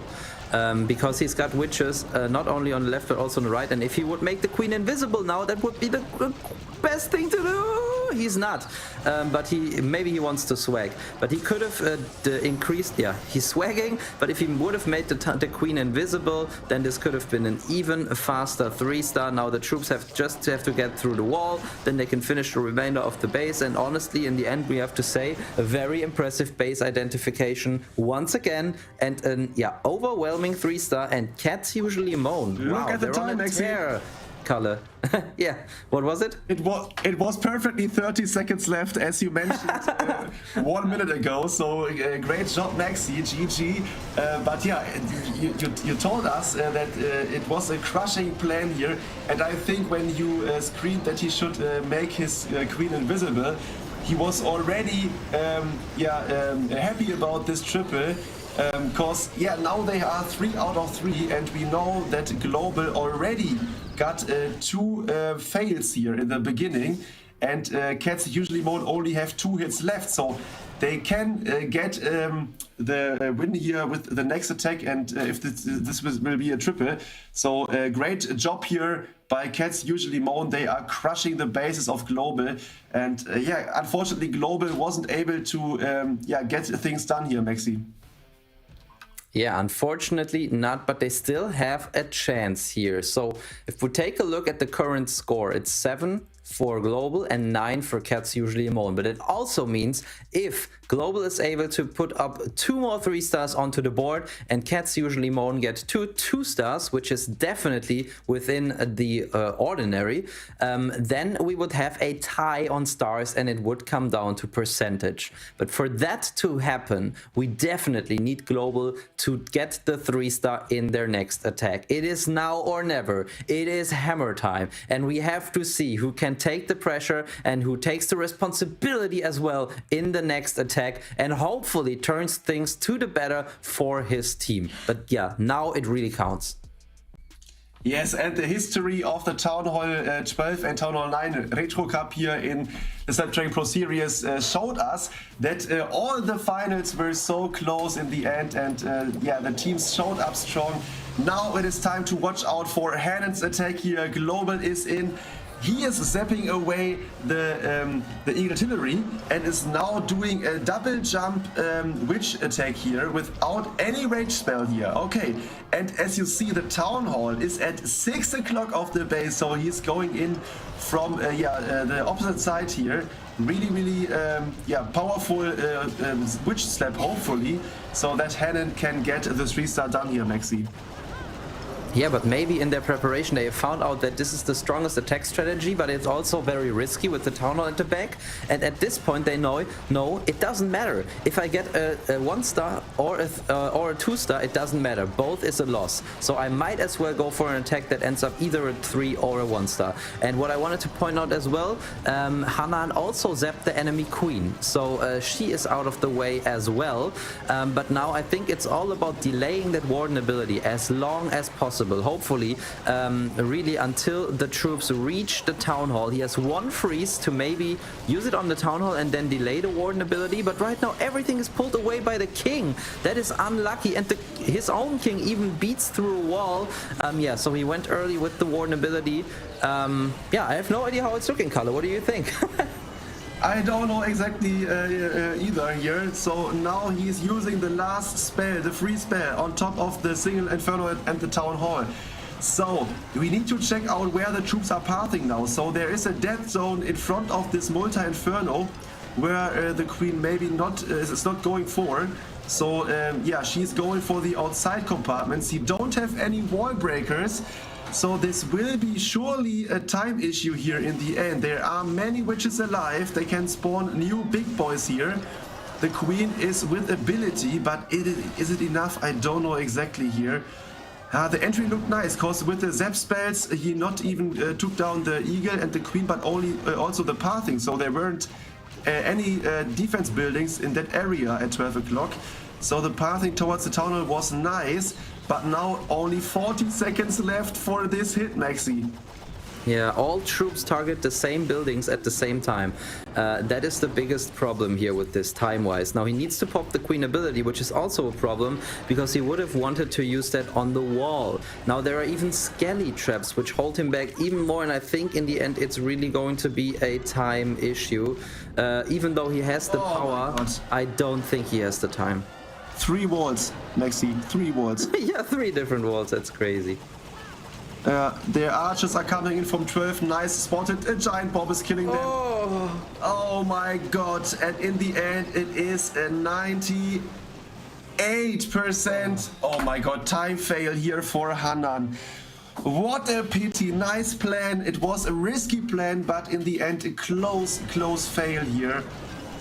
We see it in the replay here. The witches spread out, and in the end, every troop got what is the word for? They got funneled through the one tile hole in the wall and got clumped up. So as Maxi mentioned, they targeted all the same building, although they were so powerful. In the end, a big time fail here, but Ketsi usually Moan is directly in with the next attack. Nishan Garg, Maxi is in.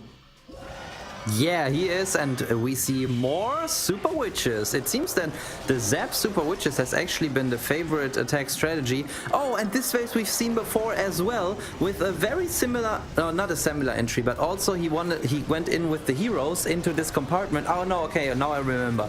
It was a hero dive into Lalo, and he was going in there with 2 golems, and he was not able to get to the town hall.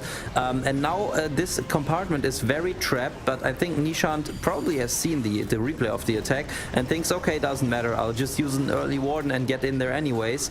I don't think that this would be a time fail in the end, because he just deployed everything so quickly. But the problem is if the troops can survive, because in the core of the base the damage is awaiting, and in the back end we have a multi-inferno and expos as well. Yes, and unfortunately the witch at 6 o'clock died here, so he wasn't able to tank for her. And there are some more Teslas waiting. So yeah, I don't know exactly. He don't have access directly to the last compartments here in this base. So at every single wall there are some troops working, but they are got taken out here by all the damage of those defense buildings. Queen ability got used here. They are going for the Tesla farm at 2 o'clock. But now, the troops are thinning out, and it's not looking that good here in the end, Maxi. Yeah, but what I just thought is maybe he just thought, what is the safest way to get a 2-star? And with this town hall being quite well protected, he thought, okay, if the strongest troop is probably the Super Witch, so if I just send all Super Witches with my heroes into the town hall, I'm 100% sure that I will get 2 stars, and the rest doesn't matter. And for me, as you know, that is the perfectly right approach in a situation like that, where it's the 2-star is worth as much as a 3-star in other situations. Because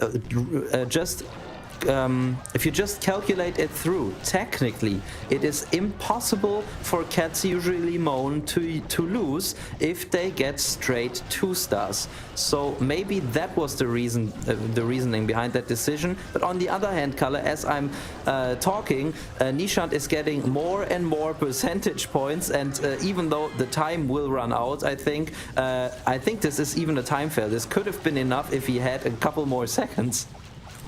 Yeah, indeed. Maybe if the cannon is hit, maybe we can see it. Is there a shot from the witch? No, unfortunately. Oh god. I think that the cannon was damaged from a witch before, so I think it is very low. So maybe it is a 99.8 or 0.9 percentage 2-star here. So great job. It is the first fail of Cats Usually Moan, but as you mentioned, they only need 2 stars to win this grand final, because they are up. Yeah, we can see it.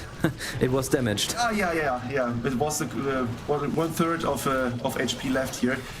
So great job here by Nishan Garg in the end. The safe 2-star is just not it's not the triple in the end here, but they are in the lead here. 11 stars after 4 attacks, and they and their opponent only got 1 triple out of 4 attacks. So they knew they needed 2 stars and they got it.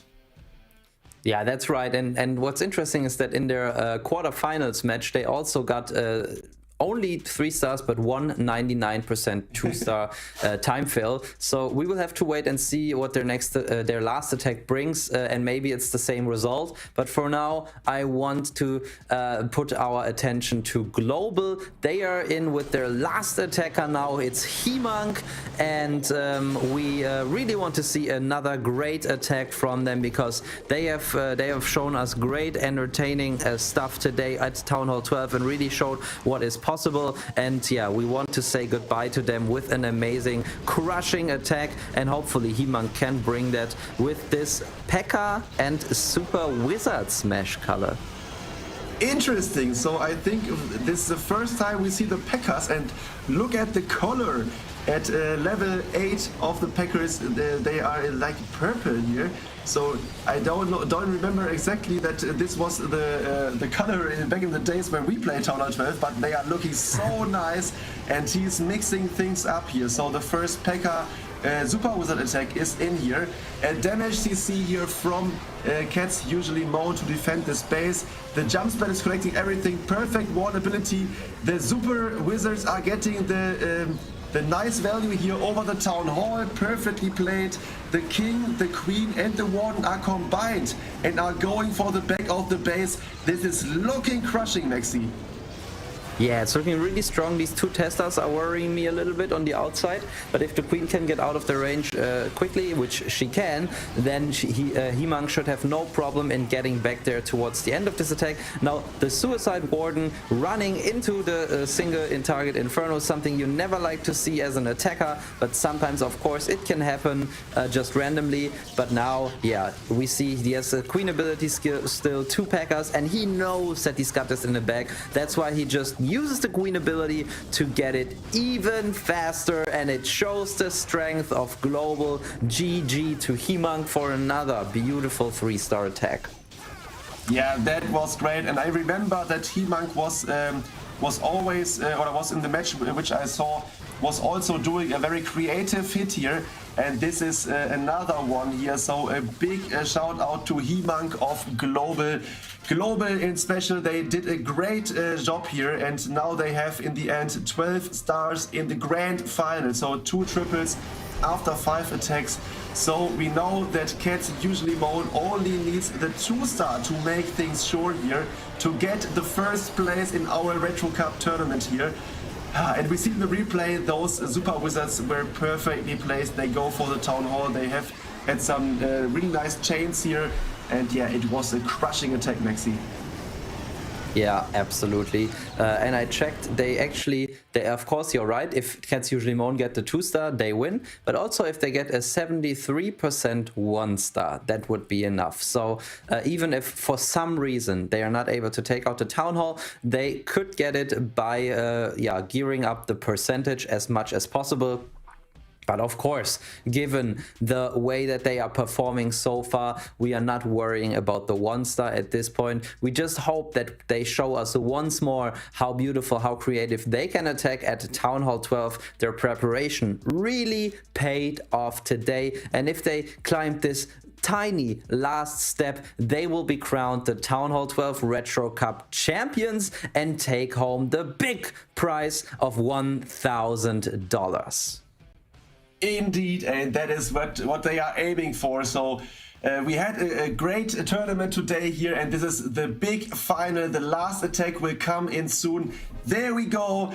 Death Rider of Cats usually mode is in, and he knows he only needs the 2-star to win this match here, and he's directly going in for another Zap Super Witch attack here, not trying to spice things up with the creative hit here. He's doing what he did last time as well, and this will be hopefully crushing for the 2-star, Maxi.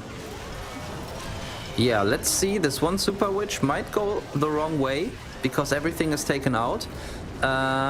He didn't deploy the Queen perfectly, I would say. Okay, one Super Witch on the outside. He wants to jump into the Town Hall with the double jump. That is for sure. So we definitely should keep the percentage in mind. But if he just deploys the jump spells very centralized. Okay, okay, never mind. I was gonna say, if he deploys them centralized, he will be safe to get into the Town Hall. Well, this way, everything will path around the Town Hall, but maybe Death Rider just wants to make things interesting here. I have no idea, but his Queen is running low at the moment, so the Queen will pop her ability, I think, in a second, maybe. But luckily, the Ice Hound is away right now. But yeah, is the Queen going for the Town Hall? No, but the Town Hall is even activated by the archers. This is not going great. Is something at the Town Hall? Oh, big boys maybe? There is a witch, but I think the witch got distracted now by the hound here. The last free spell is used here. The warden is targeting the Queen, cause oh my god, the Town Hall is down. I don't know exactly, I think it was the Queen. With a slither of health here, the Queen is able to take down the Town Hall. That was more risky than I expected, Maxi. Yeah, definitely, and I have no idea why he did that. Maybe he just thought, okay, I will get percentage anyways, because to be honest, he still has two healthy looking big guys and two Super Witch moms for these big guys. And he will get the percentage in the end, but I don't know, maybe he would have panicked extremely if he wouldn't have taken out this Town Hall. It was definitely not the safest approach, but I mean, good for us. We had a little bit of excitement once more, and yeah, we're wondering if they would really be able to take this home, but now we do have the certainty that they will, and with the 2-star in the back, this is not going to be a 3-star, let's be honest, but they take home the victory. And Clads Usually Moan are our Retro Cup Town Hall 12 champions in the Snapdragon Pro Series Season 4. Well done, and yeah, Death Rider is definitely relieved now that he secured the 2-star with 83% in the end, which brings Cats Usually Moan the victory, the grand prize of $1,000 in this Town Hall 12 Cup, Retro Cup here. Great stuff. Cats Usually Moan at a high level of competition, so we can compare it to our last seasons of Town Hall 12 Retro Cups. There weren't that high scoring wars all the time, so they did a perfect job here, a great job also defense wise, because they held down some top teams here, and in the end, yeah, they are well deserved our winners. Here you see the final result after 5 attacks of each team. It is a 13-12 win here for Cats Usually Moan, Maxi. Yeah, well deserved, as you said, and they won the competition for the best clan logo as well, as we pointed out before. I think I even see the World Championship Clash of Clans trophy there in the middle of this cat. So that is very sweet there, an amazing job by them, and well-deserved winners of the Town Hall 12 Retro Cup. But of course, this is not the end of Snapdragon Pro Series Season 4. We have, after the Clash of Clans World Championship will be happening in a little bit, we have another Town Hall 15 competition later on this year. If you want to take part in that maybe, or have a chance at watching us stream it for you, then make sure to check out our socials, join the Discord server, and you will find out when that will happen. It will definitely be in December, and it will be the best Town Hall 15 players in the Europe and MENA region. So that is for sure. After this Town Hall 15 Cup, there will be another Retro Cup, a little bit of surprise at which Town Hall level we will see later on. So make sure to follow all our socials. Go on YouTube to subscribe, or on Twitch to follow here, to don't miss any of the action, and hopefully we can stream and cast your attacks in another upcoming tournament here. But for this today here, it is another time to tell out the winners of this Town Hall 12 Retro Cup are cats usually known here with a stunning performance. They crushed all the bases today here. They are well deserved our winners, but also the second place global, well deserved here, took down Midnight Madness in a crushing performance with a perfect war. So all the teams did a phenomenal job here today, entertaining you and us here live on stage. So I'm glad to be here, Maxi. Yeah, so am I, and I'm sure so is one of our players as well. Our MVP for the Town Hall 12 Retro Cup is going to be, hopefully it's ready, drum roll, Carl, with a perfect hit rate, 3 out of 3. And we saw today that it is very hard to have a consistent 3-star hit rate at Town Hall 15. So congratulations to Carl, who performed to the best of his ability and had a crucial part in his team winning the Town Hall 12 Retro Cup. But that is it for today, guys. That is it for Town Hall 12 action for the Snapdragon Pro Series Season 4. And we want to thank everyone at home that stuck with us until the very end and saw these amazing Town Hall 12 players. We want to say thank you to production and, of course, to Supercell for this beautiful game and to Snapdragon Elite Gaming for sponsoring this competition. Kalle, any last words from your end?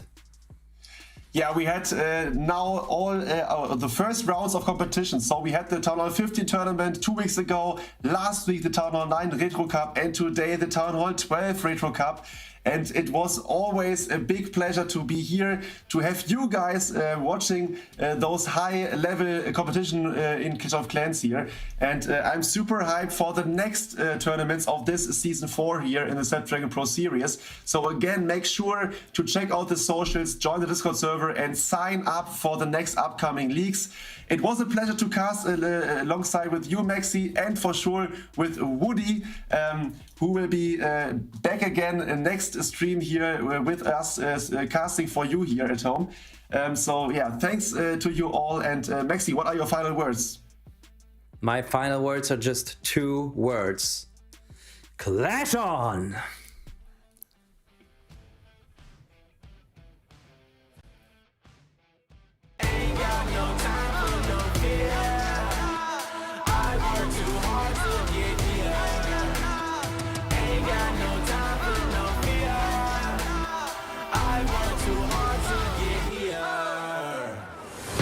Got the time, put me in, coach. I've been going hard, time to let it show. Everything raw, give it to me now. Let me have the spot, man, it's going down. Gotta get it here, I don't wanna wait. Take what I want, then I go train. Gotta get a win, I won't lose the game. This is my year, I ain't gonna break. Strap in, cause it's gonna be a long ride. Working on me every single day and night. There comes a time when your worlds will collide. If it's holding you back, push it right to the side. On another level, I will never settle. Mind over matter, get the gold medal. On another level, I will never settle. Mind over matter, get the gold medal. Ain't got no time for no fear. I work too hard to get here. Ain't got no time for no fear. I work too hard to get here. On another level, I will never settle. Mind over matter, get the gold medal. On another level, I will never settle. Mind over matter, get the gold medal. On another level, I will never settle. Mind over matter, get the gold medal. On another level, I will never settle. Mind over matter, get the gold medal.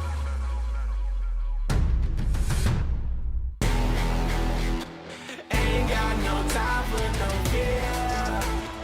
I work too hard to get here. Ain't got no time for no fear. I work too hard to get here. Ain't got no time for no fear.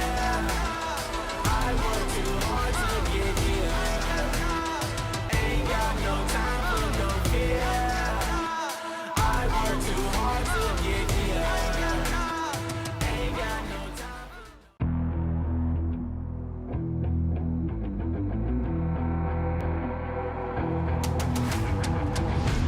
to get it. I'm on the mission, snap any minute, casually winning. Stop tripping on me, stop dissing on me. Yeah, I got a dream, can't take it from me. My fire's burning, now I'm always learning. Tell me where to go, man, I'm on a journey. Yeah, I can't explain it, I get excited. Keep it 300, King Leonidas.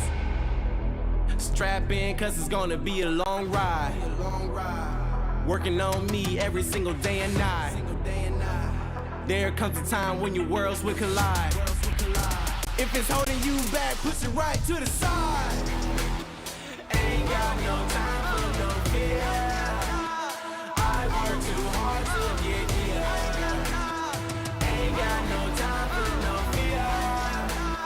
I work too hard to get here. I don't got the time, put me in, coach. I've been going hard, time to let it show. Everything raw, give it to me now. Let me have the spot, man, it's going down. Gotta get it here, I don't wanna wait. Take what I want, then I go train. Gotta get a win, I won't lose the game. This is my year, I ain't gonna break. Strap in, cause it's gonna be a long ride. Working on me every single day and night. There comes a time when your worlds will collide. If it's holding you back, push it right to the side. On another level, I will never settle. Mind over matter, get the gold medal. On another level, I will never settle. Mind over matter, get the gold medal. Ain't got no time for no fear. I work too hard to get here. Ain't got no time for no fear. I work too hard to get here. On another level, I will never settle. Mind over matter, get the gold medal. On another level, I will never settle. Mind over matter, get the gold medal. On another level, I will never settle. Mind over matter, get the gold medal. On another level, I will never settle. Mind over matter, get the gold medal.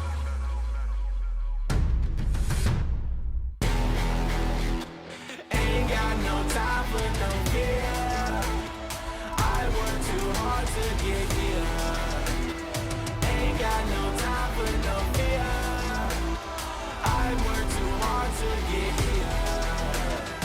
Ain't got no time for no fear. I work too hard to get here.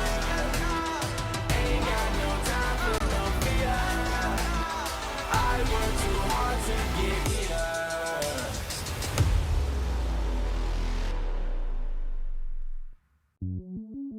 Welcome to the place where dreams come true, where everything you want can be yours.